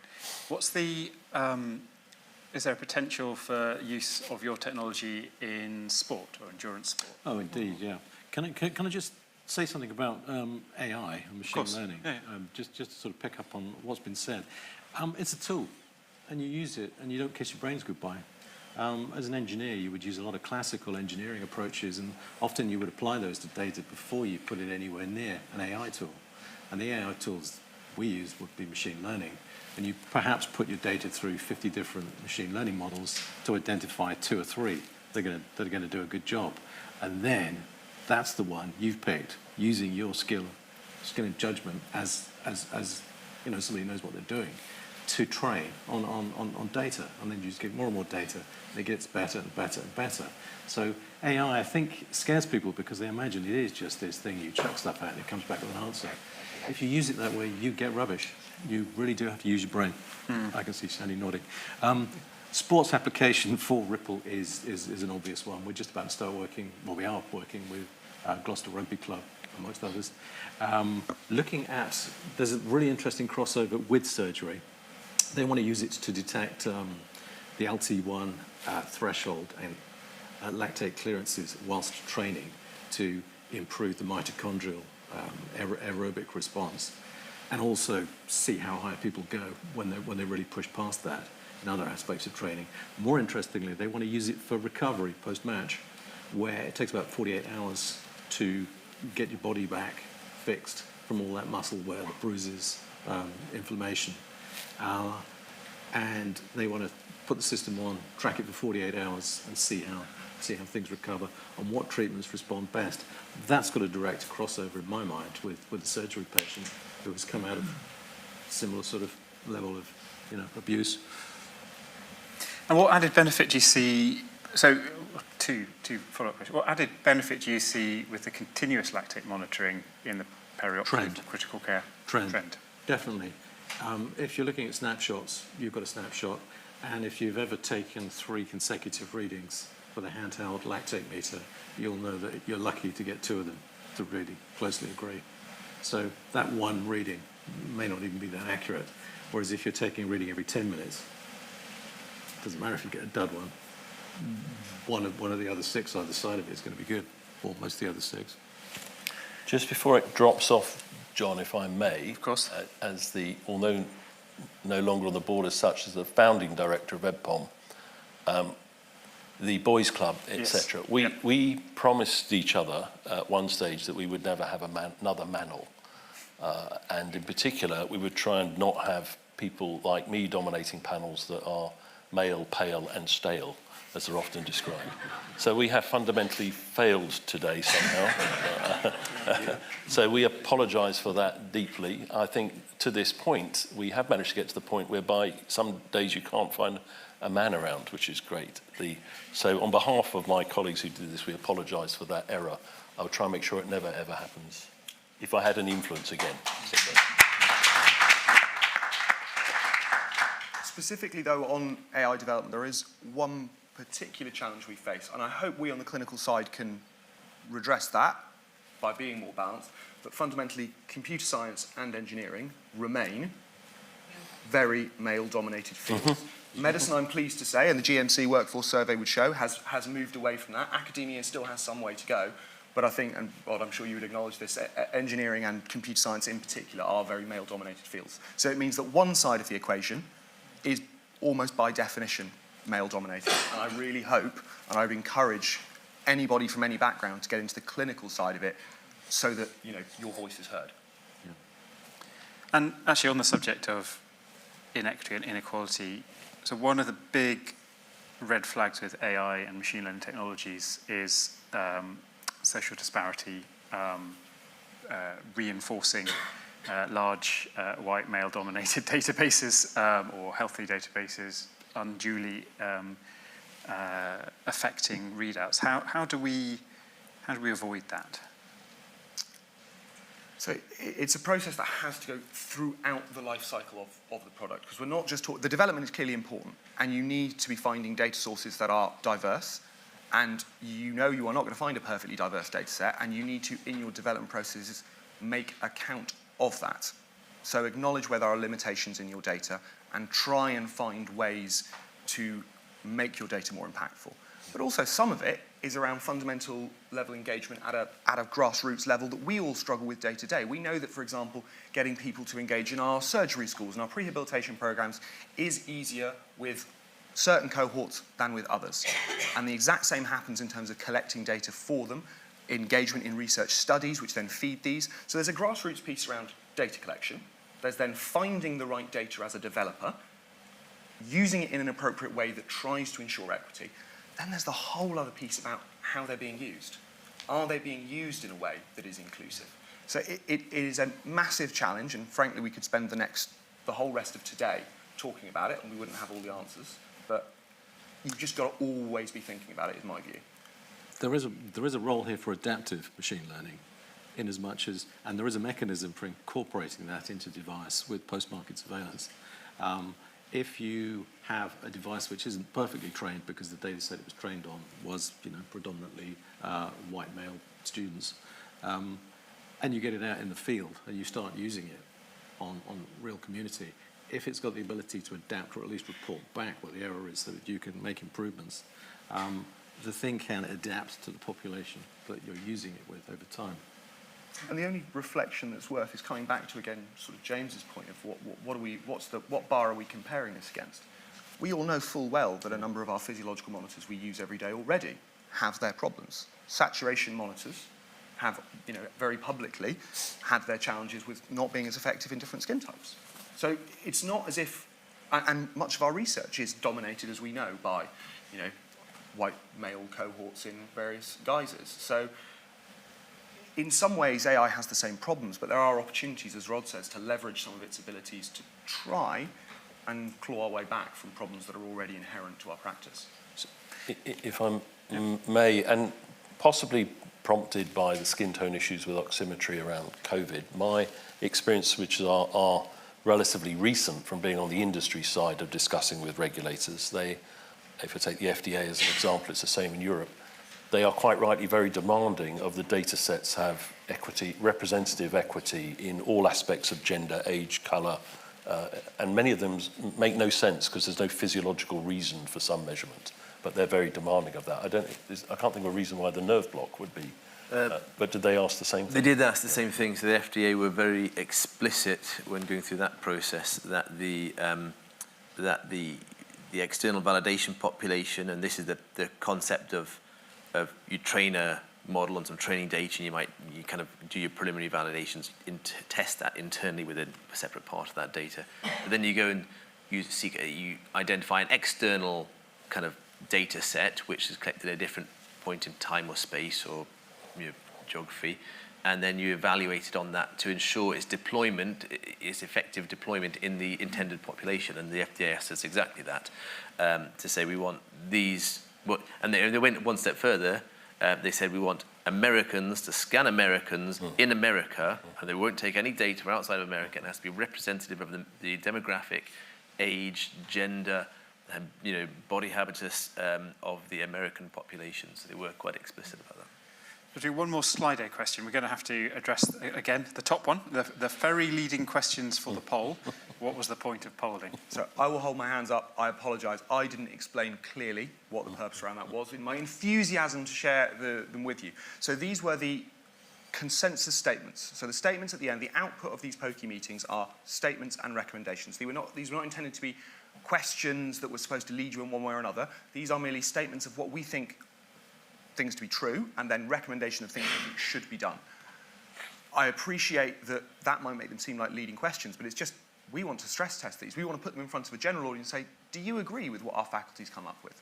Now, it's not necessarily going to, it's not going to change the final recommendations we've made, because those were agreed and set with our faculty. but actually some of your feedback we may incorporate in discussion, and certainly it's something for us to go away and reflect on.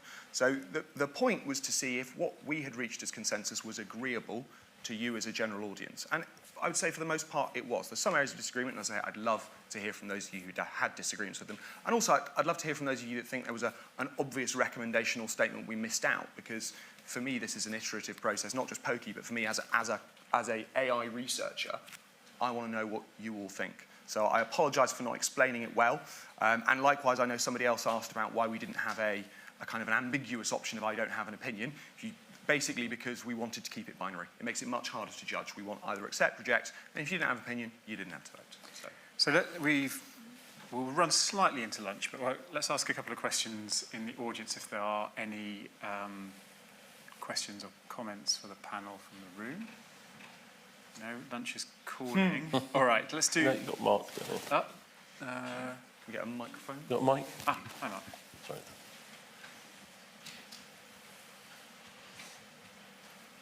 Hi, thank you for a great presentation.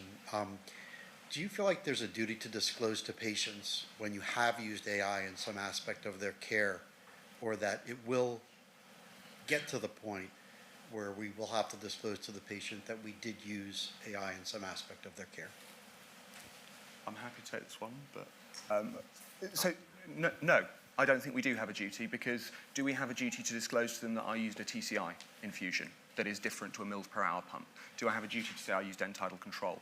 No. To me, AI, we often think of it as this transformative technology that changes absolutely everything. It is an evolution of what we already do, which is using ever increasingly complex and clever pieces of things developed by smart engineers and other people that I understand the principles of. An MRI machine, I don't know how every piece of the MRI machine works. I learned enough to pass my exam and then forgot it the next day.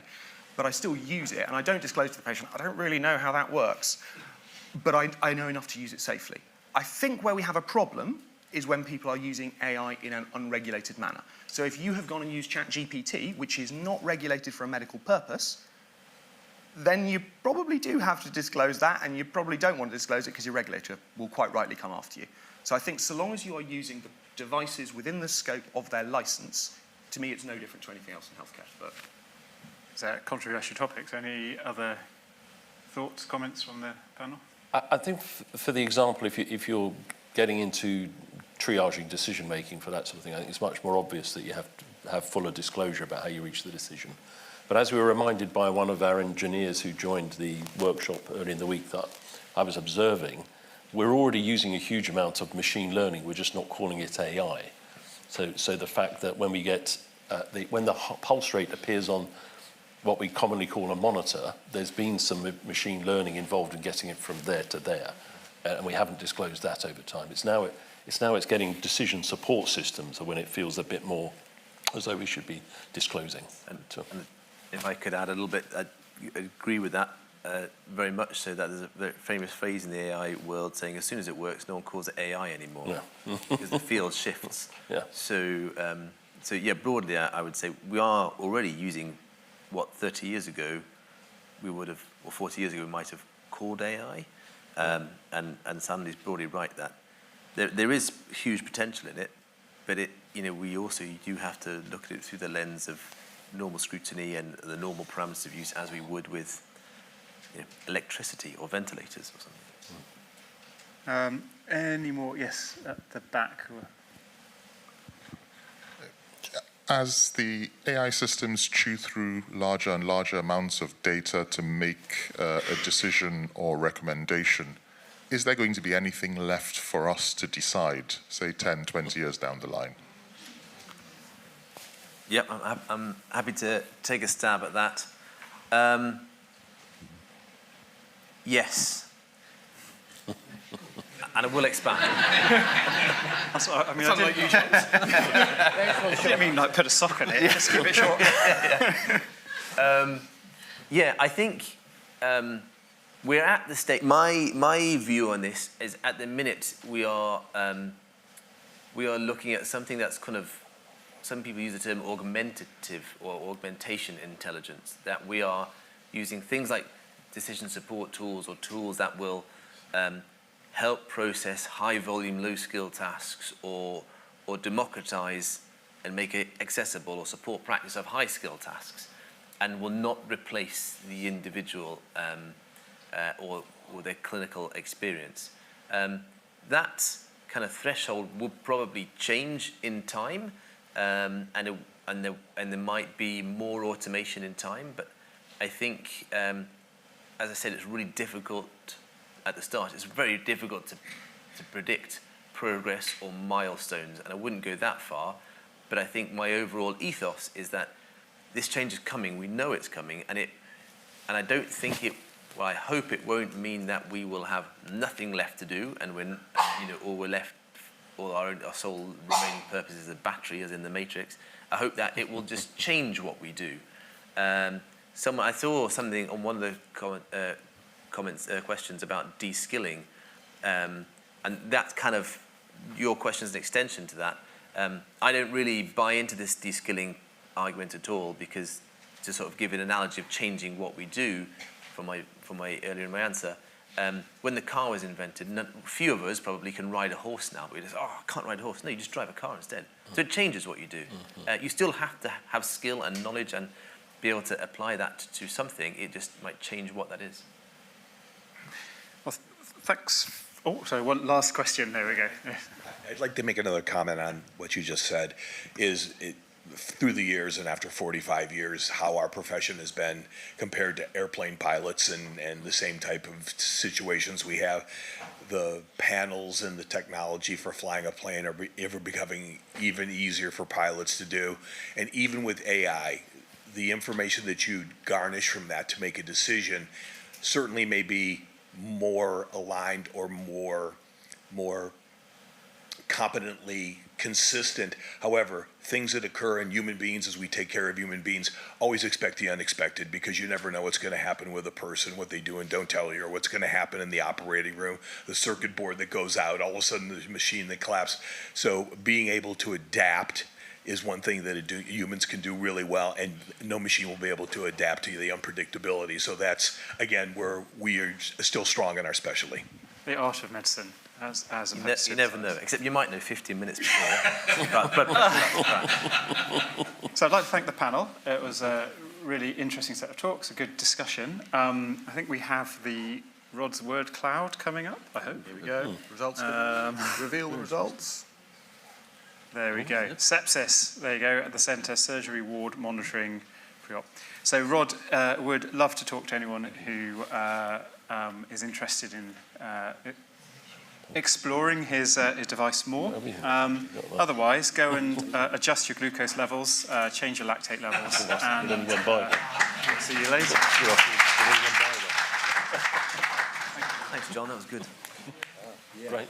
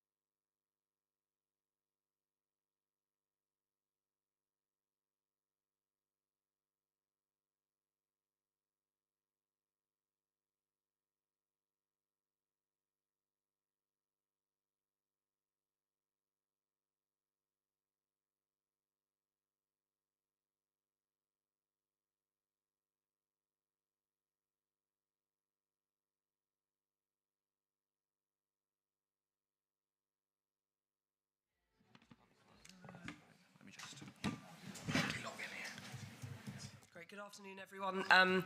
Welcome back to this second day of the Evidence-Based Perioperative Medicine Conference in London. My name is Ramani Munasinghe.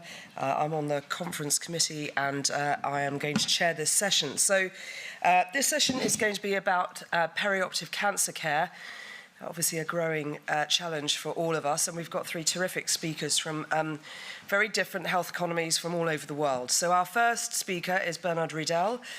He is an anesthesiologist at the Peter MacCallum Cancer Centre in Melbourne. He's an expert in preoperative risk stratification and prehabilitation, and he is going to talk to us about prehabilitation in cancer care. Thank you, Bernard. It's just being mic'd up. Okay, so I'm just going to keep going. So what? Elegant entrance down the stairs in a moment. Okay, and then I'm delighted that we're going to welcome. So what I'm going to do is I'll do all the spiel now, and then we'll just roll straight on with the speakers. So our second speaker will be TJ Gann, who is a very old friend of this meeting. He works at the MD Anderson Cancer Center in Texas, and he will be talking to us about hemodynamic management for cancer surgery. And then finally, a new friend for me, Anushka Afonso, who comes from New York to speak to us today, and she's going to be talking to us about ERAS in perioperative cancer care, and will also be giving our visiting plenary lecture this evening, which I'm very much looking forward to. So I've managed to fill the gap. Bernard, you are here. Time's up, probably. Welcome, and thank you very much. 20 minutes.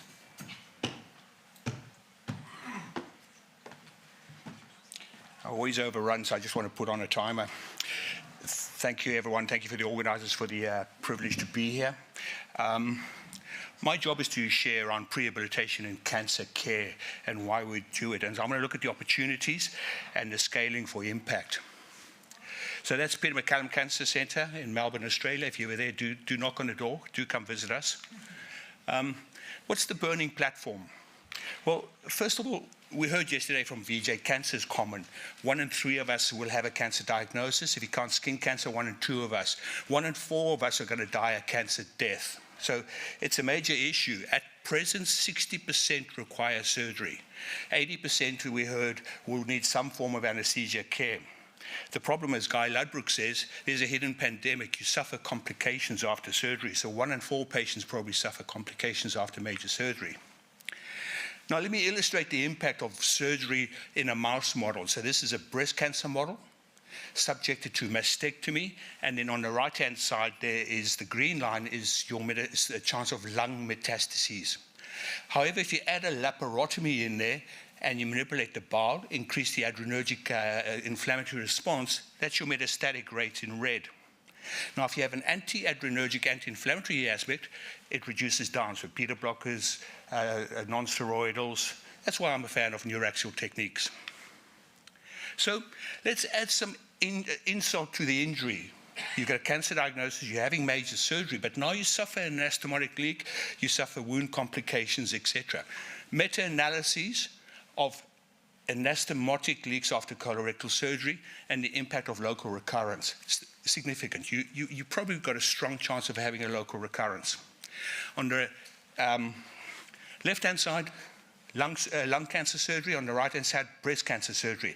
If you have respiratory or pulmonary complications, and that side, if you have wound complications, your survival curves look a lot different. So what's driving this? It's probably been driven by a sustained inflammation, adrenergic, and activation of micrometastatic disease. I think it's important we should remember that cancer is actually a systemic disease. And so we don't know who's got micrometastatic disease and who doesn't. And so these can be unmasked in subsequent events, such as chronic complication. It may also be, and as we'll hear from Anushka later, is that you don't achieve RIOT. And what we mean by RIOT is that return to intended oncologic therapy. You don't stay on your surgical journey. So some of our patients have got a primary tumor. They need neoadjuvant therapy, go for surgical resection, and they need post-operative adjuvant therapy for improved cancer survival. So we use this acronym called RIOT. So I'm going to share with you data that's fairly fresh, led by Max Bell out of Sweden, but Max Bell, Ireland, ourselves in Australia, a prospective cohort study of colorectal patients, just collecting data 5,457 patients have been collected. The data has now been analyzed. It hasn't been published yet, so be aware of that. I may be misinterpreting some of it, okay. But essentially, the primary endpoint was riot within 8 weeks in green there, and then the secondary aspect was related to days at home, 30. So of all of those 5,000 patients, roughly 30% needed adjuvant therapy based on staging. Importantly, 1 in 7 patients had node-positive disease but didn't get adjuvant therapy. So whether that's the referral pathways that let them down, etc., is important. We need to look at that. Of the 30%, 3/4 got their adjuvant therapy on time. The other quarter didn't. They had delayed adjuvant therapy. So the marker being within 8 weeks. The primary endpoint was to see whether the anesthetic had a difference, TIVA versus volatile. There was no difference. Epidural stood out as a significant factor. There was a statistically significant shorter time to duration or riot if you had an epidural. But before you rush out and do epidurals for your patients, when it was analyzed for sort of multiple effects at a multi-level, multivariable analysis, that statistical significance fell away. And what we can see on the right-hand side there is the quartiles of hospitals and their use of epidurals. And so we can see the two graphs, the top graph is without an epidural, the other line just below that is with epidural. So there's definitely a bit of an epidural signal. But it's the systems, it's the hospitals, it's their pathways that probably determine whether you're having riot on time or not. And so, and also the question I raised there, why did 13% of the patients not achieve riot at all if they had node-positive disease? So it's systems that are failing our patient as well. So this is it, basically, the summary. 13% didn't get adjuvant therapy despite having positive nodes. Another 26% had delayed adjuvant therapy. And so in some, it's roughly 1 in 2 patients aren't getting their chemotherapy, etc., on time. And we deem that within 8 weeks after surgery. So why? Well, there's a high burden of complications in that cohort. It had about 39% complication rate. And we can see the impact of the various Clavien-Dindo scores and how it prolongs the time to riot as well. So from no complications, 44 days, to having a Clavien-Dindo 3, 4, 5, 55 days. So why are we having so many complications? Well, poor functional capacity, malnourished, smoking, alcohol, obesity, anemia. Inside this cohort of 5,000 patients, that's the incidence of modifiable risk that wasn't optimized. Maybe one of the drivers of complications. So about 1/3 of the patients got prehabilitation, but the majority less than 2 weeks. So we may not be having an impact. So let's improve our surgical outcomes. To do that, we need to improve our system. So we talk about the yin and the yang. The yin being basically the patient, the modifiable risk factors. We need to prehabilitate, optimize the patient. On the right-hand side is the yang.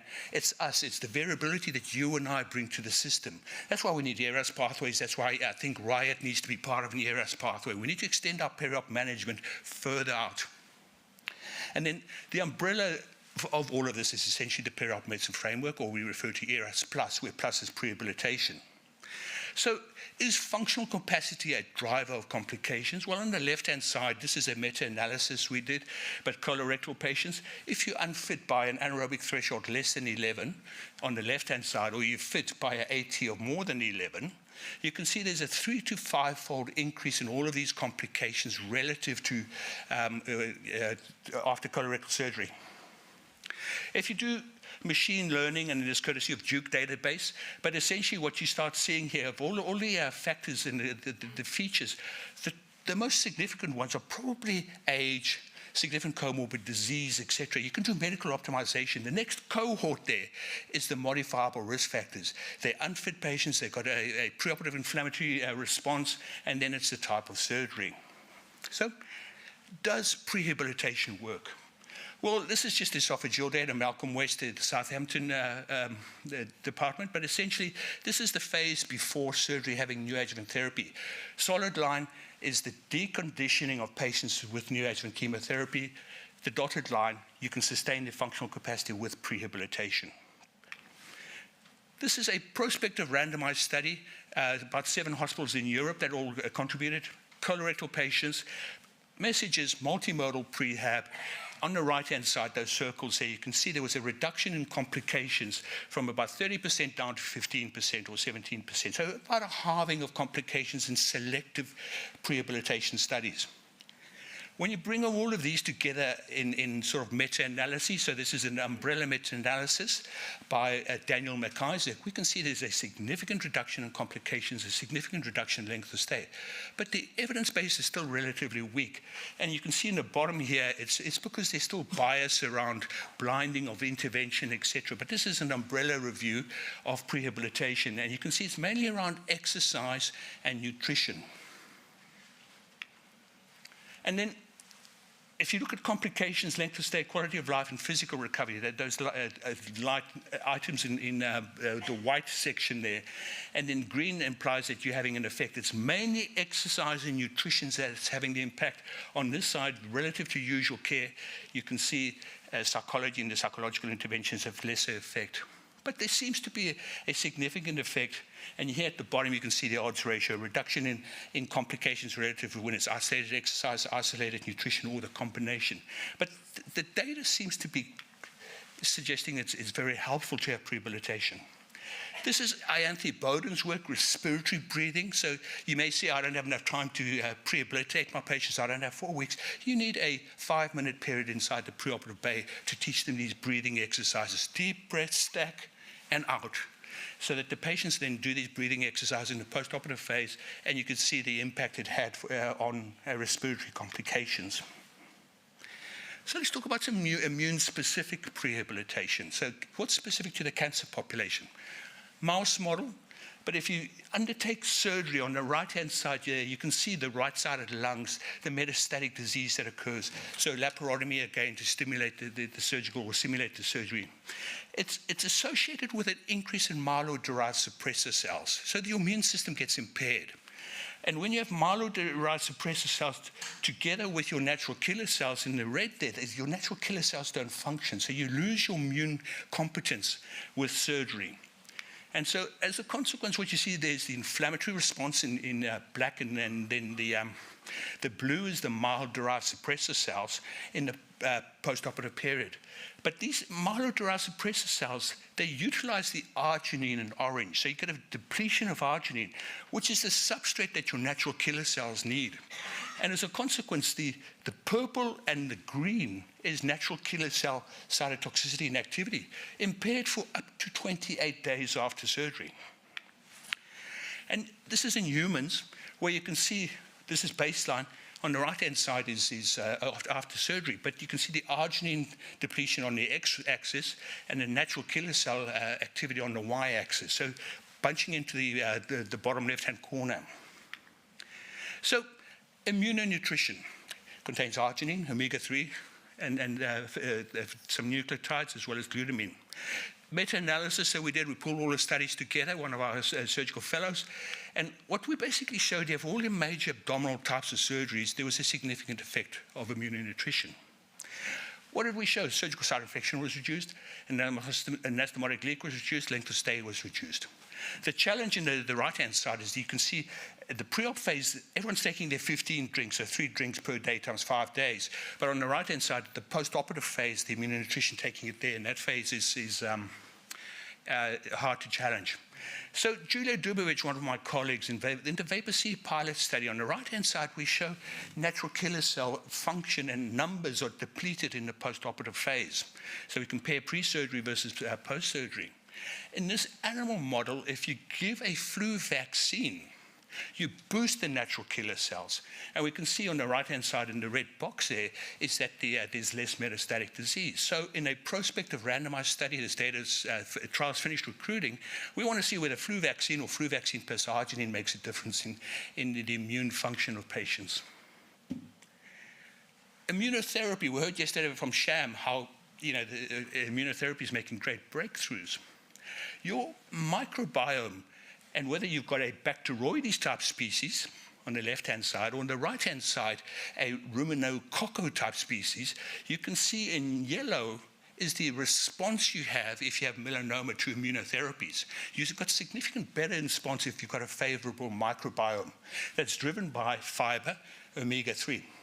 Now, we're going to have to do association studies in surgery and then see whether it predicts risk or whether we can prehabilitate the microbiome eventually is something that we need to explore over the next decade or so. But what's interesting, in melanoma patients who were non-responders, the Israelis published a study where they took fecal transplant from the responders, gave them to the non-responders, and turned a significant number of them into responders. So I think the microbiome, the response to immunotherapy, etc., is an exciting area. And so that's the study where they transplanted fecal microbiome from responders into non-responders. All right, longevity. So I showed you that we probably need to extend peri-op medicine into the 8 weeks or so, making sure that our patients riot. But we can see that if you have a cancer diagnosis and you get fit after your diagnosis, that's the overall survival or the disease-free survival. You can see that if you increase your level of fitness post-surgery, that there's a significant reduction in your hazard ratio for death. So fitness counts. This publication, 1st of June, a month ago, where the Canadians basically randomized 889 patients across 55 centers to a 3-year structured exercise program or just a health education program. You can see there was a significant improvement in 6-minute walk test, but look at the impact on the survival curves of disease-free and overall survival. So 6 to 7% absolute increase in overall survival. So we, as peri-op physicians, have the opportunity to use the educational opportunity, try and drive them through riot, make sure that we sustain the exercise as a long-term behavior pattern, and improve their survivorship. Waiting lists. So we've moved to where we're saying we don't have waiting lists, they should now be called preparation lists. Denny's slide from yesterday, where at the back end we need to re-engineer our systems.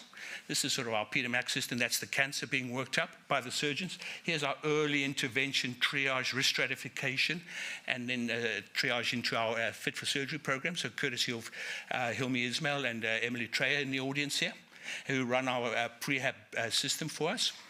But we use this Macmillan modifiable risk structure: functional capacity assessment, nutritional assessment, psychological stress assessment. Interesting signals that we're seeing. So CPET is labor intensive. So the Duke Activity Score Index, and we chose out of there the most significant questions. There were about 5 questions that were significantly affiliated with prediction of functional capacity.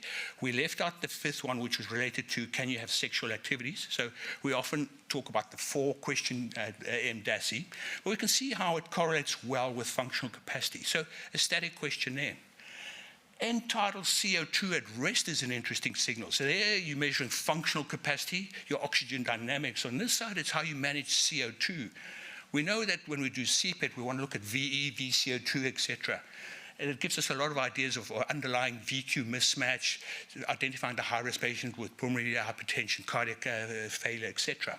But what we're seeing is a highly correlated level with rest end-tidal CO2.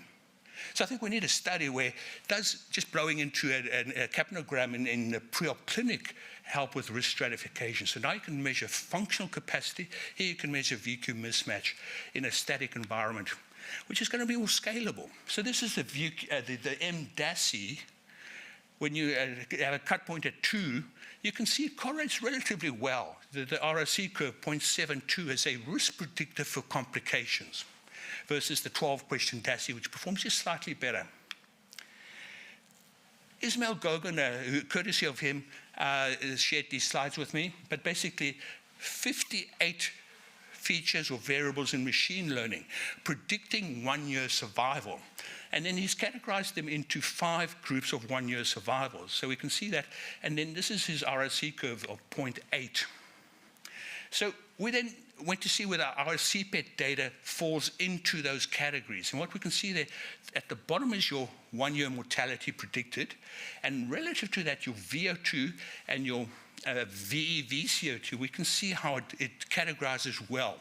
So machine learning and AI risk prediction and aligns extremely well with CPET. So what Ismail and his group did in Copenhagen then is according to those 5 risk stages or categories of 1 to 15% predicted 1-year mortality, develop bundles of care. And so prehab them, and you can see blue is the control group and yellow is the intervention group. And you see there's a significant reduction in medical complications, significant reduction in complication index. So in Australia, distance is a challenge, but everywhere it's a challenge. Our patients want to be prehabbed at home. A lot of our patients live rurally. They're willing to participate in virtual surgery school, etc., act on recommendations. So we need to scale tele-prehab. This is our physiotherapist prehabbing patients at home. And so this is an active educational session with a prehab session. Wearables will help us probably track fitness and identify who's not responding during these prehab sessions. And then I've got 1 minute left. And here you can see our CPET is going to be disrupted. You can see the gas exchange analyzer built into the mask there. And one of our residents there testing the device. So there's interesting gadgets in the market.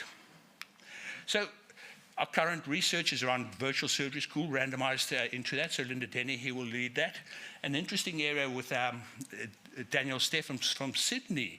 We can see there we've got a central hub that's got the physiotherapist, the dietitian, the social worker, etc. In one in Sydney, one in Melbourne. And we're going to prehab 562 patients for about 30 different hospitals. So the patients will come to these hubs and then be referred back to for surgery. So in summary, this is how I see prehab and ERAS for the cancer patient. Get them fit, stress response reduction, help them along their journey for adjuvant therapy and longevity. And so thank you to the team. And then Daniel Steffens is doing a Delphi on risk stratification tool. So if anyone wants to participate, you'll be cited on PubMed as well. Just take a snapshot of that. And thank you very much.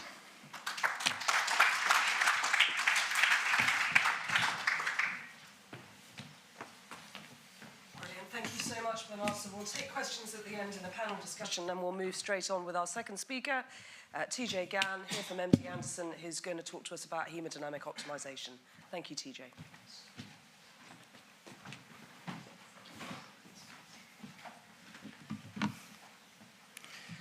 Good afternoon, everyone. Thank you, Ramani, for that introduction. It's great to be with you on this meeting. I've been to this meeting for many years, and I see that it's still very attracting a lot of people, which is a great sign. As Ramani said, I come from MD Anderson. It's in Houston, Texas. And we are in a place called the Texas Medical Center, which is the largest medical center in the world. One of my colleagues here, Jim Allison, who won a Nobel Prize, and the claim to fame is that he pioneered immunotherapy, which obviously changed the different paradigms of cancer treatment. These are my disclosures. So I'm going to attempt to answer these clinical questions. My talk is about hemodynamic management. So we're going to talk a little about goal-directed hemodynamic therapy and what it is. And does goal-directed hemodynamic therapy improve post-operative outcomes? And more specifically, does it improve post-operative outcomes in cancer patients? And lastly, also talk about the evidence of intraoperative hypotension. Does it worsen post-operative outcomes? And what is the evidence? And more importantly, if we're trying to avoid that, can we improve outcomes?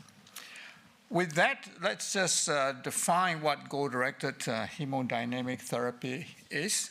This term has been around for many, many years, probably at least 25 years or so.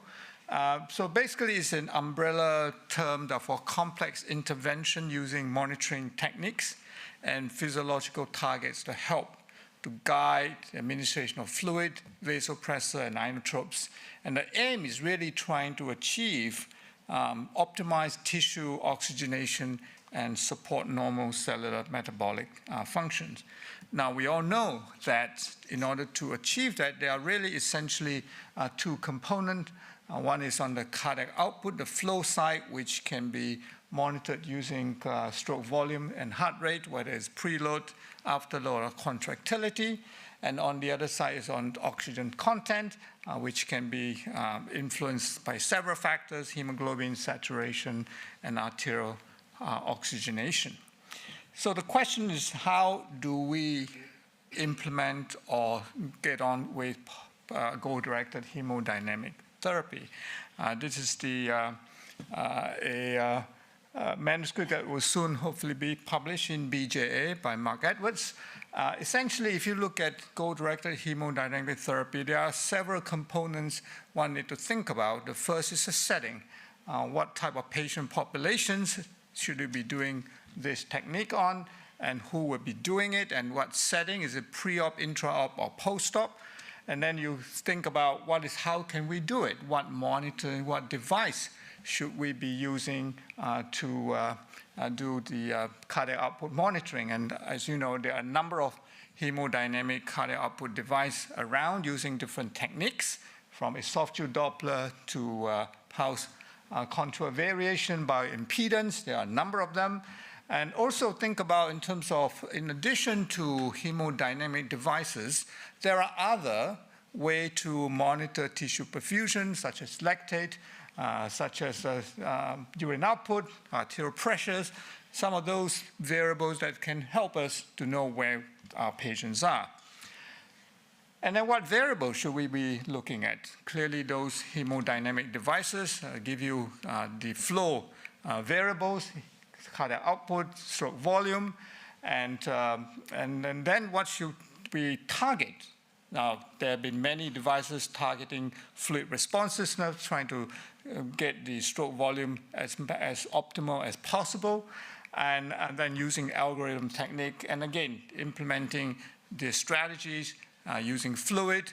If a fluid is not optimized, then make it is optimized, and then followed by vasopressor as well as inotropes. So that has been the model for achieving goal-directed hemodynamic therapy. Now, if you read the literature, there have been literally hundreds of studies have been published in terms of hemodynamic, goal-directed hemodynamic therapy and their outcomes. And most of the early studies, as has been summarized here in a meta-analysis, has really predominantly looking at outcome as length of hospital stay, complications, in particular looking specifically at bowel function, the time to oral diet and time to bowel motility. And most of the studies, certainly the early study has been fairly small in numbers. So, and also during this period, the amount of fluid that was administered has obviously changed over time. But if you look at overall, if you took all those studies, admittedly relatively small in numbers, together you'll find that typically the complication rate will decrease, length of stay was lower, and in particular, time to bowel recovery was also shorter. A more recent meta-analysis, this is comprising of 76 randomized controlled trials.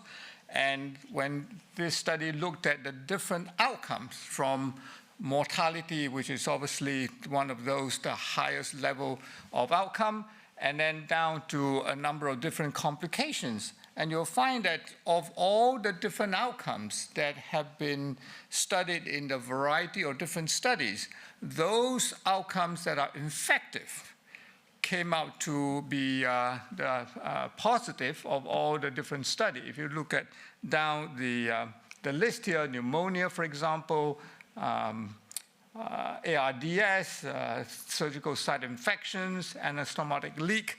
So those were some of the effective outcomes that was shown to be positive by a meta-analysis of these studies.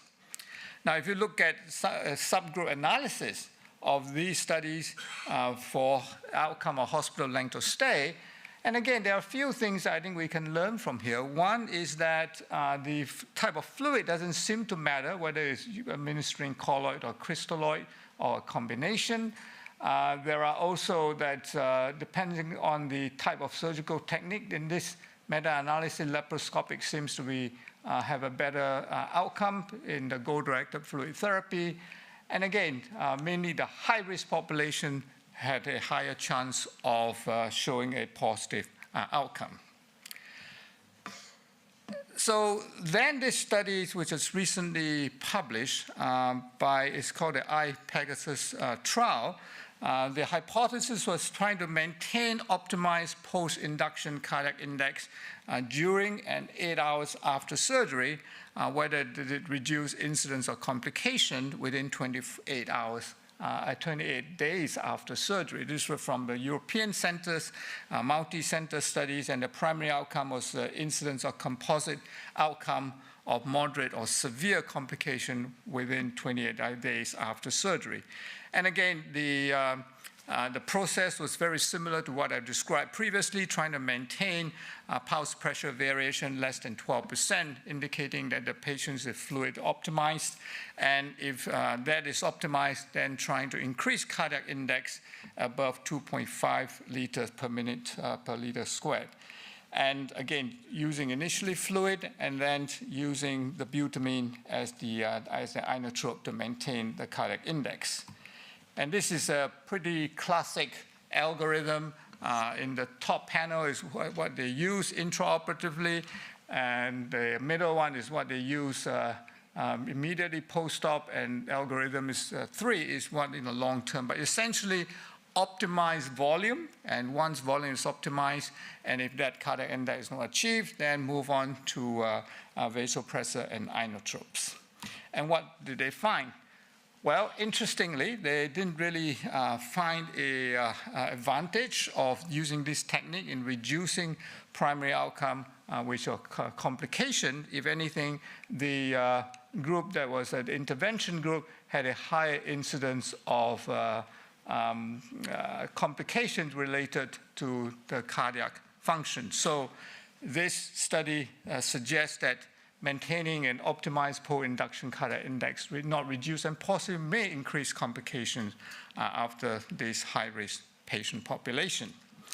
Now, when you look at some of these large studies and found that there's really no difference, and part of it, when you look carefully as to what is the differences between the two groups, and you'll find that often, some of these group differences will vary either very little or really very similar. So, for example, in this study that I just showed you, if you look at the mean arterial blood pressure, either during surgery or post-operatively, it's almost identical. And if you look at the amount of fluid that was given, and again, this is the routine care and the cardiac index guided group, really are very, very similar. The difference is about 300 cc of crystalloid between the two groups. But what is obviously different is that in the intervention group, they use inotropes to trying to increase the cardiac index. As a result, the use of the butamine was significantly higher, and that maybe perhaps resulted in some of the higher complication rate in the patient populations.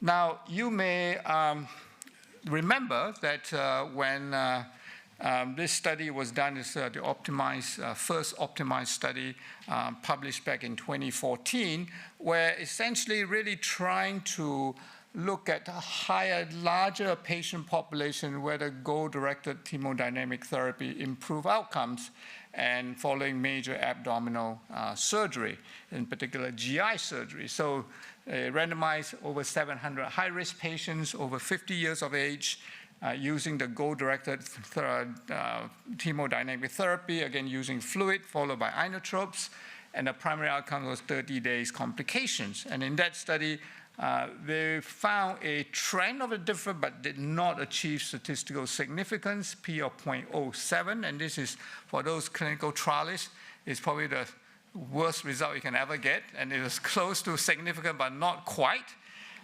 So as a result, the investigator planned for a much larger trial called the Optimize 2 trial, that just under 2,500 patients, which was led by Mark Edwards and his team, and this one recently published just last year.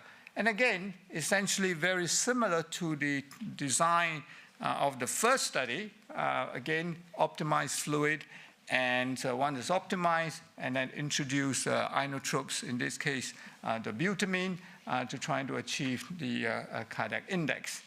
And essentially, this study, before I show you the result, and again, when you look at the comparative group between the intervention and the routine care group, and again, you'll find that they are really fairly similar, which again, for clinical trial, you will want to try, because it's large and now it's randomized, and you want to see there's no difference in terms of demographics. However, but if you look at some of potential factors that can influence the outcome of the study, such as fluid use, blood pressure, hemodynamic, which is what really one group should separate from the other. And again, you'll find that it's actually very, very similar in terms of the fluid that was used, the blood loss data, vasopressor, obviously, again, is very, very similar between the two groups. So because of that, really, sometimes it's not surprising that you find that there is really no difference between the two groups. As I mentioned earlier, there was no difference in the primary outcome was infection within 30 days, post-operative events. And again, as you can see across the Unity 1, there was no difference. And if anything, interestingly, the cardiac event within 24 hours was higher in the intervention group compared to the control group. And so this study did not find a difference in outcome in this fairly large patient population of just under 2,500 patients with an average age of about 74 years old. So the conclusion from the Optimize 2 trial was that cardiac output-guided intravenous fluid therapy with low-dose inotrope did not reduce the incidence of post-operative infections in patients undergoing major GI surgery, and the intervention was associated with an increased incidence of acute cardiac event within 24 hours, in particular tachyarrhythmias, and the overall incidence of infection was lower than the previous trial, notably, and also the proportion of patients having minimal access surgery has also increased. So over time, and this study from the beginning to the end, enrollment is about 5 years, and you can see that over 5 years, surgical technique have changed, and some of the variable also changes over the past, during the time of enrollment. But I think it's also important from the manuscript that even though it did not show a difference, but it also does not really overturn the proposal underlying physiology of goal-directed hemodynamic therapy. And there's really no reason to believe that the concept of fluid loading and volume-related cardiac performance are flawed, just simply because you don't see a difference. These are fundamental physiology that I think that sometimes in clinical trials, when you don't show a difference, and therefore you say that, well, this fundamental physiology doesn't apply. But that often is not the case. What about in cancer surgery patients? So recently we did a meta-analysis specifically focusing on cancer patients of the studies. We collected about just under 25 randomized controlled trial, over 1,000 patients. Again, focusing more on the length of stay, and what they did find is that in specific, all these studies are all cancer surgery. There was a reduction in length of stay as well as the complications, again, defined by the studies that is shown here. And essentially, length of stay was reduced by about a day and a half. Complication rate was lower by 25%, and specifically shorter time to bowel recovery of about 0.6 days. So the last area I'm going to cover is the incidence of hypotension and complication. Now, we all know over the past 10 years or so, there have been a lot of association studies, essentially showing that hypotension is associated with increased complications, whether it's myocardial complications or acute kidney injury, stroke. And these are some of the studies that show that hypotension is associated with increased risk.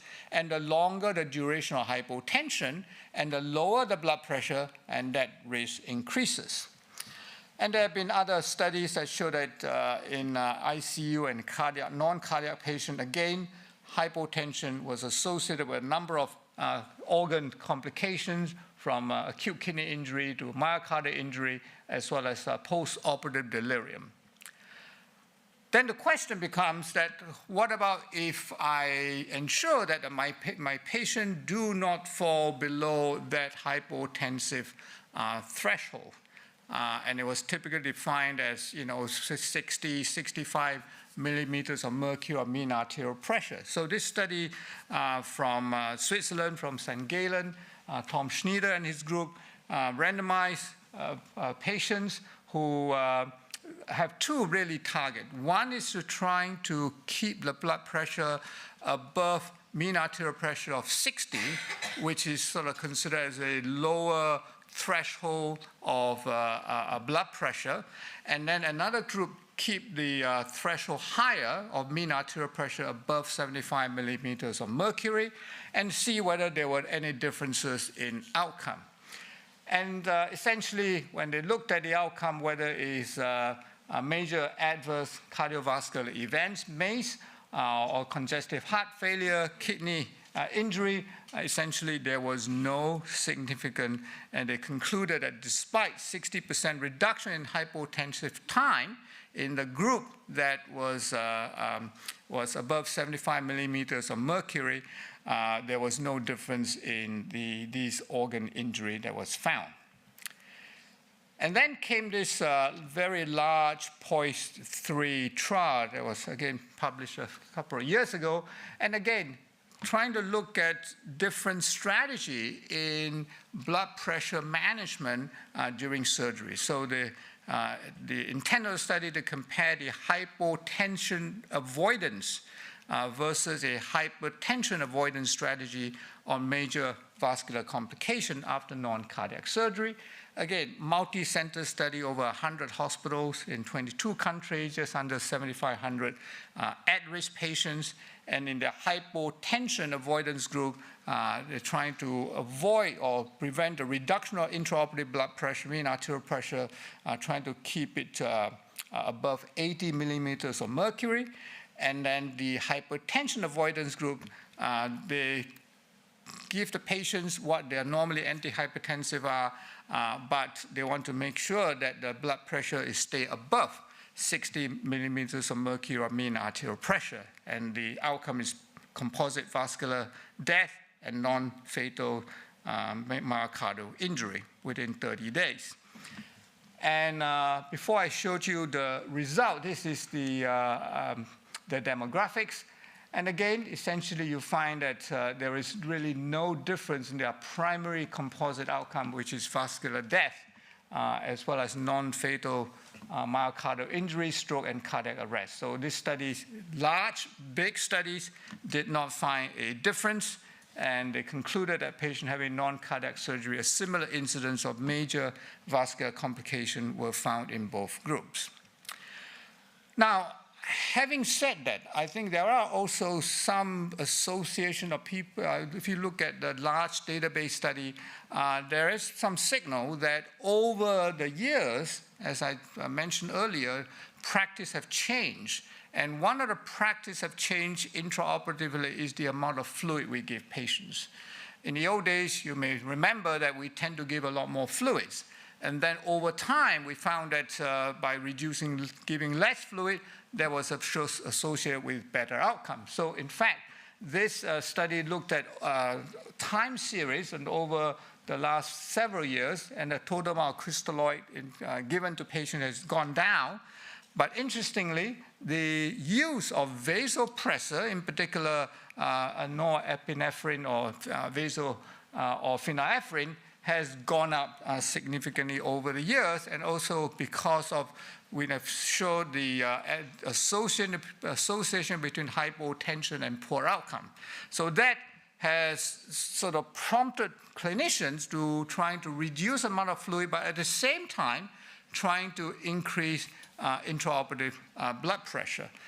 So that has some consequences, as shown here, that you see over on the left-hand panel, you'll find that there is a relationship between where the optimal volume is compared to looking at the effects of developing AKI. And again, you can see this U-shaped curve that if you give very little volume, the incidence of AKI goes up. And then there's a little optimal level here, roughly about 10 to 15 mils per kilo per hour. And then if you increase that, again, likewise, the incidence of organ dysfunction goes up. And likewise, you'll find that the use of vasopressor, but that if you use vasopressor, your incidence of developing AKI also goes up. So by just giving vasopressor to increase blood pressure without the physiological basis making sure that your tank is not empty can have consequences. So this is a study that looked at, between the 2015 and 2019, the amount of acute kidney injury, and again, found that if you reduce your volume and increase vasopressor, that is associated with increase in acute kidney injury. Now, previously I showed you that there was no difference in terms of hemodynamic strategy and post-operative outcome. And one of the questions is that because we are all different, maybe we should individualize our hemodynamic targets rather than just set a mean arterial pressure or a blanket cardiac index or stroke volume for everyone. And this is one such study, was a fairly small in numbers, where they trying to keep the individual patient's blood pressure within 10% of their baseline and then keep it at that level.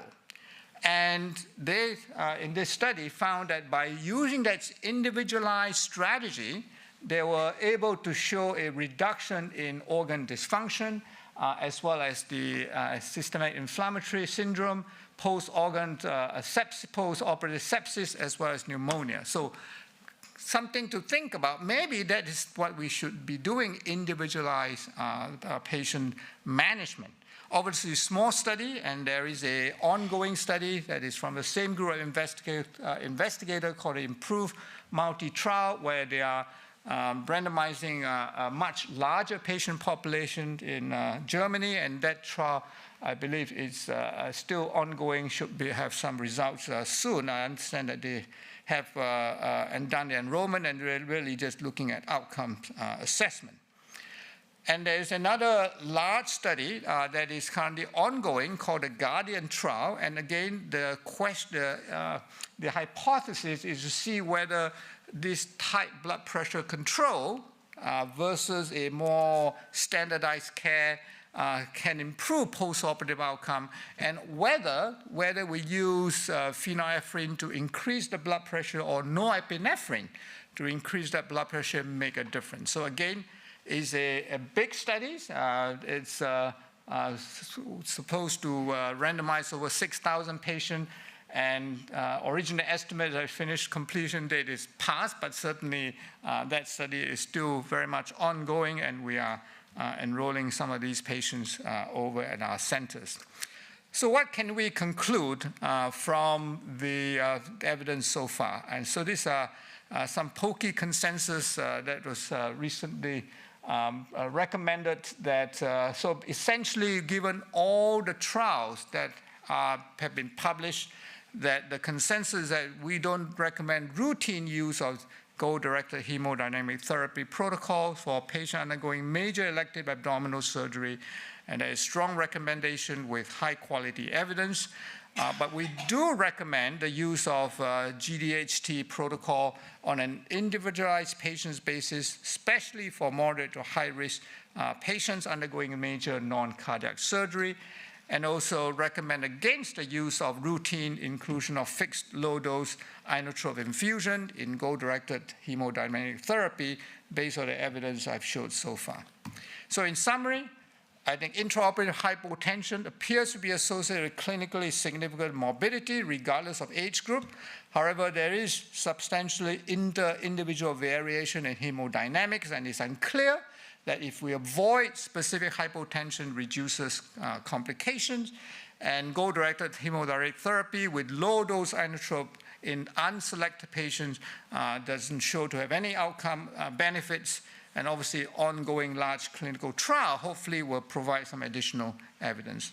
And lastly, just want to put a plug in that ACER is having a meeting in Texas, in Houston, on November 6th to 8th. So if you would like to visit US, come and join the meeting. Thank you very much for your attention.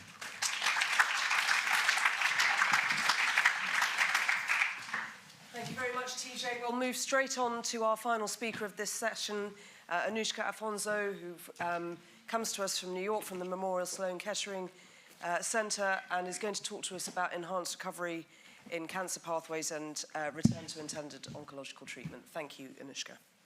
Perfect. Thank you. Thank you, everyone. And it's such a pleasure being here in London. I haven't been here in about 10 years. I'm going to talk about ERAS and specifically looking at RIOT, Return to Intended Oncological Treatment, which was mentioned before. Here are my disclosures. And I've spent over a decade as an anesthesiologist at Memorial Sloan Kettering Cancer Center in New York City. We have many locations here. We have about 16,000 procedures in our main surgical facility each year and about 20,000 in our freestanding surgical center that I'll talk about later today. In any case, if you do want to come visit, please get my information. I'm happy to show you around. So for the next 15 minutes, I will touch upon these topics really affecting the concept and really focusing on the concept of RIOT. So cancer care metrics are used to evaluate and improve the quality of cancer treatment and patient outcomes. They encompass, as you can see here, various aspects, including clinical performance, patient experience, and organizational strategy. So these are some of the common metrics. We talk about survival rates, recurrence-free survival. We also talk about patient satisfaction and cost effectiveness. So they're really to ensure high-quality, effective, patient-centered care throughout their surgical journey. So when you talk about therapy, and you've heard this before, even yesterday from the group at Marsden, surgery, chemotherapy, and radiation have been the backbone of cancer treatment for decades. But recent advances are allowing the medical teams to really further individualize their patients' treatment with precision medicine. This slide here shows that in the history of lung cancer treatment advances, you can see in the last decade, we've seen an exponential increase in targeted drugs and immunotherapy for our lung cancer patients. I am not an oncologist, but I think it's important for us to know what we will be seeing with our patients coming into the perioperative setting in the future. So precision medicine targets treatments to patients who are most likely to benefit from them, in contrast to that one-size-fits-all approach to prevention and care. So it's giving the right medicine to the right patient at the right time. So this is a very exciting time in cancer. Immunotherapy really harnesses the body's immune system against cancer. We did a trial at MSK for the first time ever where it looks at rectal cancer, localized rectal cancer in a subset of patients with a specific genetic mutation. And so far, 42 patients have completed this treatment, and all of them have no evidence of disease. The side effects were mild and well tolerated. So yes, there is less traffic in the OR, but we are not complaining. Our patients have no evidence of disease, and this was published then. So it's a very exciting time. So surgery has been the backbone of cancer care. About 80% of cancer, as Professor Gadakamula had mentioned, require at least one surgical intervention throughout their treatment. And for many solid tumors, surgical resection along with chemo is the best available approach. And this is a really great diagram from Professor Riedel.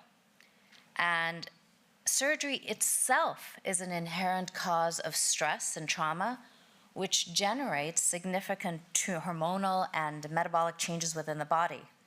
This diagram is fabulous and it's very well cited. So while post-op inflammatory changes are transient, immunosuppression can last for weeks after surgery, really making these patients vulnerable to cancer growth. So you can see some of the reasons and the mechanism of cancer progression after surgery, okay? And so these patients are very vulnerable in the weeks after cancer surgery. So what do I mean when I say neoadjuvant, adjuvant? Well, it really refers to the timing of these additional therapies in relationship to the primary treatment, which is surgery here, okay? So while both aim to improve outcome and reduce the risk of cancer recurrence, their goals and benefits differ due to their timing.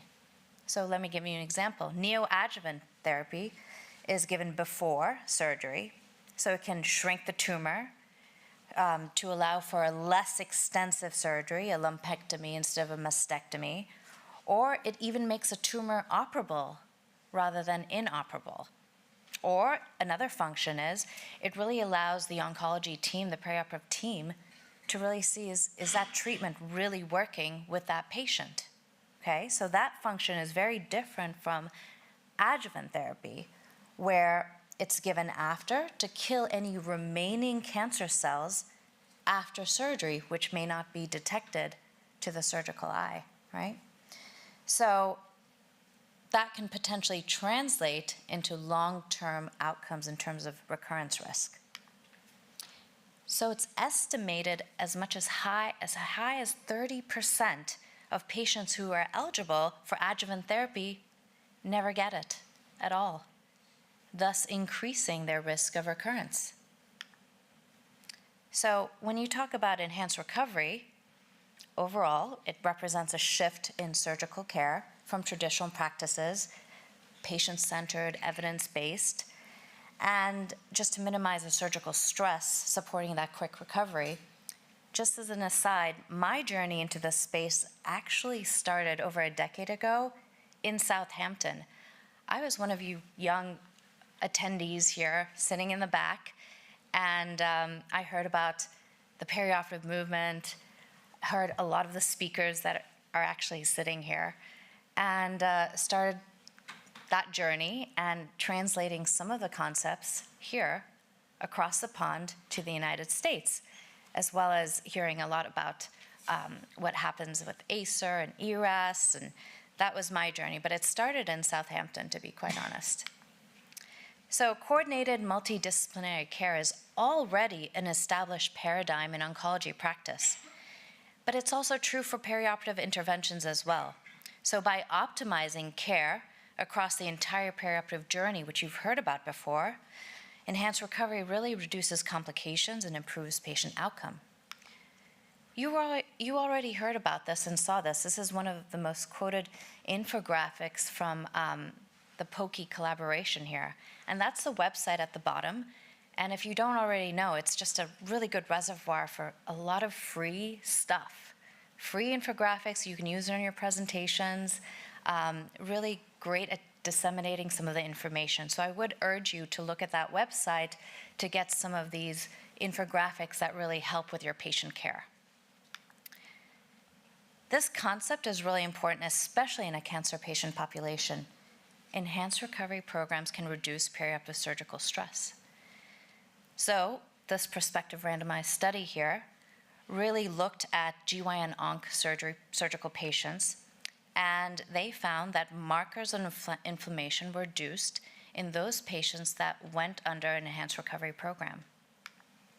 This was another scoping review that was published late last year, specifically looking at inflammatory markers in laparoscopic surgery and those that had ERAS recommendations versus not. and they found that CRPs were lowered, and those were the most commonly measured, especially during post-update 3 and 5. So ERAS protocols and guidelines could mitigate this inflammatory response evidenced by these markers.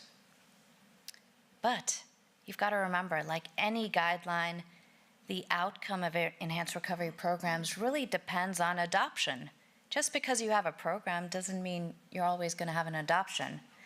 So it's important to measure adherence, compliance with all the elements of the enhanced recovery program. Not all the ERAS programs are created equal, and not all ERAS publications report compliance. In fact, you can see an adherence or a correlation between the level of adherence and outcomes. Just a few months ago, this meta-analysis included 35 studies with close to 35,000 participants. It showed that increased adherence to ERAS protocols was significantly associated with the decreased length of stay and decreased incidence of post-op complications.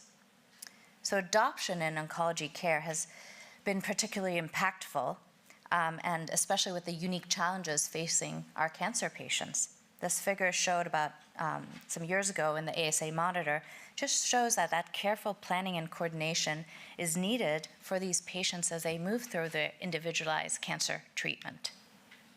So we touched upon cancer care, the topic of enhanced recovery.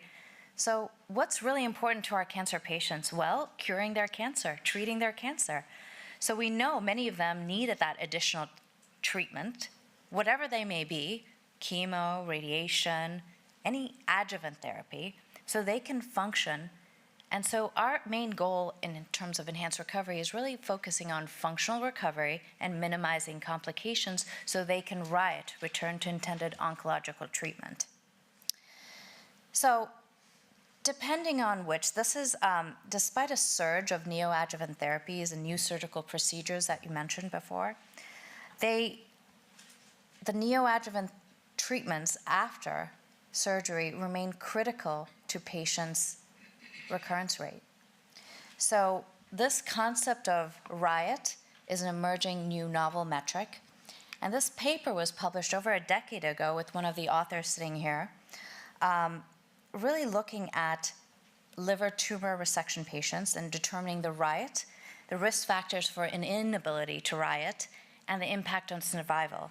And you can see here that those that did not get to their oncological treatment after surgery had shorter disease-free and overall survival. There isn't a single agreed-upon definition of riot, and its specific interpretation can vary between studies and cancer types.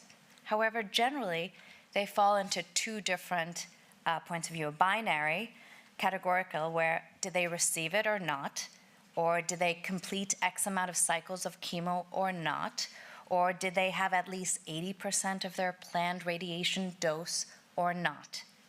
And the other, the continuous variable, where they're looking at that time interval from the end of surgery, the beginning of surgery, to when they first get their chemotherapy or their radiation. Okay, so the goal is to achieve that shorter time. So a delay in administering chemo, for example, in this retrospective study looking at a cancer database of almost 8,000 patients, they found after adjusting for tumor clinical characteristics and treatment characteristics that there was a threshold. After 44 days, there was an increase in overall mortality. So you can see here, the delay, you have a 14% higher risk of death. Over here, the second study looked at a national cancer database in ovarian cancer patients. And here, delay was defined as in terms of initiation of multi-agent chemotherapy, which is usually done after ovarian cancer patient in that case, cancer patient population. The magic number here was 35 days. And after that, the increase of 7% risk of death. Timely delivery of adjuvant chemotherapy is crucial. I put this study over here from quite some time ago because this followed breast cancer patients for 2 decades. This is one of the most quoted studies in terms of breast cancer. looking at, it's a long-term analysis of a trial that was studied 2 decades ago that really demonstrated a significant survival advantage of those that had combination chemotherapy. And so the control group, the median time to relapse was 40 months as compared to 83 months. Okay? The overall survival was 104 in the control group and 137 months in the group that was treated. So this really opened up so many doors, and you could never really see, the results are really sobering, especially in the breast cancer population. This was a systematic review where they looked at 34 studies, patients of all ages, different types of cancer, 7 major cancer types. And I'm really going to focus here on the breast cancer population. Delays of up to 8 weeks and 12 weeks, as you can see here, further increase the risk of death. Such figures translate into a significant population-level excess mortality. So, what happened during COVID? We basically had 1,400 excess deaths in the United Kingdom, over 6,000 excess deaths in the United States, 700 in Canada, and 500 in Australia, assuming that surgery is the first treatment. So delays harm people. So studies have consistently shown also that serious post-op complications are a major reason for omission and significant delays. So you can see here, for example, in pancreatic cancer, 23% had one serious complication. And having a serious complication decreased the likelihood of even receiving adjuvant therapy over 2-fold. This was looking at data from 126 hospitals, a national cancer database, and NISQIP data. And the strongest predictors of adjuvant chemotherapy omission were these: post-op ventilation, renal failure, reintubation, pneumonias. SSIs, they didn't increase the risk of not having any of the adjuvant chemotherapy, but they delayed the time to its use by 3 times. Anastomotic leak increased it by 5 times, and serious complications delayed it by 65%. So serious post-op complications explained by nearly 20% of adjuvant chemotherapy gap for patients with stage 3 colon cancer. You heard a lot about value yesterday. This is a study from MD Anderson looking at the functional value. They measured by symptom burden and a validated PRO. Patients were more likely to return to baseline functional status in a shorter time. The only independent predictor of faster return to baseline level was being on an enhanced recovery pathway. So they were more likely also to riot and do so in a shorter period of time. This is a study from Spain where they looked at 70 patients with gastric cancer. After initiation of an ERAS program, those patients noted a decreased length of stay, great, but more importantly here, and what I want to emphasize is their time to riot was reduced by 12 days in the post-op ERAS group. They started their adjuvant chemotherapy almost 2 weeks earlier, okay? This is some of the evidence that I've gathered and put together in terms of riot across all cancer subtypes. You can see here their impact in that second column, the impact of riot, everything decreased. Being on an enhanced recovery program in these cancer types, everything decreased except in ovarian cancer, there was no difference, improved recovery but no difference to riot. So we alluded to this before. Multiple factors can determine whether patients can initiate, stay on, or complete their intended oncological therapy. Age greater than 65 in a few studies demonstrated longer interval between surgery and return to chemo. There was no difference in sex.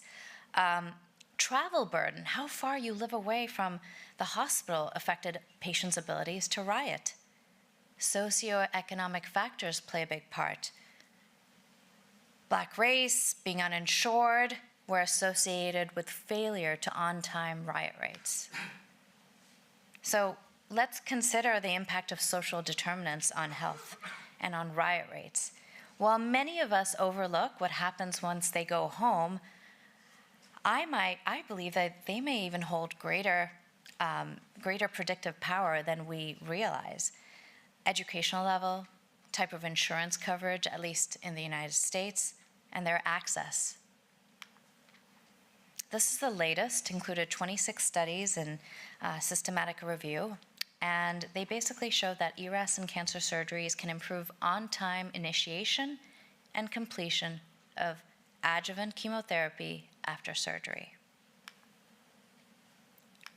So we know, as you heard in the last few lectures, the landscape of healthcare is changing and evolving. There's plenty of work to be done in this area. Integrating AI, machine learning into ERAS protocols may help a more personalized, predictive, and proactive perioperative care management.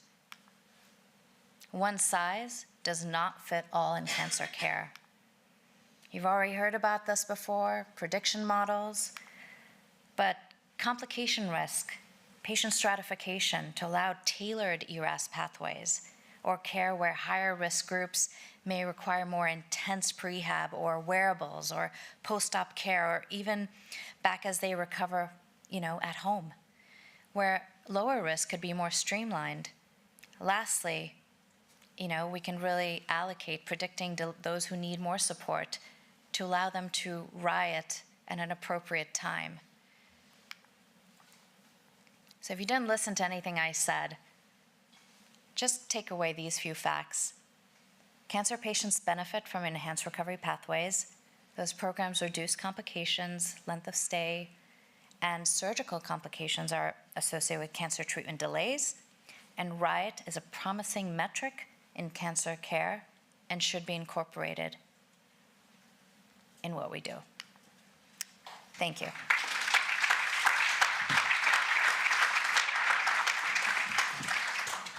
Thank you very much indeed. We've got a few minutes for questions now, so if I could invite the speakers back to the stage. Yeah. And we'll just have about 10 minutes, I think, of questions before we break for coffee. So Bernard and TJ, thank you. I'm going to kick off and then we'll go to some questions from the audience. Thank you. So, TJ, I know you're still getting upstairs. One of the things that struck me about the data that you presented, and it ties in with what our other speakers were saying, is I can't help thinking that part of the challenge with us getting these mixed sort of messages from hemodynamic optimization studies is that we may not have the technology quite right. And all of the interventions that you talked about are complex interventions. Goal-directed hemodynamic optimization is a complex intervention. If the anaesthetist drops the ball or something like that, you might miss a signal. Do we think that actually we're not going to get there until we get the technology sorted? I think, as I mentioned, first principles is first principles. I think that is physiology, right? If you want to maintain an adequate tissue perfusion, you need flow, and you need pressure to get it there. So I think regardless of what we show, I think the first principles hold.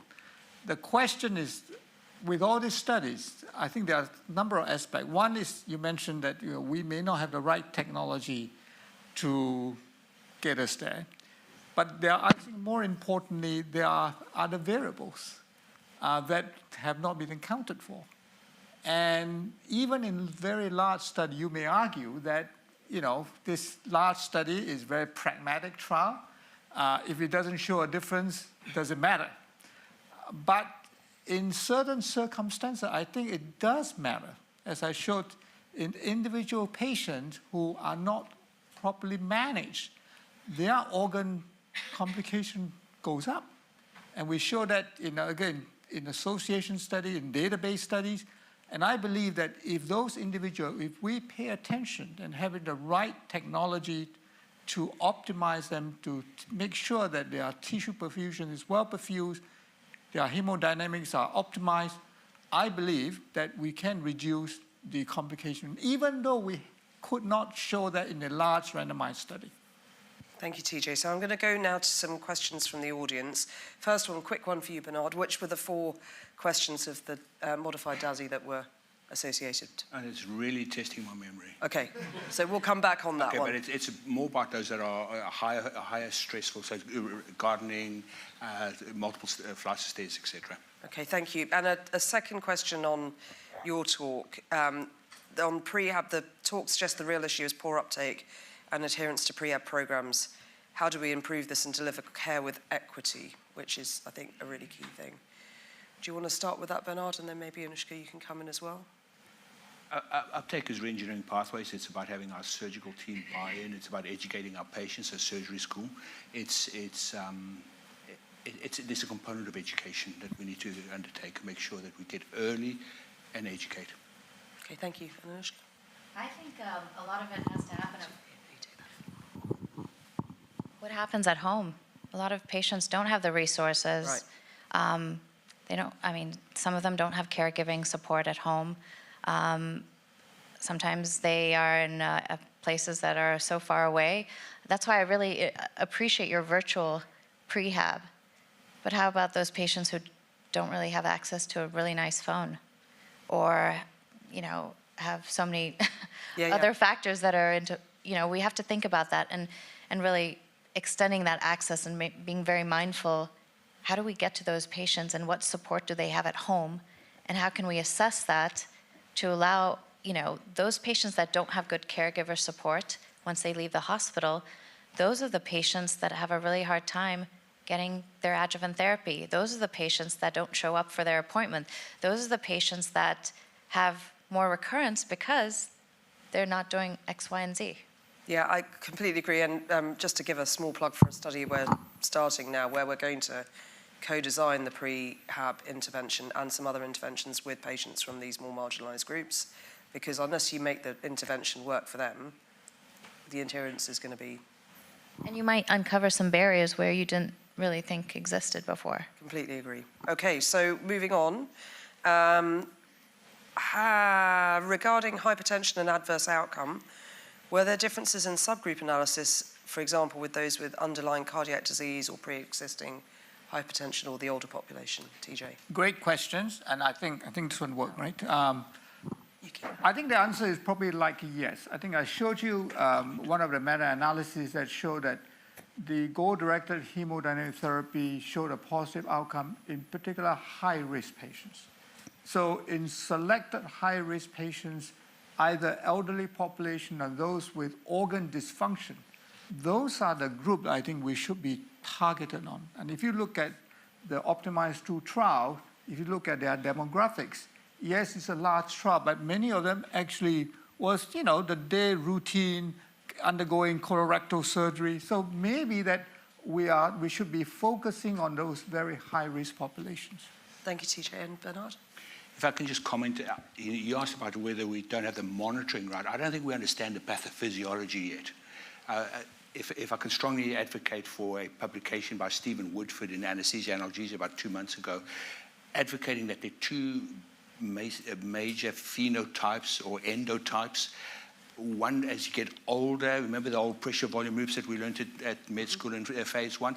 There's a cohort that get a very narrow fixed stroke volume. And we can't drive their cardiac index, etc., to achieve a 2.5 cardiac index. That cohort is very vascular dependent. The younger cohort has got a stroke volume that's more compliant. We need to separate these groups out for these trials. Personalised medicine yet again. Thank you. And I think we'll take one more question, which is, will AI help for greater uptake of prehab care when where it's needed, including low socioeconomic populations where health literacy is low? So AI, is that the answer to all of our questions? It could be the answer to the hemodynamic optimization. It could be the answer to prehabilitation. How do we think it would fit in there? If I can start with a comment there. I think the work that I showed of Ismail Gogana, the AI was able to scale and risk stratify. You didn't have a queue into CPET lab. So it was scaling to the greater population, and then you've got to tailor according to your resources. And so the low-risk patients don't need as much optimization. The high-risk patients need more optimization. So I think it is part of the answer. Thank you. Anushka, anything to add? I don't think it's the answer to everything. However, I do think, one of my slides showed both for risk stratification and allotment of resources. In this age, at least in the United States, we're struggling right now with staffing shortages, nursing shortages. It could allow for a better allotment of resources and better care for those who need it. And those who don't, we don't need to do X, Y, and Z or provide further support both before or after care in the hospital. Everyone in the world has one of these, even in low and middle income country. This is where I think that can help.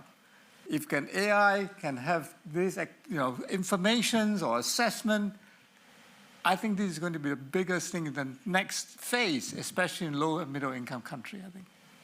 Thank you. So I'm afraid we're going to have to stop there, but we've got lots more questions. I'm sure that our speakers would be happy to answer them over a cup of tea or coffee. If you would come back, please, at 10 past 3, and please join me in thanking our speakers. Thank you very much.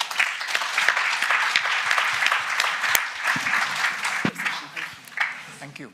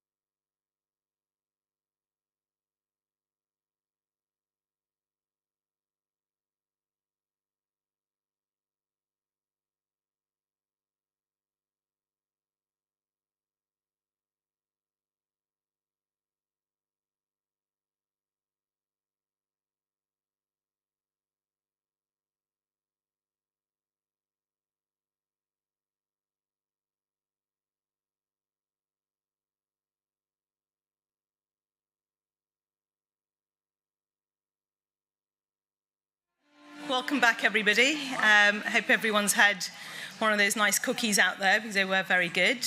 I'm Jagdeep Desi. I'm a geriatrician, a Deputy Director at the Centre for Perioperative Care, and really pleased to be introducing this next session.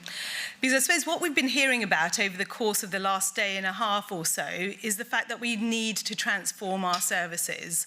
We need to transform them because our population is different. They are older, they are living with multiple long-term conditions. We've got the issues around socioeconomic factors. We've also got to transform because our workforce is changing, and we need to think about how we're going to be able to deliver our services effectively in the context of those challenges. And we also need to change because there is no money, and we need to think about the way in which we spend the money more efficiently, more effectively, and get the best productivity out of our services. So with all of that in mind, of course, it's pretty clear that we need to have good leadership to help us to make those changes and deliver the care that our patients need and want. And that's why I'm really pleased to be introducing this session, in the context of all of that. And we're going to kick off with Nora, who is one of the founding directors of the UCL Global Health Business School. I'm not sure if I've said those words in quite the right order, but it's a mix of those, and is a professor who's been leading lots of work around leadership in healthcare. So really pleased to ask Nora to come and share her thoughts with us, and then we'll start to introduce the other speakers as we go along.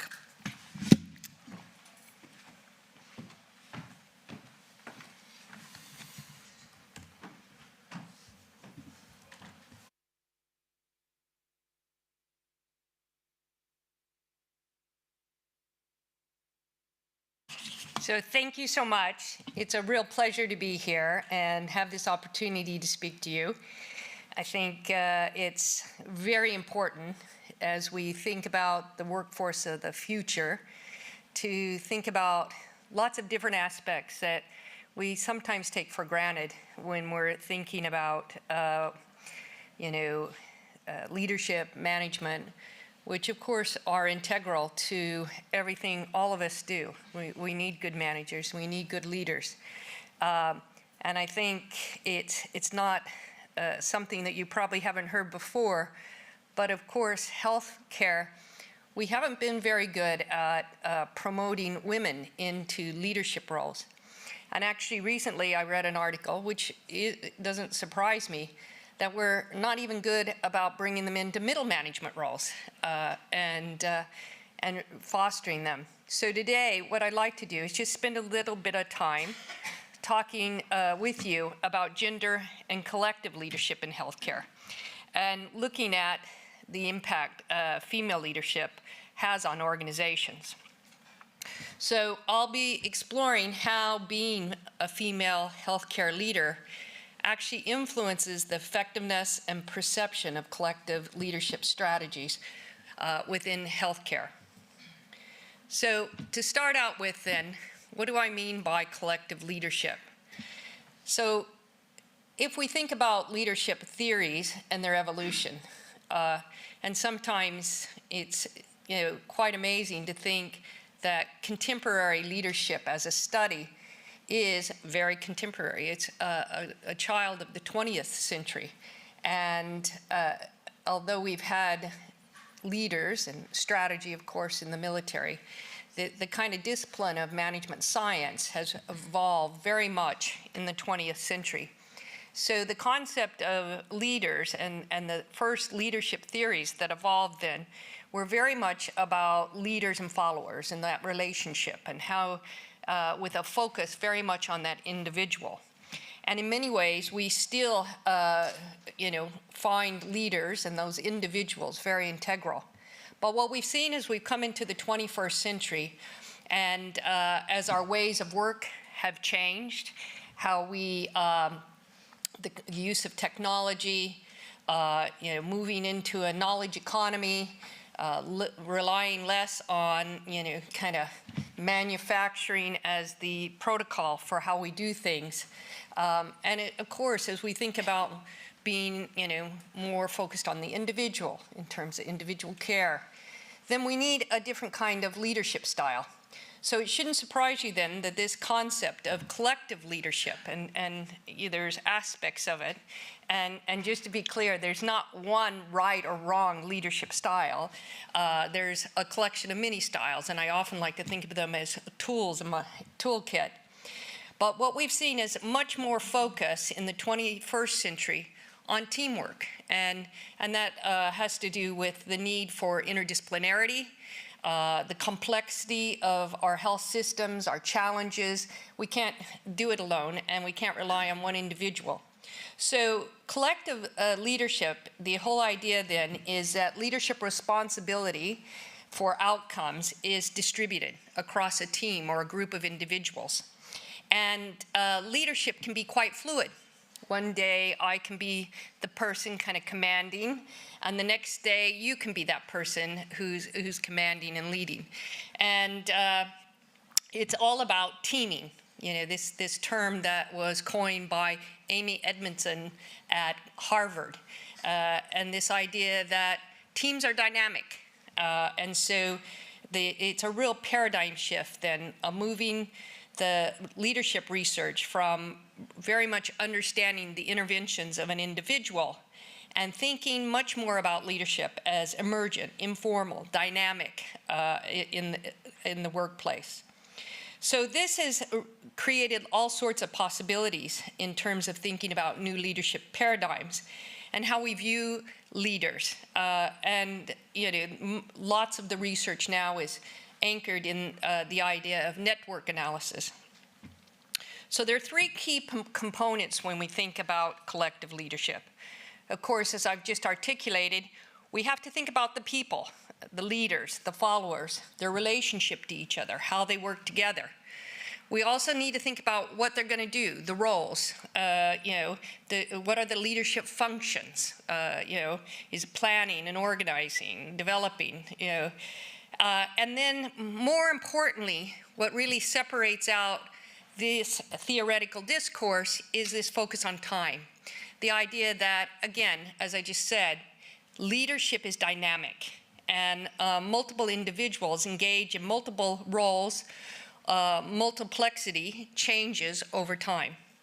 So shared leadership is very dynamic, and it's interactive, influence processes, and affects not just individuals, but groups and how they perform.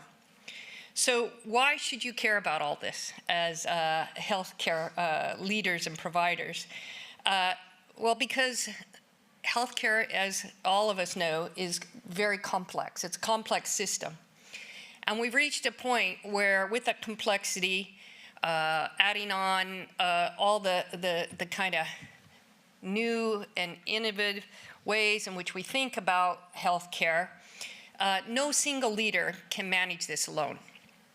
And so collective leaders, people who can bring people around them, listen very deeply, pass the kind of authority, responsibility, and more importantly, the accountability to those within their team, are seeing improvements across the piece. So patient safety increases with collective leadership. Staff engagement increases with collective leadership. Innovation is more dynamic. And one thing that's, again, Amy Edmondson has written a lot about is psychological safety and trust. That idea that people can feel like they can speak up and be heard is a very big, important part. And something else that we see that troubles many leaders in healthcare today, and that's burnout and turnover. And again, we see a reduction of that when we have collective leaders. So what does the literature say about leadership as we move into thinking about it more and more about gender? This is a study from Chile that looks at transformational leadership styles, which have a lot in common with kind of collective leadership and are also, well, transformational leadership, I think, is the most researched, theory approach to leadership in the world today. But again, what we see from this study is very important. we see that the benefits for female leaders was higher team performance, enhanced trust, engagement, positive perceptions of competence, and a balance of warmth and authority.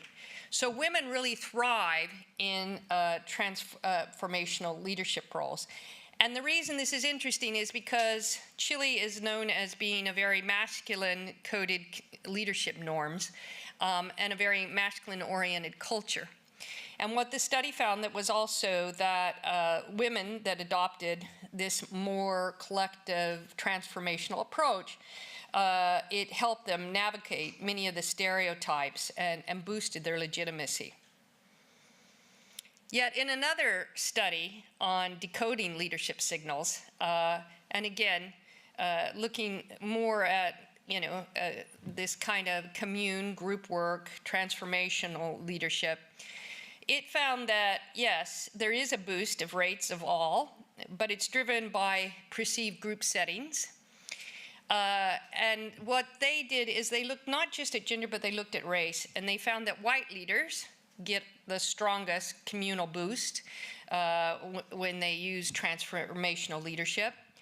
Black women do not gain similar perception benefits. White women, and all women actually, are also penalized for competency despite communal gains. So essentially, that more agentic behavior of being a single decisive leader is rewarded when you're a male, and it's not rewarded when you're a female. So really, this study helps us realize that leadership then is, although I'm focusing mainly today on gender, gendered experiences are complex themselves, and race also matters, and that intersectionality. And again, if we look at other studies, we see lots of insights coming out of them. So of course, transformational leadership style leads women to be more trusted and seen as high performers. If you're in a male-dominated setting, it poses perception barriers, and women tend to adopt a more servant leadership style. Interesting enough, this kind of where you're a servant and you're serving your followers as well as leading them, it gets a real boost up if you're a male. Unfortunately, if you're a female, it is seen as just a standard course of your behavior. And then, of course, as I've just articulated, gender and race impact perceptions of female leadership. And then last but not least, another study calls for training and purpose programs in education settings to create this kind of inclusive education, especially at early years. But across several studies that look at collective leadership, we see an overwhelming, positive that female leaders, when they exercise collective leadership, and they tend to, as we've seen, already have those tendencies, tend to have better outcomes. They get better team cohesion, subordinate trust, staff turnover reduction, burnout among team members goes down, multidisciplinary team performance, patient satisfaction, and psychological safety. So there's a lot to be had by really encouraging women leadership, and particularly collective leadership. Moreover, other studies point out that team collaboration is greatly improved by the presence of women in the group. And in fact, in this study, the benefit, according to two studies actually, was that the groups found a proportion of women in a group was strongly related to groups' collective intelligence, which is their ability to work together and solve a wide range of problems.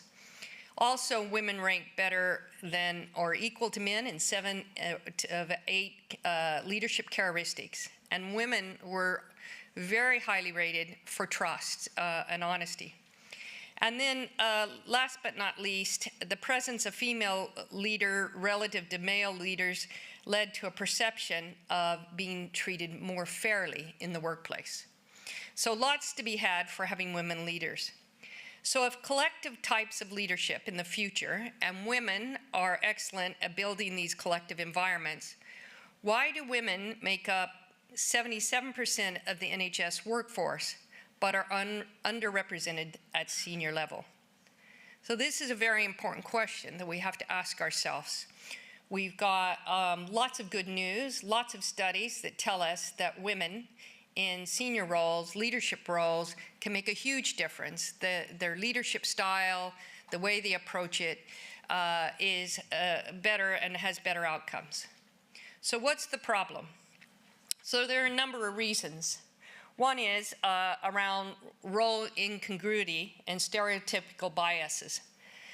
And that's the idea that female leaders are perceived as less legitimate or authoritative when they use collaborative or collective or communal leadership styles, because they do not align with traditional, often male-associated expectations of leadership.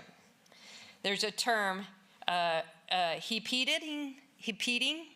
I don't know if you've ever ran across that term. If you're a female in this room, I'm almost 100% sure you've probably experienced this term, where you've said something in a meeting or you've raised your hand and made a point, and it just seemed to get washed over, right? And then comes that male who says the same thing but with a different tone and voice, and all of a sudden he gets repeated in multiple places and assigned credit for that insight that you gave first. So this is part of our innate. It doesn't mean that people are doing it intentionally, but it does affect then how we see leaders, and it causes us to hold on to those old stereotypes of authoritarian leadership. Then there's the undervaluation of soft leadership traits, and even though today we often in higher education, and I know myself, I always try to say these are critical characteristics and traits that you need, they still get seen as soft. Even sometimes I hear colleagues, they talk about qualitative research as though it's somehow soft relative to quantitative research. So again, these kinds of considerations at the core of leadership competencies means that we remain with a very male-dominated system. And then the third reason I want to mention is the exclusion from informal power networks. And of course, there's been much said about this and written about it, but women leaders often lack access to some of those informal channels, senior decision-making circles, mentorship. I myself, as a senior leader, I often have young women come to me, and they're so awkward asking for mentorship because it doesn't come natural. Where I often see young men much more natural because they are matriculated into a kind of a different mindset. I just recently had a fellow say to me that they wanted to do more in AI and kind of technology, but for a whole year they could see all these people doing this cool stuff, but they were so sure that they were inadequate that they hesitated to put themselves forward. Then after a year of waiting and watching, they finally put themselves forward, and they were so shocked that they were allowed in. And so I think sometimes we forget that, that can be quite difficult and it's not as fluid as we'd like it to be. So the key insights really is women leaders foster trust and empathy. Essentially for team-based healthcare, that's really important. And they have better outcomes when they're empowered into those roles. And part of it is that collective leadership really aligns with traditionally female traits. Women leaders often go unrecognized or promoted to senior roles, unfortunately, because of some of the stereotypes and biases that we have, whether we recognize them or not. And despite proven outcomes, female leaders face perception gaps and biases. So those gaps go unrecognized as well. So what can we do to change all this? Because it is in our gift. Everyone in this room can make a huge difference in how women, it's not something coming from above, from the government. It has to come from down below. So we need to integrate bias training into leadership evaluations. And I feel very passionate about this one. When I first took my first management role, which now has been, a couple decades ago, and I went for my first appraisal, and I had worked so hard. And I had met all my performance targets. And I was quite excited to sit down in that room. And I left that room so disappointed. I had a male line manager who, instead of focusing on having met my targets, he very meaningfully said, and I had just moved to the UK, by the way, it's so, I've asked around, kind of done a little bit of a 360, and people just love having an American on the team. Yeah. And so-and-so said, you're so nice, very, very approachable. When he got done, I'm sitting there like in shock. It was all about my character. It was not at all about my performance. Did he do that on purpose? No. He actually thought he was being so nice and flattering me. But for me, I wanted him to focus down on those outcomes. So again, we need to think about how we evaluate leadership, how we advocate, and bring those awarenesses forward. We need to highlight successful female-led collective teams. And we need to not just highlight them having done a good job, but be explicit that the reason they were successful is because they used this distributive leadership approach. And that then helps address two things at once. And then also develop leadership programs tailored to female healthcare leaders.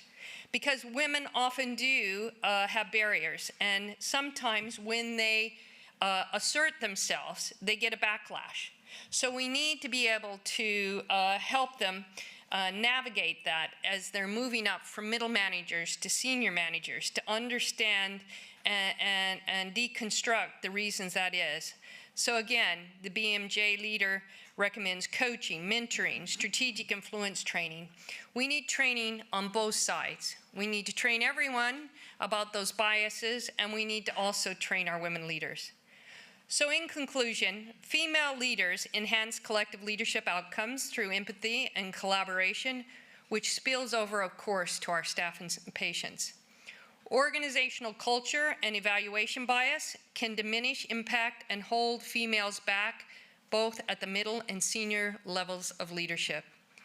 And last but not least, equitable recognition can unlock full leadership potential.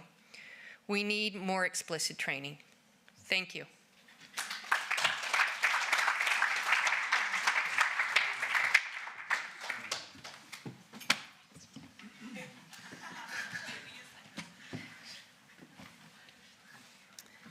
Thank you so much, Nora. So that's kind of really set kind of the scene, hasn't it, and made us probably all reflect a little bit on our own practices and also what we observe kind of at meetings like this as well.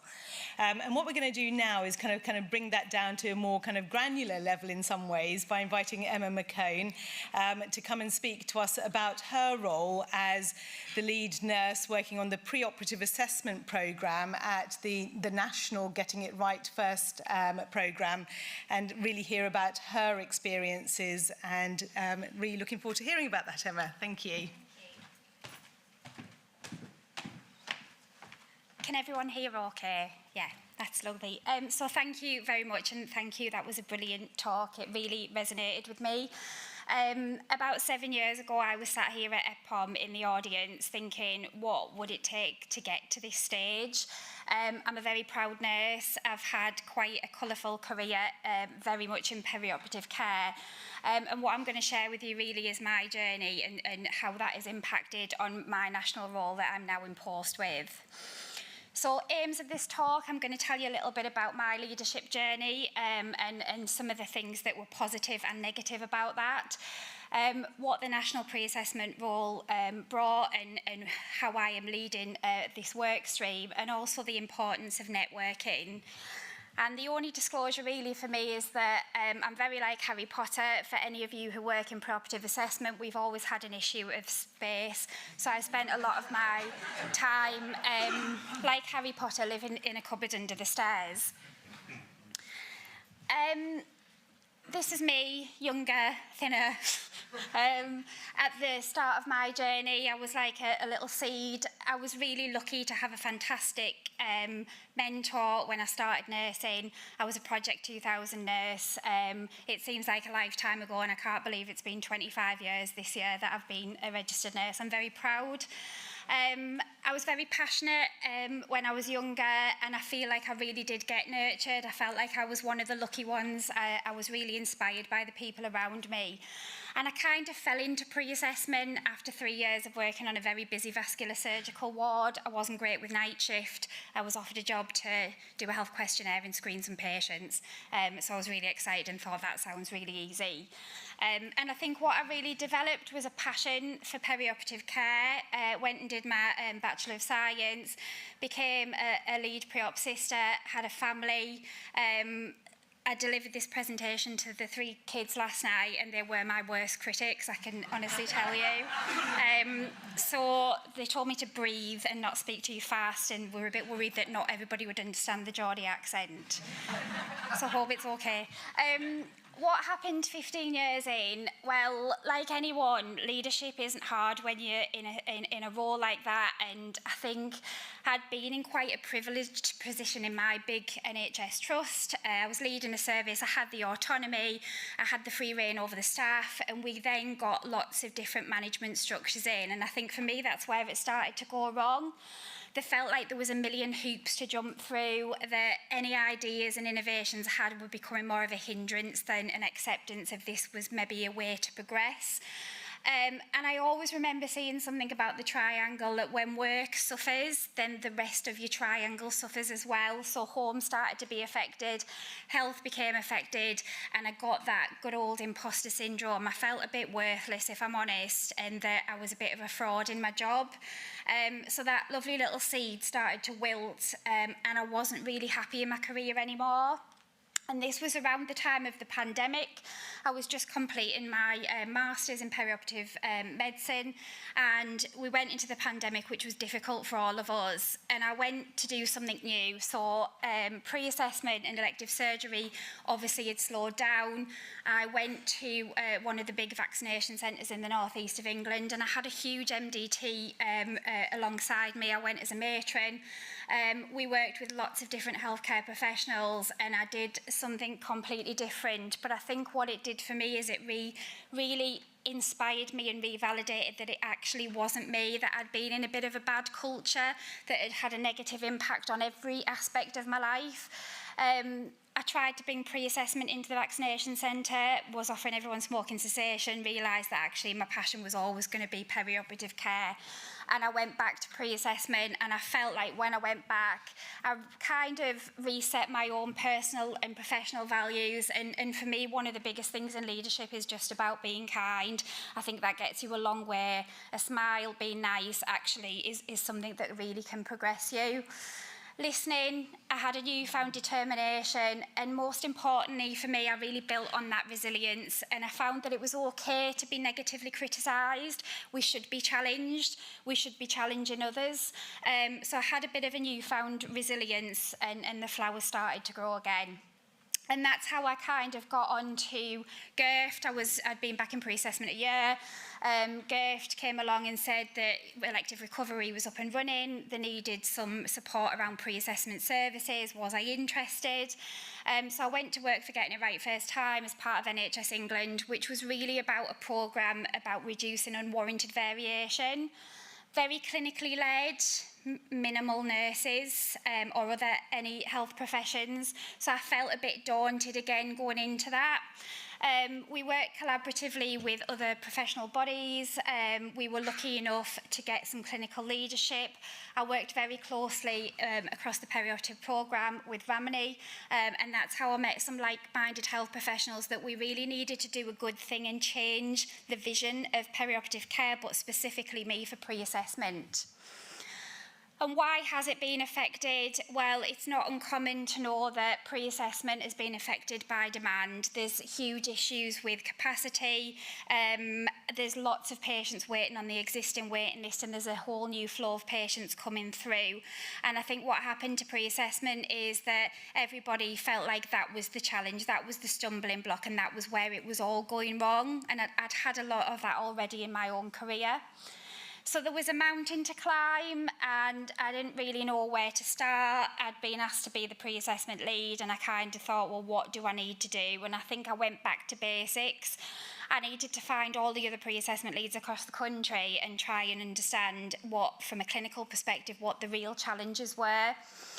I was able to write some operational guidance, taking the bits of guidance that were out there, but bringing them together in a bit more pragmatic and process-driven guidance.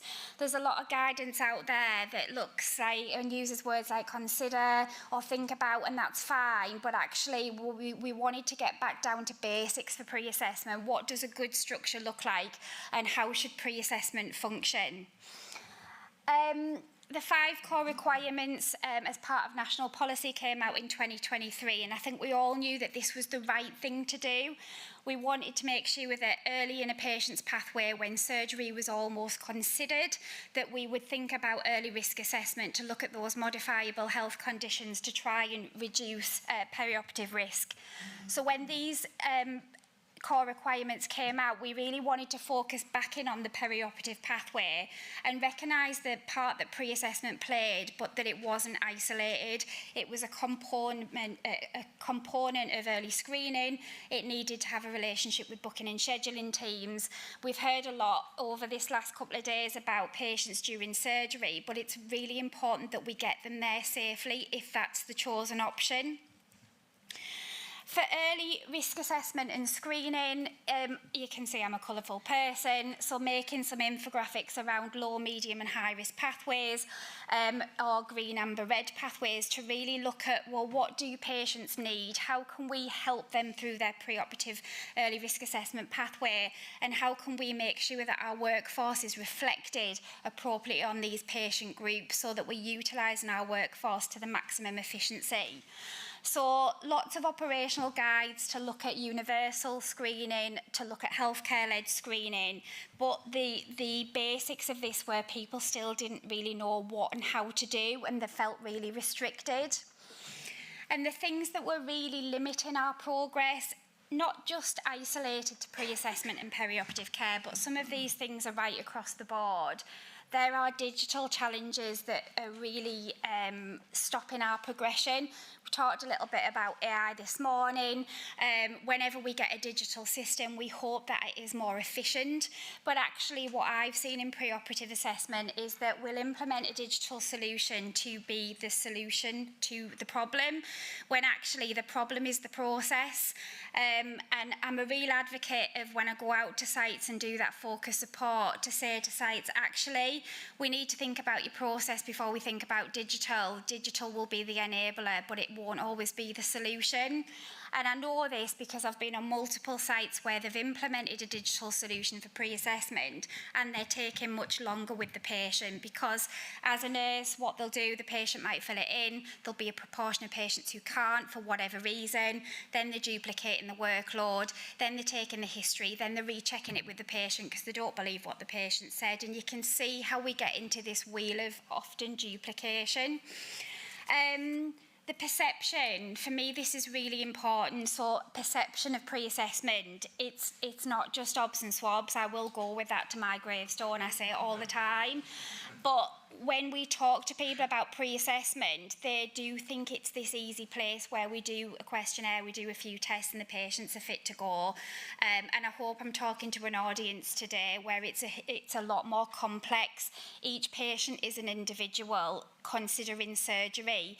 However big that surgery is, it will affect their lives. So I think it's really important that we value pre-assessment as an integral part to the perioperative process.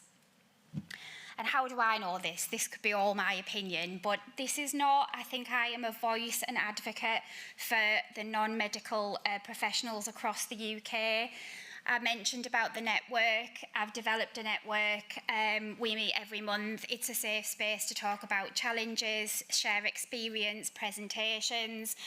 These pre-assessment leads right across the board felt completely isolated and in silo where they were working. So to meet like-minded professionals has really, I feel, instilled their inspiration back within their units. And yes, it's hard, it's really difficult, but I think as a collective voice, we have to keep promoting the vital component pre-assessment has across the pathway for our patients. And that's me in a beautiful sparkly dress. It was great to be at the Nursing Times Awards, but actually the proudest moment for me was receiving that award and winning the category for the network, which was really brilliant for everybody who's part of that. And we've got 420 members now right across the country, which is great to see, and everybody is welcome. What do the network say? I won't read it all out. It is a space of collaboration. It is a place to support each other.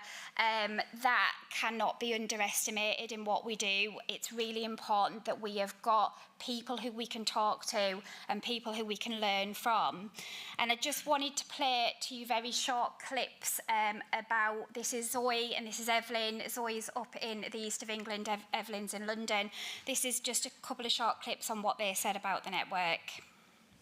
I'm so grateful that the preoperative network exists and that I get to be part of it. Pre-assessment is an area that can feel quite undervalued, misunderstood, and a bit lonely. So to be able to have this network of like-minded professionals who understand the challenges of pre-assessment and to be able to share ideas, resources, to listen to interesting presentations that are relevant to our practice is really validating and inspiring.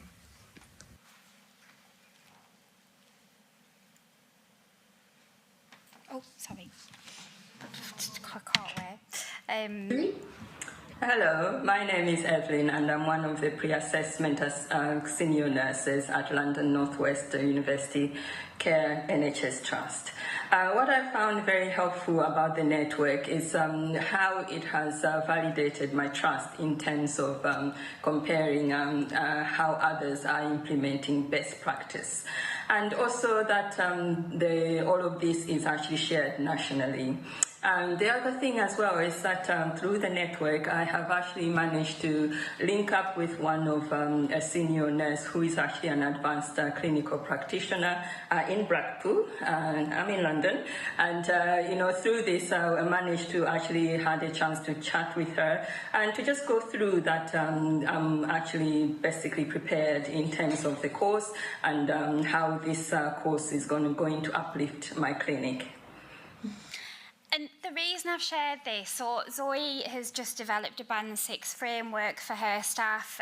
Evelyn's just completed a ROSCE with flying colours. And I feel like the network has really helped them to be inspired, which I think is really important. Now, the network don't just meet every month. We do lots of other stuff too. This is a bit of a roadmap over the last couple of years on the things that we've been able to contribute to national guidance, but also for them to help shape what the guidance needs to look like. So we've done lots of different guides. They've taken part in lots of different audit and evaluations. And it really helps us to collect real-time challenges. And that's what's important. We need to listen to those clinical teams on the ground of the most pressing challenges so that we can help them in terms of the national work streams that we do. And one of the big things for me was I worked in pre-assessment for a long time. I knew that this happened. We know that cancellations on the day happen. We know that that's a captured metric nationally. But what we never knew was how many patients are postponed at pre-assessment. And when I talk about that, some people might think, well, pre-assessment is a place where we actually postpone patients, and we should do that. But what about unavoidable short notice postponements? So I was really grateful for this to be accepted in the British Journal of Surgery, to really look at that metric. We had a lot of the network involved in the pilot of this study to look at the common complications and the common reasons why patients were postponed, and where there was an opportunity for us to change process and do better for our patients. We should be moving well away from patients having a pre-assessment with a TCI date next week, only to tell them that actually they're not fit enough for surgery because we've identified a problem. That is devastating for the patient, and it's devastating for their families, and it's devastating for us as staff, because it feels like we've really failed them. So I was delighted for this to be scaled up. We had two arms to this national audit in November last year. I ran the postponement side. We had a cancellation side as well. 85 trusts had complete data, 92 took part, but when I said about Gerfton looking at variation, this was the variation. We had lots of rates of postponements, and this was about providers looking at their own data to identify what were the process problems and what could we do about it. We had to make sure that we developed early risk assessment and screening. It might feel shocking, 613 patients just in 1 week postponed with a TCI date. That's awful for those patients who have planned their life. And finally, those reasons for postponement are very much around modifiable life conditions, optimisation, and where we can help patients to make lifestyle changes and medically optimised changes with healthcare-led support. That has to be multidisciplinary. So what does the future hold? Well, I'm excited. I'm back to being a flower, hopefully. We've got e-learning modules that we're doing to support pre-assessment, which will be free and accessible. We've got the first national competency framework for Band 5 pre-assessment practitioners that looks at the core skills to work in this brilliant specialised area. I'll be doing still focus support around the country, learning as I go and trying to be an advocate for the voice of the pre-assessment teams out there. And it's really exciting. And I suppose just to end with, because I'm right on time, which is great, and I practiced, and that's what my kids said. There's a shout out really to everybody that we need to move to a multidisciplinary approach. We've all got lots of skills to give. I know I've got Florence there, but the predominant nursing workforce is a majority of perioperative care, as are other health professionals who really want to showcase their skill across perioperative care. And I suppose the shout out is if nobody listened to me, then I wouldn't be where I was. So let's all have a voice, a collective voice, because everybody will have innovations and everyone will have ideas. And we all need to listen to those ideas to make things better, because we have got a hard time ahead in the next couple of years with our healthcare system. Thank you.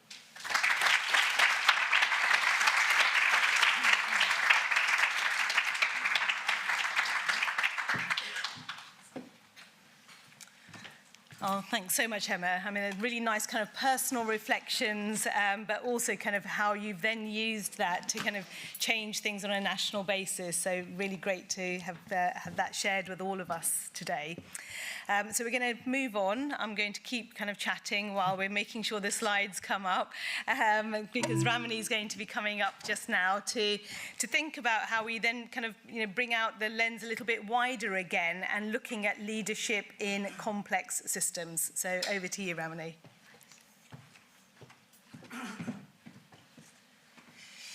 Thank you, Jagdeep, and Emma, fantastic, and you're a tough act to follow, as are you, Nora, but I'm going to do my best. So thank you for the opportunity to speak in this session, which is making me feel quite anxious, partly because it's an interesting thing to try and talk about leadership from a personal perspective, and I'm not a scientist of leadership like Nora is, so I'm going to not provide quite as scientific an insight to leadership. It's going to be a bit of a mishmash of both styles that we've just heard. And the second reason that I'm nervous is that I'm in a room where I have quite a lot of colleagues with whom I work on a normal basis in different teams, some of which I lead. And so I'm a bit anxious about that, talking about leadership. So let's see how we get on. So I'm going to talk a bit about the teams that I work in to start with. I'm going to touch on complex systems. I'm not an expert in this, but I think we're all kind of experts by doing, because this is our life. But I'm going to talk a little bit about that. I'm going to talk a little bit about leadership styles, as Nora did as well. And I'm going to pepper the talk with a few examples and finish in 15 minutes or so. Okay, so does this remind you of sitting outside a door waiting to be interviewed for a job? That's what it's supposed to do. And this is a common question when you go to a job interview, isn't it? Give me an example of when you showed good leadership. And that's usually followed up with, give me an example of when you worked brilliantly within a team. And when you're, trying to marry those two up is interesting sometimes. So through the course of this talk, I'm going to talk about 3 leadership experiences, which I might talk about in an interview if I was asked. One where I definitely got it wrong. One where I might have got it right, and one where I'm right in the middle of it at the moment, so I absolutely have no idea, and we'll just have to see how it goes. So a little bit about the teams that I work in. So I work both in the university. I can see some of my clinical colleagues here will go, she doesn't work in the hospital, because she doesn't at the moment.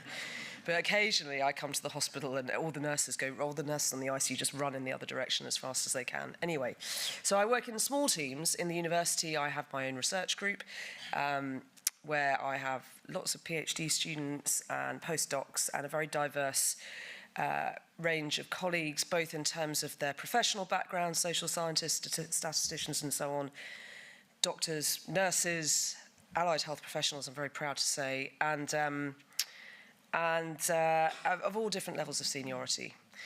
And I work in some medium-sized teams, and I'd say the one that Emma and I work in at NHS England feels like a sort of medium-sized team. We work together across our own core team, but much more broadly across the team that's responsible for delivering elective care at the moment. And I now hold the role of National Director of Patient Safety, where I've got a team of about 80 people. And then the large. I mean, I'm part of the NHS, and we are part of a large team of people that are all trying to pull in the same direction, although sometimes it doesn't always feel that way. Now, I would say that on the whole, I go to work with a smile on my face and I leave with a sort of, neutral expression. And I don't really work with very many difficult teams. In fact, I don't really work with any difficult teams, apart from this one. So these are my children. They don't obey any of the rules. If I try and tell them what to do, they go, blah, blah, blah, blah, blah, mummy. And, that's the sort of level of respect that I command in our home. So that's the most difficult team that I work with. Now, healthcare is the ultimate complex system, and we all know this. You don't need to know what a complex system is defined as to know this and to know that these are all scenarios that we've worked within. So what are the characteristics of complex systems? There are lots of ways in which you can define them, but I'm going to pull out these 3. So first of all, non-linearity, which is sort of I've expressed in that graph at the top there. So where the inputs are not necessarily proportionate to the outputs. You might put a little bit of effort in one day and get a massive result, and vice versa. So that unpredictability or that non-linearity of something is something that we have to deal with on a daily basis. The second is this concept of spontaneous order. And this is about how the behavior of a combination of self-interested individuals like us, who are not intentionally trying to create something through planning, evolve. So that's the sort of evolution. And we can see that health systems evolve all the time. Sometimes we try to plan and do things, and often, as Emma's already described, that can be really difficult. But sometimes things just do evolve. And we've seen that actually in real life as well. I remember in January 2020, the administrator in my department in the university saying, we could try this thing called Microsoft Teams for having our department meeting. And I went, what's that? I said, no, this will never take up. And then 3 months later, because of COVID, everybody was using Microsoft Teams and everybody, or Zoom or whatever, and we'd completely transformed the way that we worked, spontaneous order. And then finally, emergence, which is a really interesting concept to me, and the bee colony is a good analogy here, where you have a collective behaviour and functions that are possible as a result of the collective that aren't necessarily possible as part of the individual. So, for example, if you have a bee colony, they have properties like thermoregulation and foraging and defence, which they don't have in and of themselves, but they come together as a collective for that. And healthcare has all of these characteristics. So leadership styles, Nora touched upon this. I went to a talk a few weeks ago given by a very senior military officer who was talking about leadership. And he said that there were 7 leadership styles, and now I found that there are 12. I don't know how many there are, but there are quite a few, and you can see them here. And most of them are self-explanatory. There are a couple that perhaps are worthy of some specific discussion. Situational down there, which I take to be adaptive, as is in the title of my talk. And there are a few others. Servant is not necessarily a term that I'd come across before when thinking about leadership. So in the military officer's talk a few weeks ago, he described the servant leader as Gandhi. We will talk about that more in a minute. Okay, so the first of my stories. When I was a newish consultant on the intensive care unit in my hospital, there was a cardiac arrest in the unit, and it was unexpected in a patient that we hadn't, anticipated that this would happen in. And I was just outside the unit, so I came when I heard the bell go, the cardiac arrest bell go. And I arrived after most of the team had arrived. And the unit in our hospital has 4 or 5 beds in them. And so all the nurses from all the other beds went to this one bed. Somebody had pulled the crash trolley in, and there was absolute pandemonium. And I went in there, and I wasn't really quite sure what to do. Now, I managed quite a lot of cardiac arrests. I've done medicine, I've done anaesthesia, I've done critical care, and I was a consultant, so I'd finished my training. And I walked in, and the situation was so chaotic that I was really unsure what to do. Anyway, we got control of the situation, and the patient did survive the cardiac arrest. But afterwards, the charge nurse in charge, took me to one side and basically gave me a telling off. He said this was absolutely awful. It was completely disorganised. It was, an absolute, I won't say the word, but you can imagine what came next. And show was the second part of that. And I had to take it on the chin because he was right. And it took me by surprise because I kind of thought, this is a scenario I'm used to. Cardiac arrests have protocols. So how did it go so wrong? Now, I'm sure that we all like to think of ourselves as leaders, collective leadership we've talked about in both the previous talks and all of that, but sometimes you need autocratic leadership, and this was an example of that, where you just have to go in, somebody has to go in, and JFDI. And I think possibly what paralysed me in that moment is that I wasn't actually supposed to be there. So even though I was the consultant on the unit, I think it was after hours, and the registrar was there, and maybe he should have been, or she should have been leading it. I'm not completely sure, but I got it wrong. So that autocratic and bureaucratic, actually, obeying all the rules, leadership is what was required then, and I didn't get it right. Story 2 in my leadership journey. COVID was a big leadership journey for me. So about 2 weeks before this, I started getting involved in the national response to COVID at NHS England, where Emma and I both work. We didn't have a national clinical director for intensive care at the beginning of March 2020, and I was just sort of moved into that role quite quickly. And then, lots of stuff happened, and it was a very, very scary time. This is the 16th of March 2020. And of course, very sadly, the UK has had almost 250,000 deaths as a result of COVID, but they didn't happen all in the first wave. And this is what we were dealing with. So this is data, publicly available data from the situation of intensive care capacity, comparing the UK with the international setting, seeing that we had 6.6 beds per 100,000 population in the UK. And this was the imperial model that had sparked Boris Johnson's action, Where you see there the horizontal red line at the bottom is the 6 beds that we had, and those curves there are the predictions of the different potential capacity challenges that we would have under different levels of response from the government. So if it was left to just rip through, the prediction was the black line, which would take us from 6 beds per 100,000 population being required to nearly 300 beds per 100,000 population being required, which would have meant 130,000 intensive care beds, and we only had at the time about 100,000 beds in the NHS at all. So something had to happen.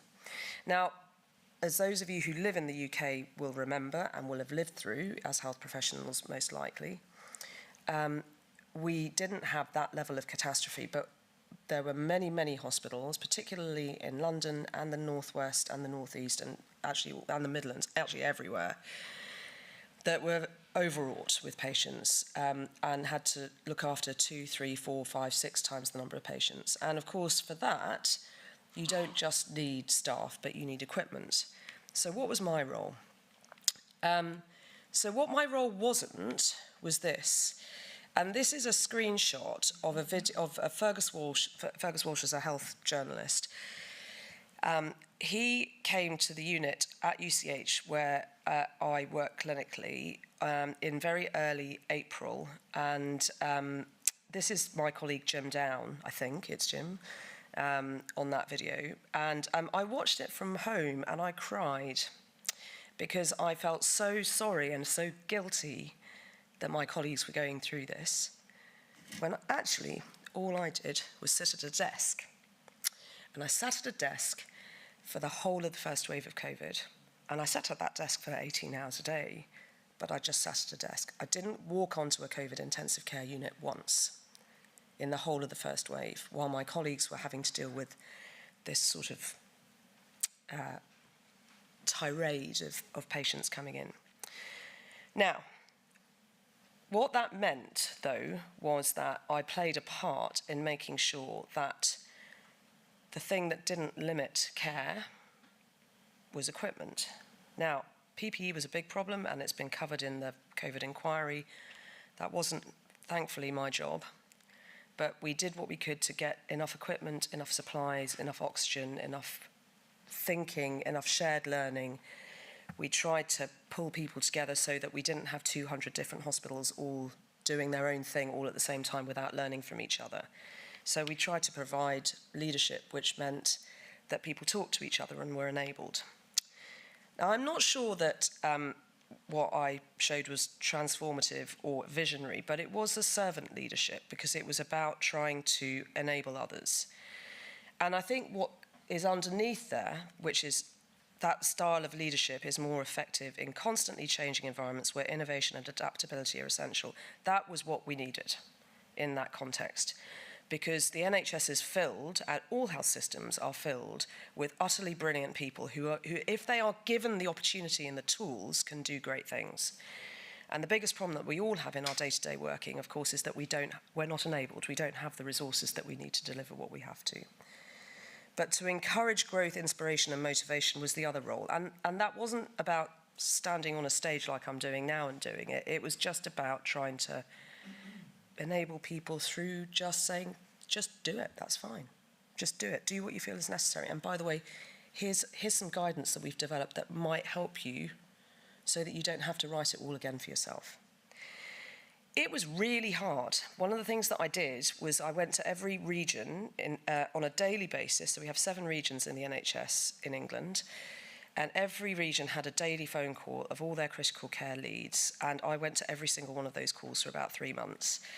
And the first one of those I went to in one part of the country that was going to get hit by COVID much later than everyone else, just because of the geography, I was trying to explain to them what the likelihood was of the number of patients that they were going to have to treat, and therefore the dilution of the nurse-patient ratios that we protect so fiercely in our intensive care units because it's part of the high-quality care that we provide. And I had to explain to them that it was very likely that they would have to break the 1-to-1 ratio and drop down to 1-to-2, or possibly 1-to-4, or possibly 1-to-6, and that was what they were already doing in some hospitals in London by the time I had this conversation. And not blaming anyone, not through any fault of their own, I got completely harangued.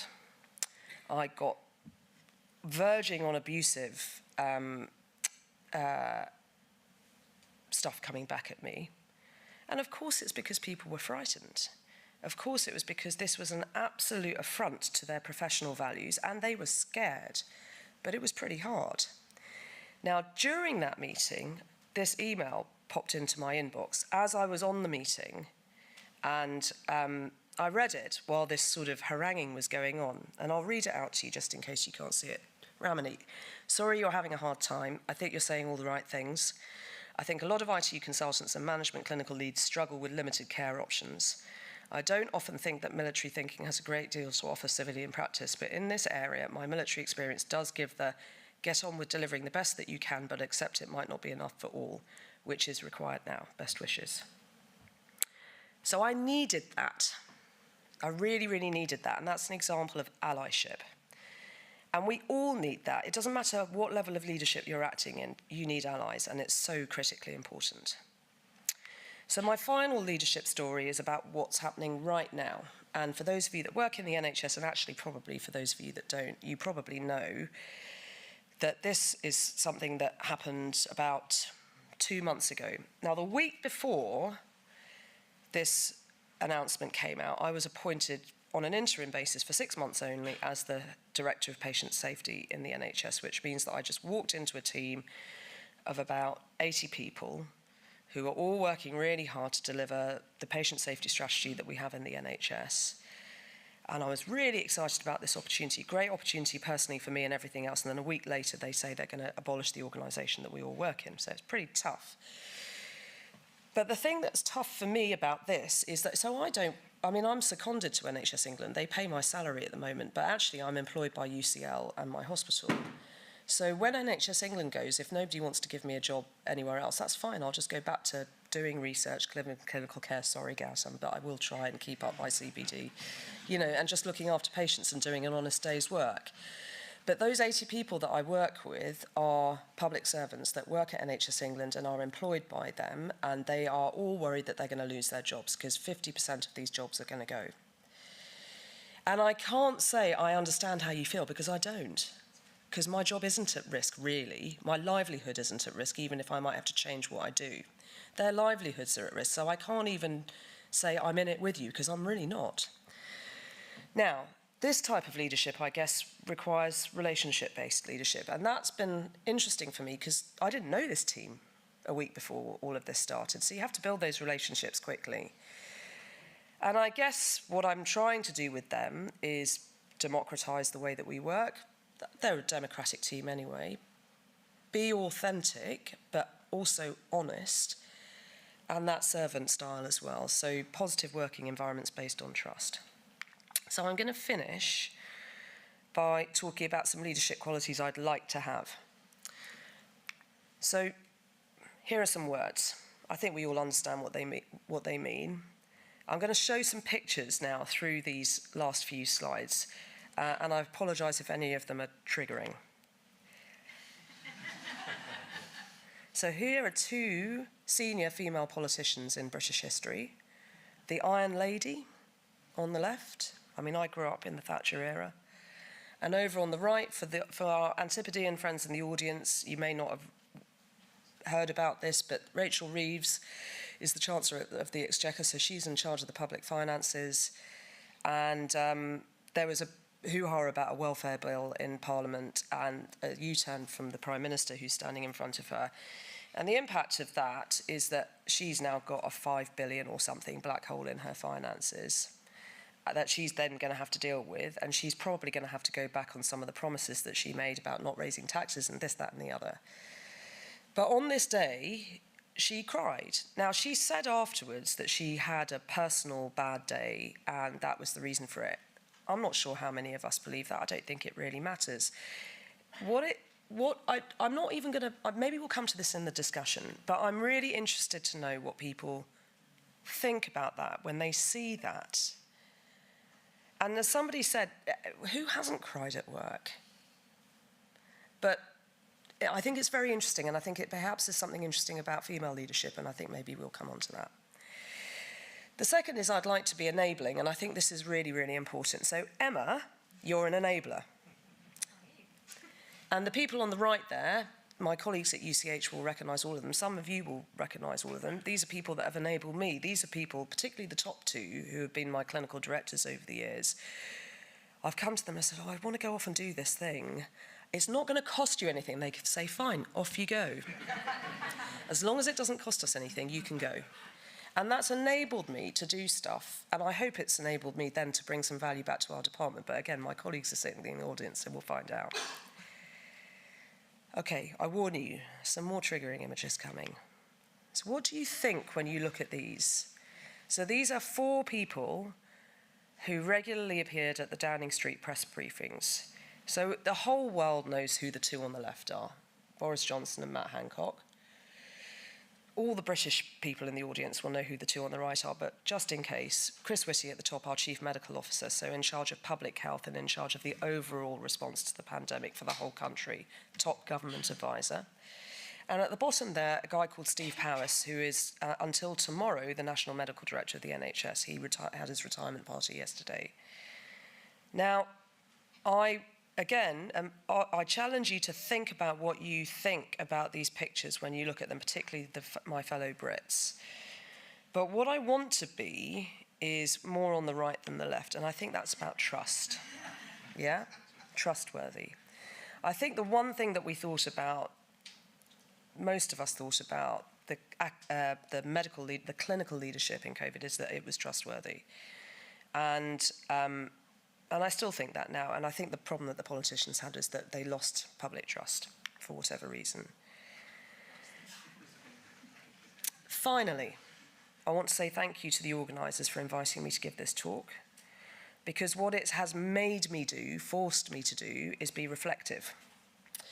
And actually, in a really busy life, with lots of work, lots of interesting things to do, and a young family, it's very difficult to find the time for that, but it's forced me to do that, even if it was in the 10 minutes before I had to come up and give my slides over.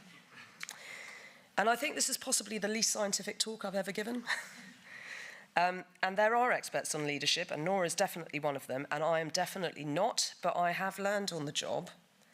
And probably the most important thing I could say to you is reflection is important, and so we've got to make the time for it.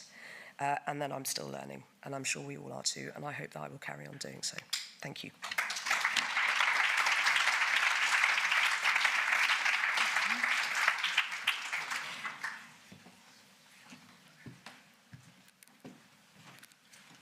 Emma and Nora, would you like to come up as well? And also, so we've got a panel discussion now, so kind of an opportunity to ask questions, chat through things. And we're also joined by Scarlett McNally, who's an orthopaedic surgeon and is a co-deputy director with me at the Centre for Perioperative Care.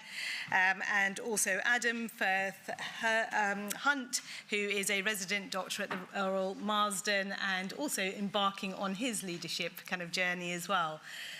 So I'll move over here, I think, if this still works, and maybe start kind of, Adam, with you, to kind of hear kind of at a kind of earlier stage in your career, kind of any reflections on the conversation that we've had so far, both from a kind of the theory side of things and then also the practical side as well.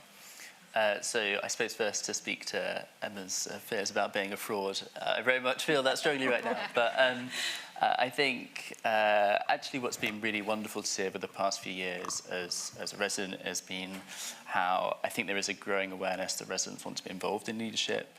The introduction of things such as educational development times, so dedicated opportunities within paid time to conduct more formal leadership activities has been fantastic.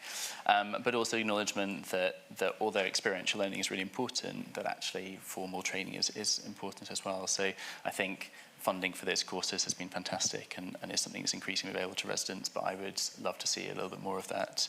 And I think at a time in which there is a certain amount of tension between the government and the medical workforce, and maybe even within, sort of intergenerationally within the medical workforce, just a reminder that the residents are enthusiastic and involved, and yeah, they're here and ready to go. Oh, Thank you. And we'll come back to maybe some of those themes. But Scarlett, kind of from your perspective, any immediate reflections? Thank you. So I'm Scarlett McNally. I'm a consultant orthopaedic surgeon and Deputy Director at Centre for Perioperative Care and an honorary clinical professor at Brighton and Sussex Medical School. And I was on the Council of the Royal College of Surgeons of England for 10 years, 2021. And you can see all this in the thing. And I was president of the Medical Women's Federation. It's very interesting hearing Nora's talk. And I've got an MBA, and I got an MBA because I thought no one would take me seriously unless I had the qualification. That's a business, how to do leadership thing. And actually, some of it is very interesting. There's different styles of leadership because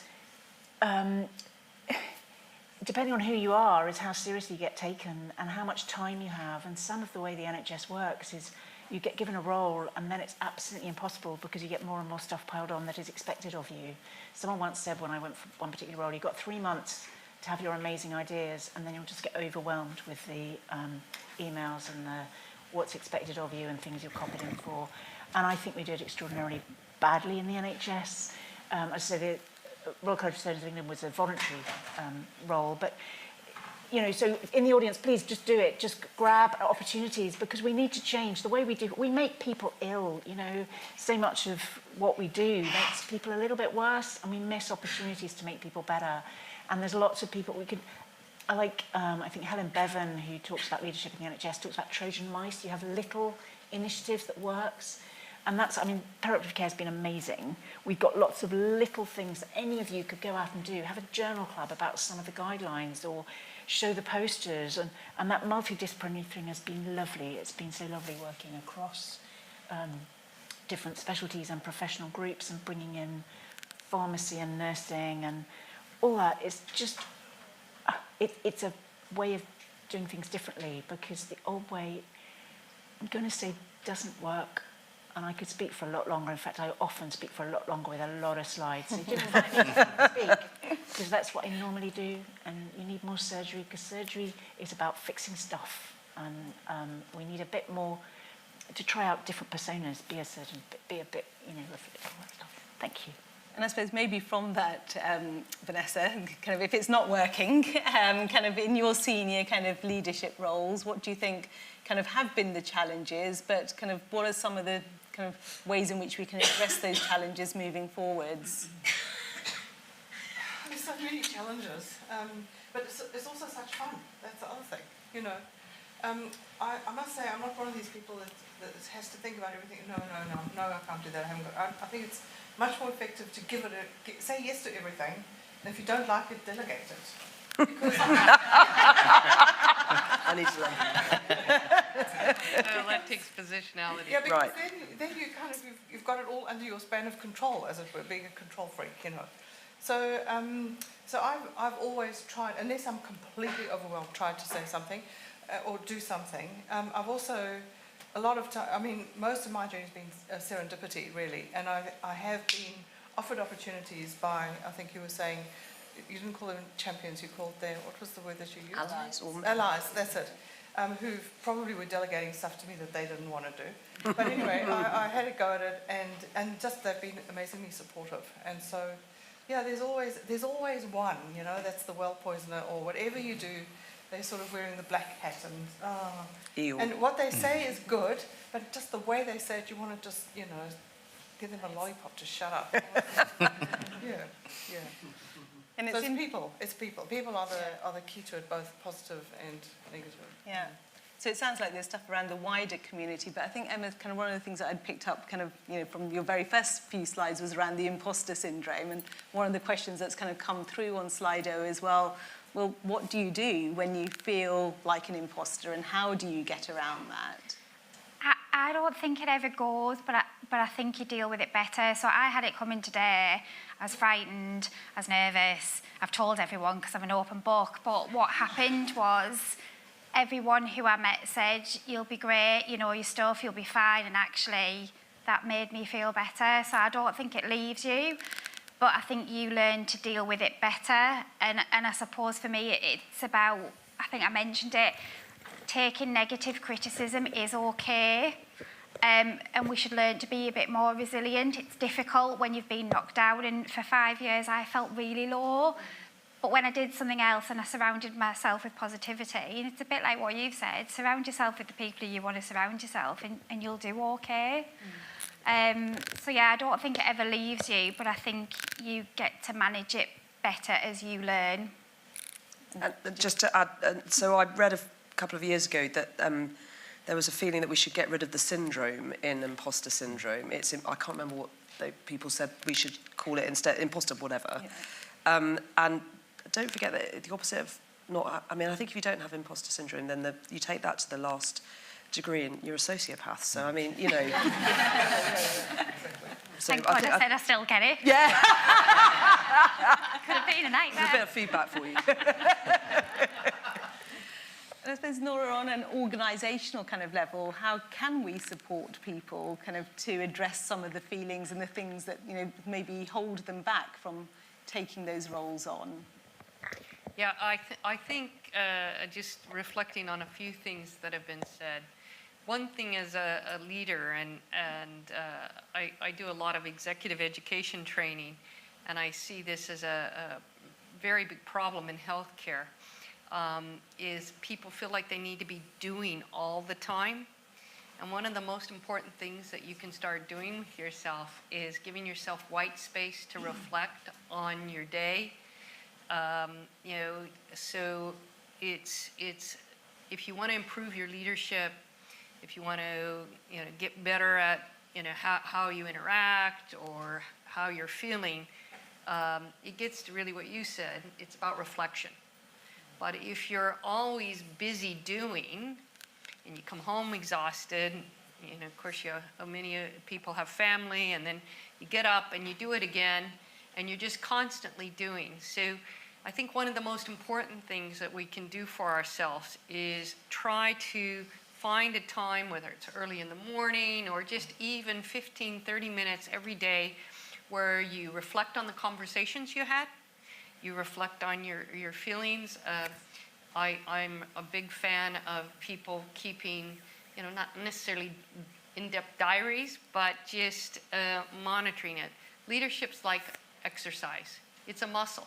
If you want to be a manager, a leader, you have to exercise it. So you can read lots of self-help books or leadership books, but it is very much about doing, reflecting, and building up that, you know, resilience. I think these are all really smart, you know, comments. And then secondly, it is about, you know, taking risks, getting yourself out there. I think people are changing, and what the next generation will want out of their jobs. We did a survey just recently for students coming in on a business and health course. It was shocking. Like, the vast majority, the largest number, wanted to be entrepreneurs, okay? Mm-hmm. So we need to think much more creatively about zigzag careers, where you can be in the clinic a few days, but you can step out and do other things. And that will help us with retention. It will help us get more insights in, and it can make a huge difference. And if you can just indulge me, I see one question where somebody was saying, well, better leaders are people from clinical backgrounds. Actually, there's been so many studies done on this, and I can assure you it's ambiguous, because it actually gets down to the individual. If you're a non-clinical person, but you're very interested in the clinical side, it's about listening. It's about engaging with your staff. You can be equally as good, and we've got lots of examples of that. And we have lots of examples of great clinical leaders as well, and we also have great examples of bad clinical leaders. So it actually is not about being clinical or non-clinical. It really gets down to good practices and developing that resilience and those muscles. And maybe it also comes down to the difference between leadership and management. Yeah. Because I would not want the management roles that my management colleagues have around balancing the books and, you know, all of that stuff. And, you know, quite frankly, at the moment, making people redundant because they have to cut the finances. So, you know, leading from a clinical perspective is kind of easy compared to that, frankly. So. Yeah. And I suppose that distinction between leadership and management is Yeah. so very important, isn't it? And if you can do both, fantastic. Yeah, yeah. But, you know, and I think one of the themes that's come across is that need for reflection. But often kind of when I end up kind of thinking about that and kind of, you know, thinking about the white space that you need to be able to think through things. And often I think lots of clinicians probably feel like that in the audience, that there is no white space in your day. And how do you kind of actually create that? And some of the simple things that we've been talking about locally with our team is on their commute home, think about 2 things you did well today and 2 things you could have done better. And that's all you need to do, and then you can just switch off. And actually, it's that kind of distilling of some of those things that sometimes then helps to build up a picture over a period of time when you don't have that much time to, you know, sit down and reflect and read about things. And there are different ways in which you can formulate that. Are you going to do something there, Emily? Well, only that I blagged my way into a really good restaurant once to try and learn about enhanced recovery, I said, sort of dishing out really high-quality food for every meal. Anyway, it's a great lunch. I got free lunch. But one of the things that they told me is that they made all of their staff use, I mean, this is a while ago, but something like an online note-taking shared thing. And on the train on the way home, they would all just write down their reflections on the day, and then that would just get stored, and it took a minute while they were on the tube or whatever. Yeah. Any questions from the audience? Yeah. So I was very lucky to recently go on some very high quality leadership training. I have to confess, funded by the NIHR, not my NHS role.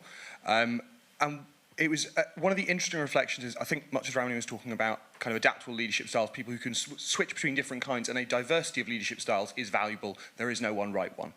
The interesting thing in a leadership training thing that was almost exclusively made up of people who work in the NHS, almost exclusively from clinical backgrounds, the overwhelming majority of us, when you explored our leadership style, coalesced around a couple of leadership styles, with democratic being far more common.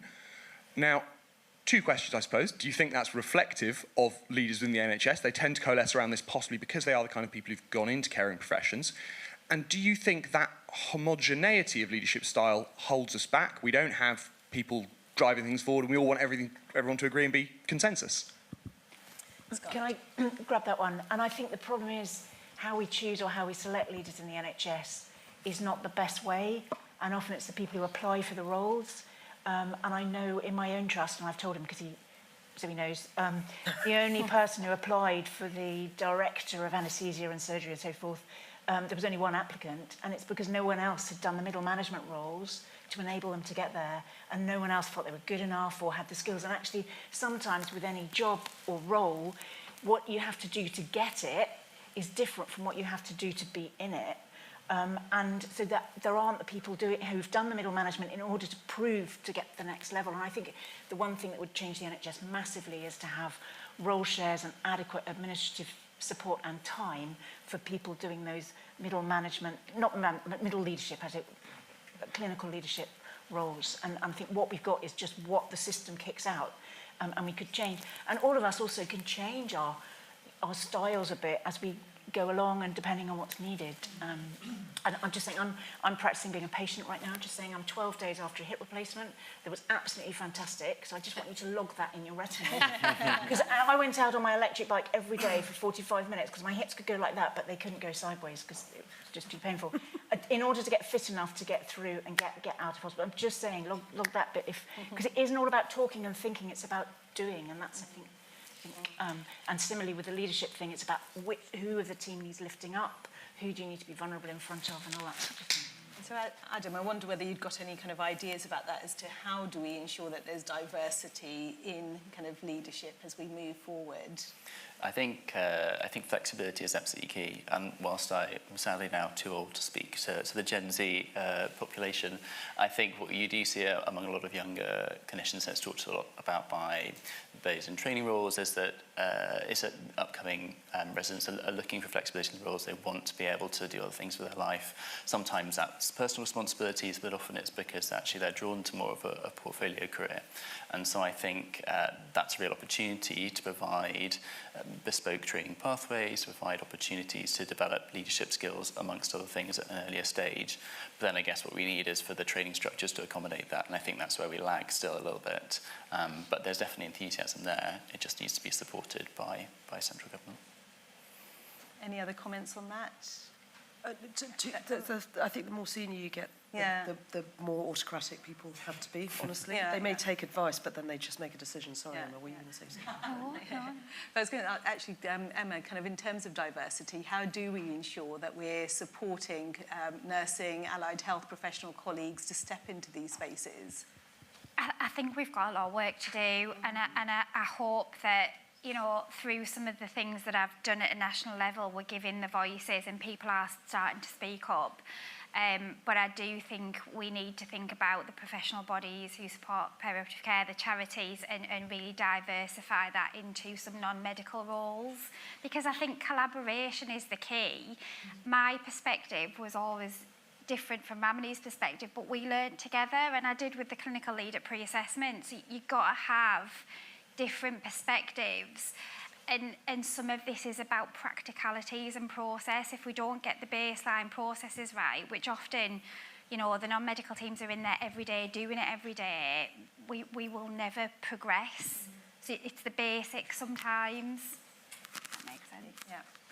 And then finally, I suppose kind of mentoring has kind of come up a bit in the questions as well, in that I think kind of, you know, probably quite a lot of us get kind of a lot of calls from people around the country saying, will you have a chat? Kind of how, you know, what should I do to be able to progress in my career? And that becomes quite difficult actually managing that. And so kind of any thoughts on organisationally, maybe Nora or Vanessa, about what we can do at college levels or at university levels to create capacity for senior leaders to support the next generation? Yeah, I think this is a huge problem, I think especially for women, because I think often women don't know how to navigate that space, and they don't get enough of the kind of informal networking experiences early on to really be good at it. So I do think it's about embedding it into programs. I think also having, you know, more thinking about succession planning, you know, so thinking about, well, who needs to be moved up to manager? How can we, you know, give people who are early on in their careers more opportunities? So delegating is actually a wonderful thing, because in the process of delegating those responsibilities, you're empowering the next generation. And I think, you know, so it works at both ends. It's really getting people who are already senior, getting them to appreciate that letting go and delegating is a sense of pride rather than trying to do it all, and being more conveners rather than doers, so that the next generation can be those doers. But I do think mentoring is essential, and yeah, I think people who are already at the senior level are not always the best mentors either. So getting it down to that next level and just a generation up and building a program in at that level rather than trying to build it. I often have people come to me and they're so at a different stage in their life, I'm not always sure that the advice and guidance I'm giving is appropriate, but I am sure someone, you know, say 20 years younger would be just perfect. We do, in the college for our trainees, we do have a mentorship program. Every single trainee has a mentor, and it's difficult because they have to move from hospital to hospital, but most of them manage to, in the same area, manage to keep the same person, so that's really good. Otherwise, if you don't actively do it, then what happens is there's some problem or other, and then, so it's not so much growing people, it's like, oh, can you help me sort this issue out because something's happened. And so while that's helpful, it could have perhaps have been avoided if it had been looked at earlier, you know. Great, I think we've kind of run out of time, but hopefully this has given everybody lots of things to think about, lots to have to reflect on, to adapt their own leadership styles kind of moving forwards. But just to say thank you to everybody on the panel.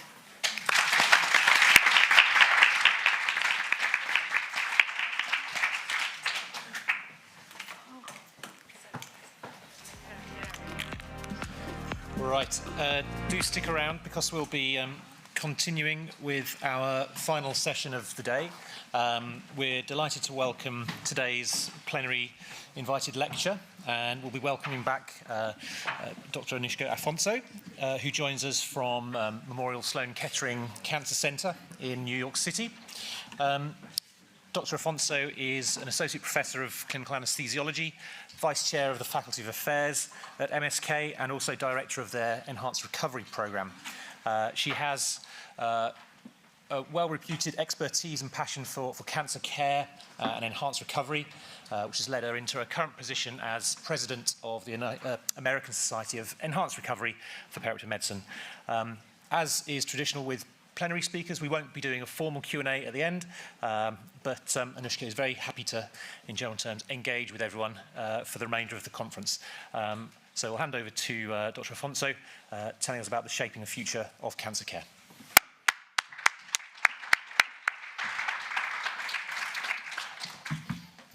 Thank you for the introduction, and I want to especially thank the organizers of this wonderful meeting.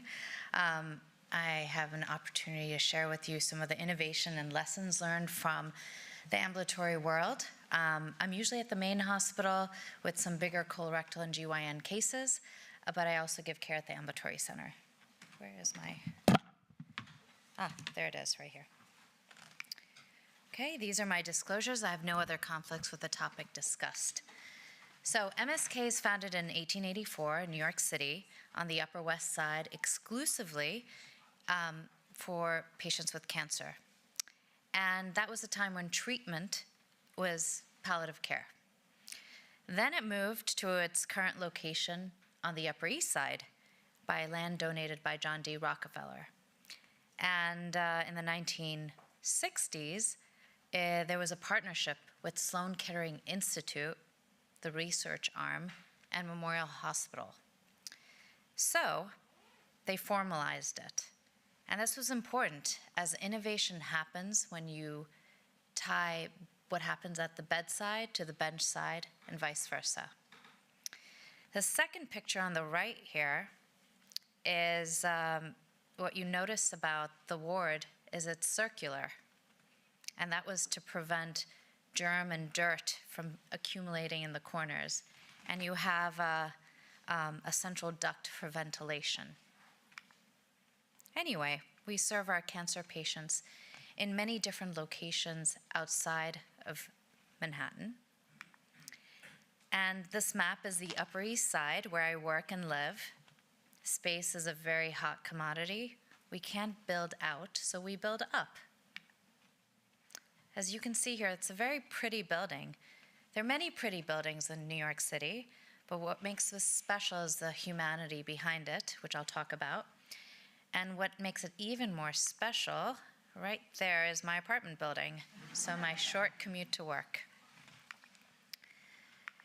So ambulatory surgery centers are fundamentally reshaping healthcare delivery by providing alternatives to surgical procedures being done in the inpatient setting. There's a significant shift of volume of cases that are traditionally done there to this setting. In the United States, ambulatory surgeries account for about 87% of all surgical procedures.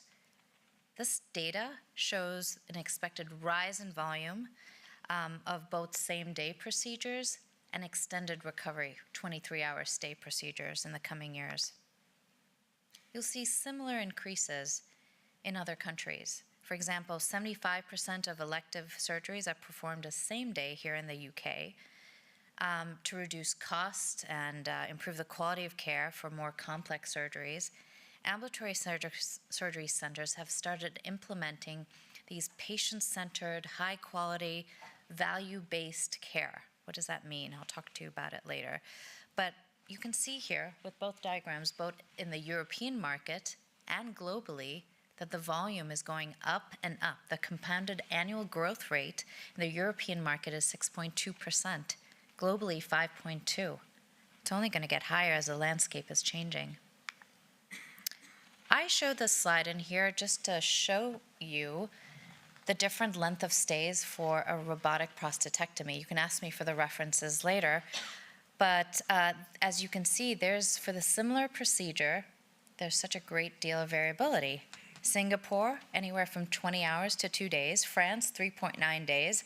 USA, 1 to 2 days, shifting towards less than 1 day.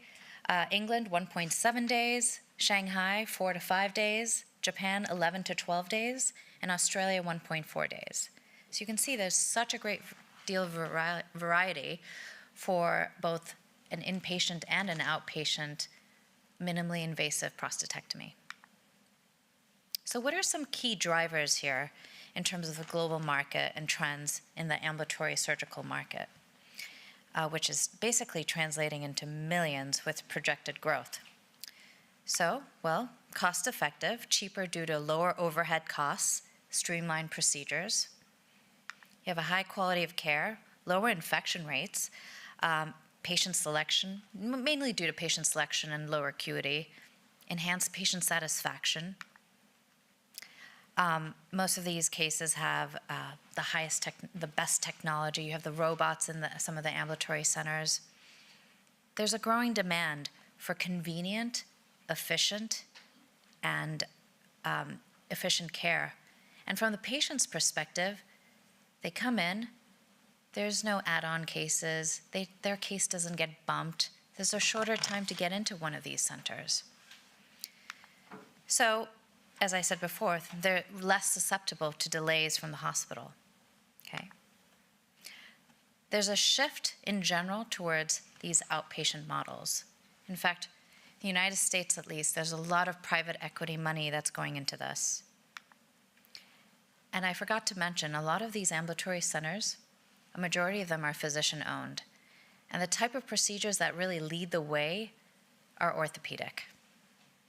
So let's focus on this. Most of these ambulatory centers allow for a focused and specialized care, allowing for concentrated expertise and resources.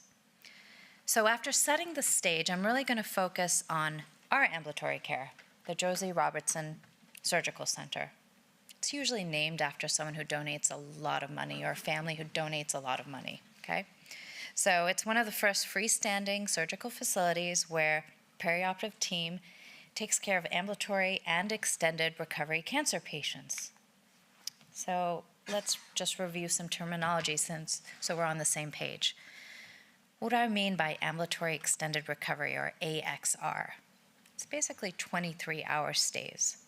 And that's a significant development in the United States that allows us to perform broader ranges of procedures in a cost-effective way. So they don't have to go to the inpatient. They can come here, stay one night. And so this is the AXR. And how did this develop? At least, what was our history with it? Well, we noted that in 2010 that we had such a big growth in our surgical volume that it was projected to outstrip the operating room capacity. So there was a team that came up together, a multidisciplinary team that said, well, we have an incredibly high inpatient census. Let's figure out a way to move some of these complex cases to the outpatient. So the idea of an ambulatory center within an oncology realm, freeing up beds, was very appealing. So they created a plan with a certain patient population and tried to determine which were the appropriate patients and management. How could these patients be safely discharged home without coming back and maintain quality and provide an outstanding patient experience? So 5 years before the ambulatory center opened, they significantly reduced inpatient stays for minimally invasive radical prostatectomy patients. They achieved this with a new AXR recovery, streamlined post-op pathways. What was really important is comprehensive preoperative education given both online and paper form. Nurse-initiated discharge and, more importantly, Foley catheter care, because these patients are going home with their Foleys. This program led to a 45% decrease in patients staying longer than one night, with no increase in readmissions or urgent care visits. So, as we built the center, What are some of the guiding questions that they thought about in terms of being innovative to patient care, using modern principles of the building and design? How can we be national leaders in delivering high quality, effective, cost-effective ambulatory surgery? How can we maximally standardize procedures and processes? How do we continually evolve and progress to innovate and improve? How do we apply new technology to streamline processes and allow the staff to actually focus on what matters, the patient? What are some optimal roles for the staff that work there? And most importantly, how do we ensure that the patients and their families have the best experience and are prioritized in everything we do? So I wanted to make it a point that our approach to healthcare differs, but we want the same thing for our patients. So it's really focused on all these metrics here. So let's talk about the center design. It was designed and constructed for the sole use of surgical care. It doesn't have clinics, there are no offices or other patient services. It's all about the perioperative experience here. So our volume, we have about 14 floors. We have 12 ORs. In fact, we have 4 ORs on each floor. And we do a lot of steps. So my step count is very high when I'm working here. I'm taking the steps all the time. And our outpatient is about 65%. So they come in and out the same day. And our AXR, which I was referring to before, is about 35%. So what type of procedures do we actually do with this AXR? They're more complex, and they're usually discharged home the next day. So these are the type of procedures. In terms of breast, we do mastectomy with tissue expander, reconstruction. We're actually going to be piloting doing some of the flaps here in terms of 23 hours and potentially having them discharged into a hotel or something like that. Our hysterectomies robotic, our thyroidectomies, and prostatectomies, nephrectomies robotic. Building design aesthetics play a crucial role, and it's often underestimated the role they play in terms of well-being and recovery of cancer patients. Beyond functional requirements, the visual and sensory environment really creates a state of comfort, and even there are some studies shown in terms of their response to treatments when you look at chemo rooms. So this is our waiting room. We have separate waiting rooms, numerous comfortable private seating arrangements, other rooms to debrief the patient and their families. It's clean, it's modern, it's functional. So it's really a comforting space for these patients and their families as they wait. That is an actual picture. It's not an AI-generated picture. This is a wraparound floor-to-ceiling room in one of the patient rooms. It allows for really a lot of natural light, city views. It makes a difference for these patients. We have 28 post-op rooms, and they're designed to accommodate overnight patients. We even have a pull-out couch for caregivers. And what's really interesting is, as this building was built, we have the IT infrastructure in. All the patients have these wall-mounted PACU level physiological monitors. All the rooms have these big screens, so you could do telemedicine. They can communicate with their surgeons even after or the morning after their surgery if their surgeons are at a different location. So this was pre-COVID. So there are many different locations that the physicians rotate, so this really allows for that flexibility. As far as perioperative floors, they're really designed for efficient workflow and to promote active recovery.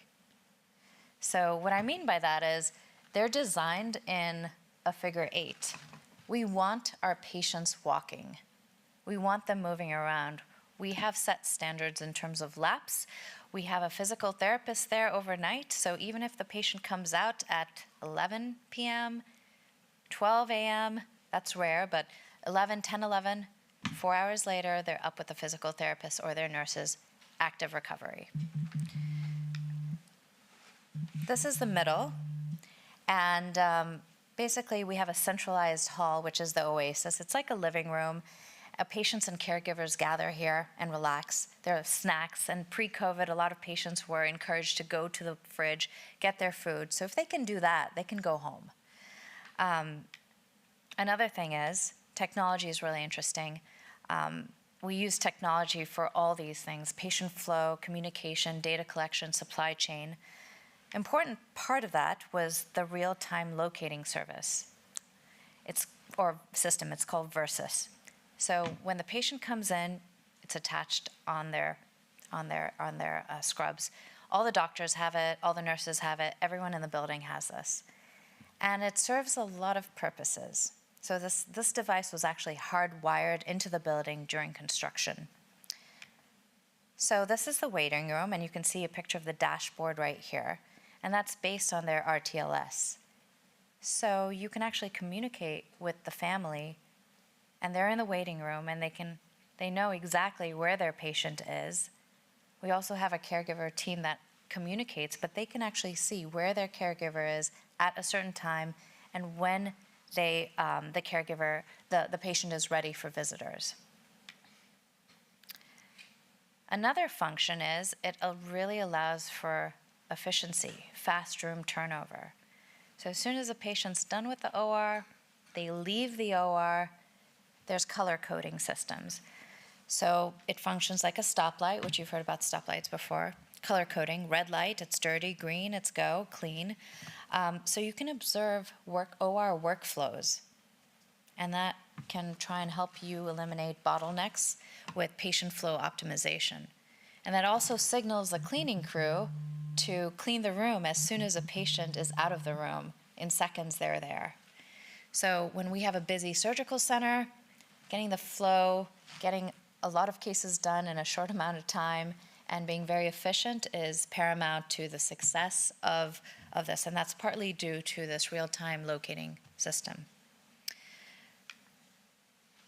Another function is we've really utilized this in terms of it captures the distance and when the patients start ambulating after surgery. It's a red flag to both the perioperative team and the physical therapist who works primarily at the site if the patient is not meeting their milestones. So that also allows for that to happen. So you can get the distance ambulated, where along the pathway you've progressed. So what other services do we provide? So we actually have a pharmacy in-house, so the patients don't have to go to a separate pharmacy after they're discharged. Everything's given to them, and then they just go home with all their medications that's needed. We don't have blood, we only have a full blood bank. Our lab is over there, and we have the surgical PAs are trained specifically for the service that they're with. So the surgeons come in, they're used to dealing with the same staff, the same PAs, and that creates that awareness, and they know the team, and everything flows much better rather than having someone who doesn't know the instruments or what you want to do and how it functions and where in the robot you need to take the devices out. The consult teams that usually come to the ambulatory center when we're called are usually cardiology and neurology, but that's infrequent. So what's special about this room? Well, I can bring to your attention that the nurse is not at a nurse's station. There are no nurse's station. This is where the nurse sits, right next to the patient. She or he sees their monitors right there. And what's also different is the nurses are cross-trained. So this is especially important. So a nurse can be a pre-op nurse or a PACU nurse, and this is especially important, especially in our day of the Great Resignation, staffing shortages right now. Patient selection.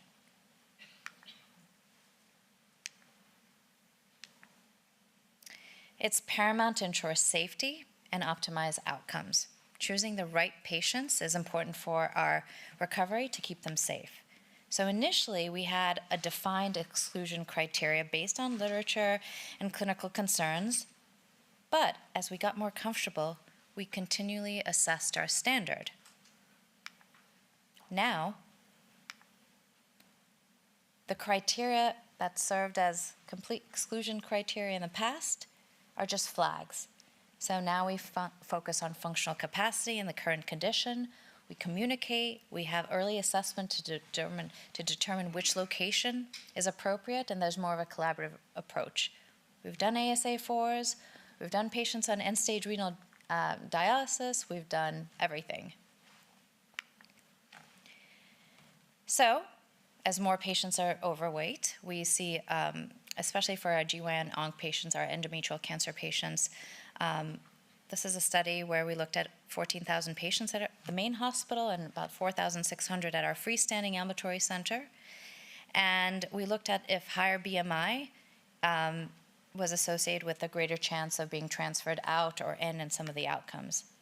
So we did see a slightly higher rate of transfer, but the difference was very small, 1.3% for a BMI of 40 and above, or 0.8. And there was no evidence that higher BMI increased the risk of 30-day urgent care visits or readmissions. How about OSA? Is it safe or not? All patients with a diagnosis of OSA are screened a month before. If diagnosed, they're asked to bring in their own device or their own machine with them, and we have a respiratory therapist in-house. This is a study that came out from our institution that we looked at over 5,000 patients. About 10% of those at our ambulatory center are diagnosed with moderate to high risk. And we did see a higher frequency of those when you compared high risk to moderate OSA, but we didn't see any increased risk of urgent care visits or 30-day readmissions, and they all left the next day. As far as ERAS protocols, well, our approach to patient care is end-to-end management of these patients. So pre-op eval happens, education, expectation setting, management of these patients. But if we're really going to focus on the anesthetic aspect of these and application, we already talked about how they add value to your institution. The important point is we use all these equations, and we keep on doing that. We also, you've already heard about DREAMS from multiple other presentations. Optimal analgesia is really important. Analgesia and post-op nausea, vomiting are the two biggest factors that really affect the ambulatory patient population. And here you have the website. I know a few of you are taking pictures of this, but it's a pokey website at the bottom. We have websites for all the new staff and trainees, and also reminders for all the new CRNAs and nurses that are coming through. They have all the intraoperative pathways here. These are all the intraoperative considerations. They're all standardized. This is for main hospital, as well as our ambulatory center at the bottom. We have different pathways. Everyone clicks on it. Everyone knows what to do for each patient. In fact, since inception, so this is from 2016 to about 2020, we described the actual implementation of ERAS programs, really designed to minimize the post-op nausea, vomiting, and pain. So this is from the first 3 years after we opened up, and of our enhanced recovery program and utilizing key components and how to start it. In fact, this publication, if you really want to see how we described it and how we set an ambulatory center up with some of the technology, flow, outcome tracking, quality improvement measures, this is another publication that I would refer you to in terms of setting it up, in terms of emergency preparedness and the technology. So, as you know, enhanced recovery usually developed for the inpatient, but we really translated the applicable things for the outpatient setting. And so what are some of the key components? We talked about it before. We have standardized material at the patient's office, at the surgeon's office that are delivered to them, so they've heard this information multiple times. They know they need to walk. They know they have to take medications. If they need blocks, they usually are told about it ahead of time, so it's nothing new. We encourage liberal pre-op hydration. All of these have electronic data sets, orders that are initiated for pre-op, for intra-op, post-op, standardized intraoperative pathways. We already know why it's important to prevent post-op nausea, vomiting. It's crucial in the ambulatory center. In fact, it affects about 10 to 60% of those patients in the ambulatory center. And so proactive management of PONV really streamlines workflow, reduces cost, by decreasing PACU length of stay and prevents readmissions for related complications. I cannot take credit for this mnemonic, but I do like it. Best antiemetic relief flow. We incorporate a standardized approach to the care of our patients. From the latest, we update it accordingly. So from the latest PONV antiemetic guidelines, the fourth consensus guidelines, we incorporated that. We incorporate the APFL score into our pre-op evaluations, and based on that, we decide what we need to do. So the important point is that every aspect of care towards the ambulatory patient is standardized. The point here is every aspect of care towards the What? That was really weird. Mastectomy patients are having immediate reconstruction, and those that are having immediate reconstruction are offered nerve blocks, okay? And we also prescribe lorazepam, and that helps with chest tightness, spasming that happens with our breast surgical patients. For our thyroidectomies, we use smaller endotracheal tubes, dexamethasone, lidocaine, benzocaine lozenges to help with the sore throat. For our prostatectomies, the main thing here is they're in steep Trendelenburg positioning for quite some time. We restrict fluid until after the bladder closure to really facilitate visualization and minimize airway and facial edema. And then we, at that point, fluids are resuscitated up to about 2 to 2.5 liters usually for these cases. So we looked at almost 7,000 patients, and you can see the breakdown: mastectomy, prostatectomy, hysterectomy, and thyroidectomies in our surgical center. And so we'll just use mastectomy as an example. We use a fair amount of TIVA, and we have used more so in the last 4 or 5 years. Just FYI, TCI pumps, we don't have them in the United States. They're not FDA approved. Everyone's looking at me, so surprised, what? And I think that is also a barrier for us using more TIVA in the United States. This is what real life looks like. These are our compliance rates in the first 3 years.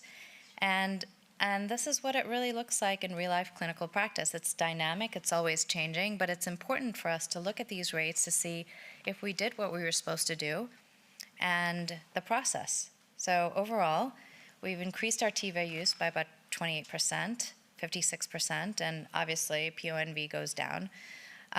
It's a cultural thing too, getting more people to use TIVA. Everyone's very used to using inhalational in the United States. We are still in an opioid crisis, and even in the ambulatory surgical world, we want to be thoughtful in our approach.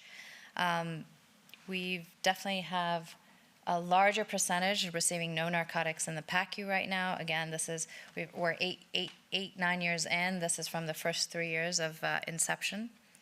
But across all our procedures, there's a considerable proportion that are not receiving opioids. So we use that ambulation data, and this is the first time we really showed in the outpatient setting that 5 to 6 hours after surgery, these patients were up and moving with a physical therapist around. Even if it were, as I mentioned before, 8, 9 p.m. at night, 1 a.m., sometimes I do overnights there, they're up and moving. So that's something that we're very keen on. In fact, this study that we're just about to publish is a cohort of about 3,600 prostatectomy patients, and they're up and moving in about 5 hours. And what's really interesting is when we looked at who had delayed ambulation, those patients who had a PONV score of 3 had twice the odds of a delayed ambulation than those that had less than 2. Again, attention to detail, tracking outcomes drives our processes. Sometimes we change our pathway to react to data compliance, add a new medication in, reacted to medication shortages. Overall, our compliance was high, and that varied by surgical services, which we would then reiterate to the service. So the next story is to combat the opioid overprescription and abuse. This quality initiative was really aimed to reduce our prescriptions after ambulatory oncologic surgery. We surveyed opioid-naive patients undergoing these common robotic laparoscopic procedures before and after. And before, we were giving everyone 20 pills. And then we figured out who really needs it and how many were they actually taking. And so we reduced the number of opioid pills prescribed at discharge, and that did not increase patient-reported pain, although there was a slightly increased refill in our breast surgical population, not surprisingly. These are our lumpectomies. We changed our default. Most patients undergoing lumpectomy and sentinel node biopsy do not need opioids after surgery. Our study found that by changing the standard pain prescriptions from opioids to a combination of NSAIDs and acetaminophen, we cut the opioid prescriptions by 78%, and that didn't increase patients' patient-reported pain scores, and only 2% needed opioids later, showing that most patients can manage their pain effectively without them. So about 60%, nearly 60% of breast surgical patients experience acute post-op pain, with chronic pain in the literature anywhere from 30% to about 65%. So in this era of feedback and personalized care, our breast service at our ambulatory center developed a nomogram using 8 pre-op variables from just over 1,000 ambulatory consecutive mastectomy patients, and to provide an individualized risk assessment for moderate to severe pain. Okay, so this wasn't for just any pain, just moderate to severe pain. And, it was developed, and we found that these 3 things, BMI, how their distress thermometer score, and the extent of surgery, whether it was unilateral, bilateral, were some of the items that were on in terms of actionable points. So, for example, nerve blocks are not routinely offered to patients undergoing mastectomy without reconstruction. So based on some of these normograms and what we found, we now are offering nerve blocks to those select patients that had some of these variables that, were high risk for moderate to severe pain. So again, using our data, we changed our management and offered that. Changing gears, I'm going to touch upon communication and show how a bit of technology has actually enabled and facilitated care and feedback from our patients. This study looked at the unique look at caregivers staying overnight with ambulatory patients. While many patients are now eligible for that short stay, there's been little research about the direct effect of caregivers on patient outcomes. And so we looked at about 2,462 patients, actually more, but 2,462, 57%, were accompanied by overnight caregivers. And this was really important because their discharge was slightly lower in terms of timing.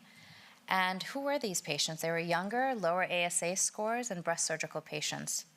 There's no difference in readmissions or complications or UCC visits. But the continued presence of caregivers really allowed them to participate in post-op discussions, education, and again, also the caregivers receiving that emotional support as well from the perioperative team. So that was important. We already know the benefits of patient education. However, family caregivers are often unprepared to manage post-op discharge care, regardless of the medical complexity. So this is largely because the medical teams focus on the patient, leaving caregivers with insufficient guidance.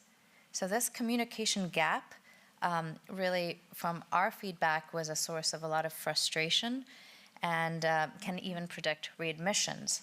So there are many modes of communication, and we have to meet patients where they're at. This is an example of the recovery process plan that the patients are given prior, so that once they're in the hospital, they know what their goals are and when to meet them. In fact, after they go home, we have a recovery tracker. So that captures patients' symptoms reporting, and that's part of our routine care at the ambulatory center. It's accessed through the patient portal. It's part of routine care. There are 18 symptom questions. There are 8 symptom areas, And this is what it looks like. There's a dedicated perioperative team that receives the alerts. Only the care team receives alerts when it's the yellow zone, and the care team's alerted and the patient's instructed to call immediately if it's the red zone. So what's really interesting is the patients also, once they input their data, they get their patterns. They get their own normograms compared to the thousands of patients who have undergone a similar type of procedure. So they're not as worried if their pain is X on day 2 or 3 or 4. So that it's nice to have that patient, the patients love having that normogram and getting that feedback to see where they fall in relationship to other patients. This is a study that came out of the Ambulatory Center, led by Brett Simon, funded by a PCORI grant, where they randomized 24 ambulatory centers to that standard of care or that enhanced feedback. And what they basically found was having that feedback during this time period reduced the working load and reduced anxiety, and this was significant. This is another paper in JAMA Surgery from our group, showed a large amount of patients, over 7,000, that electronic patient reporting symptom tracking decreased the odds of patients in readmission or urgent care center visits. So the main outcomes were urgent care visits and readmissions, and they had nursing follow-up, and basically this low risk and high benefit of this intervention may suggest that these symptoms may be broadly implemented. Simulation. So it so happens that we have a simulation team, and that's based in our ambulatory center on the top floor. And they do updates both at the main hospital and at the ambulatory center. And it's an opportunity to disseminate and get feedback and real-life scenarios in a very safe environment and controlled environment with the whole team with drills. We see quite a few blue dyes. The range, the incidence is about 0.1 to 2%, but I've seen about 4 to 5 already in the last couple of years. It's because we do such a large volume. Having these type of simulations really have helped because there's a big screen, and once there's a code or a emergency checklist, that's pulled up. So everyone's on the same page in terms of what they need to do, who's doing what. And doing that often with your team and with the whole group provides less anxiety. People know what to do, who's in charge of what, and leads to decreased adverse events. We have a very robust regional block team. We have 1 to 2 regional anesthesia. Staff rotate, come to our center. In fact, we have about 15 attendings in general, and so we do blocks on about 700 to 800 patients a year, mainly breast surgical blocks, chest blocks, perivertebral, serratus. In fact, one of our attendings is about to publish a big study in about 1,800 patients looking at the block trial, looking at which type of regional block is best for patients undergoing breast cancer surgery. Anyway, that's our workflow. You have to do what works best for you and your center with your staff. Every place is going to have a different workflow, but we usually do the block before the patient goes into the operating room. So they come in early, they get the block done, they go straight up to the OR, and you have your real-time locating monitor. As soon as they're out, the next room's cleaned very efficiently. In fact, this was a study from the group showing that looking at almost 754 patients undergoing bilateral mastectomies and the impact of regional blocks on post-discharge patient-reported pain, seen by that recovery tracker that I showed you earlier. So those that had regional blocks had reduced moderate levels of pain over the 10 days after discharge. So these are some volumes and some of the quality outcomes in the first 3 years from that paper. As you can see, our transfer rate has been less than 2%, so transfer from the ambulatory center to the main hospital or other hospitals. Readmissions have been in the 3 range. For most of it is due to hematomas in the breast surgical population. And urgent care visits have been, and this is any type of urgent care visit within 30 days, so they've been pretty low. These are the common transfer reasons, mostly hematoma. It should be hematoma 1, 2, and 3, actually. As I said, these are transfer rates from till 2021. This is data from 3.5 years, 2017 to mid-2021. From 3,361 same-day cancer surgeries, we had about 7 patients that were transferred, and these are the reasons they were transferred. And this is our most recent, actually, we're missing a year, but around almost close to 70,000 patients that we have at the site. So, continues, I talked about this already. Verret and his colleagues published that routine perioperative use of gabapentin for acute pain was not supported by clinical significant benefits with the potential of adverse events, and that should be carefully weighed. Again, our ERAS protocols have to be dynamic. We looked in ours, we had some naysayers. We wanted to show them, really, gabapentin is not making a difference in our outpatient population, let's get rid of it. So we showed them that, and there was absolutely no difference in MMEs, length of stay, nothing. We got rid of it, avoid polypharmacy. So in our staffing crisis, engagement with our health staff is very important. It's actually paramount in terms of, as a medical center, to provide for high-quality patient care, improve safety outcomes, and patient satisfaction. There's plenty of studies to talk about that. So we really make it a point to engage our staff in a very productive way, fostering a very positive work environment. In fact, these are some programming initiatives and culture. We have a few people that are involved just in the culture, learning and development, communication, courtesy, kindness campaign, just to make sure that staff engagement and happiness is essential. And that's a big part of what we do. So as I said before, I started off with this, our approach to healthcare difference, but we want the same thing for our patients, and this can be done in an ambulatory surgical center in a safe manner. We have up to 70,000 patients to show you that it can, and but the main point is we have to consistently evolve, collaborate, and allow for continuous improvement. What does the future hold? Future research can incorporate patient clinical characteristics, genomics. I think in the future we can get a personalized anesthetic based on your genetic profile, and that could potentially play a central role in what's going on. We heard already a great amount of deal about AI. It's really transforming oncology by assisting doctors and returning patients to their intended treatment, as I discussed before. So there's a lot of potential.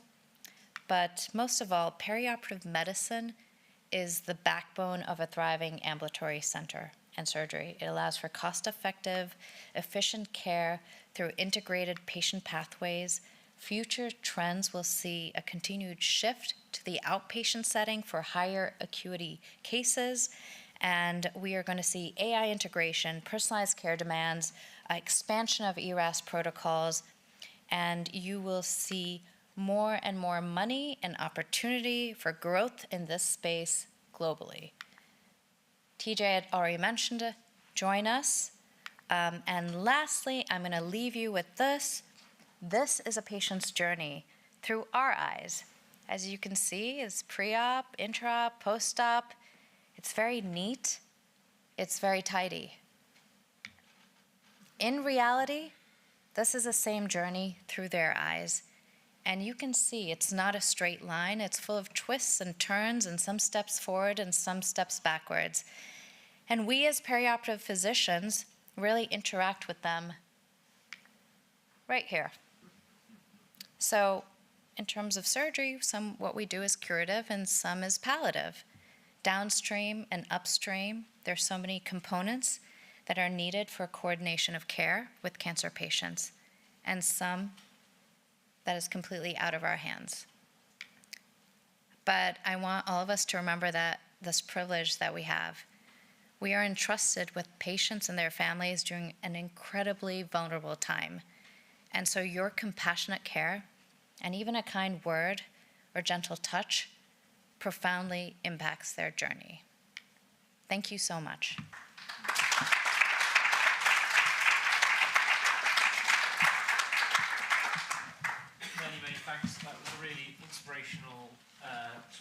I think, of what really high-quality ambulatory care looks like. So much to think about. Amazing just to see how central data is to drive everything forward. I mean, that's, yeah, really, really lots to learn there. So thank you so much. We have a small gift of sign of our appreciation for coming to give such a great talk today. Thank you so much. So you put your hands together again for...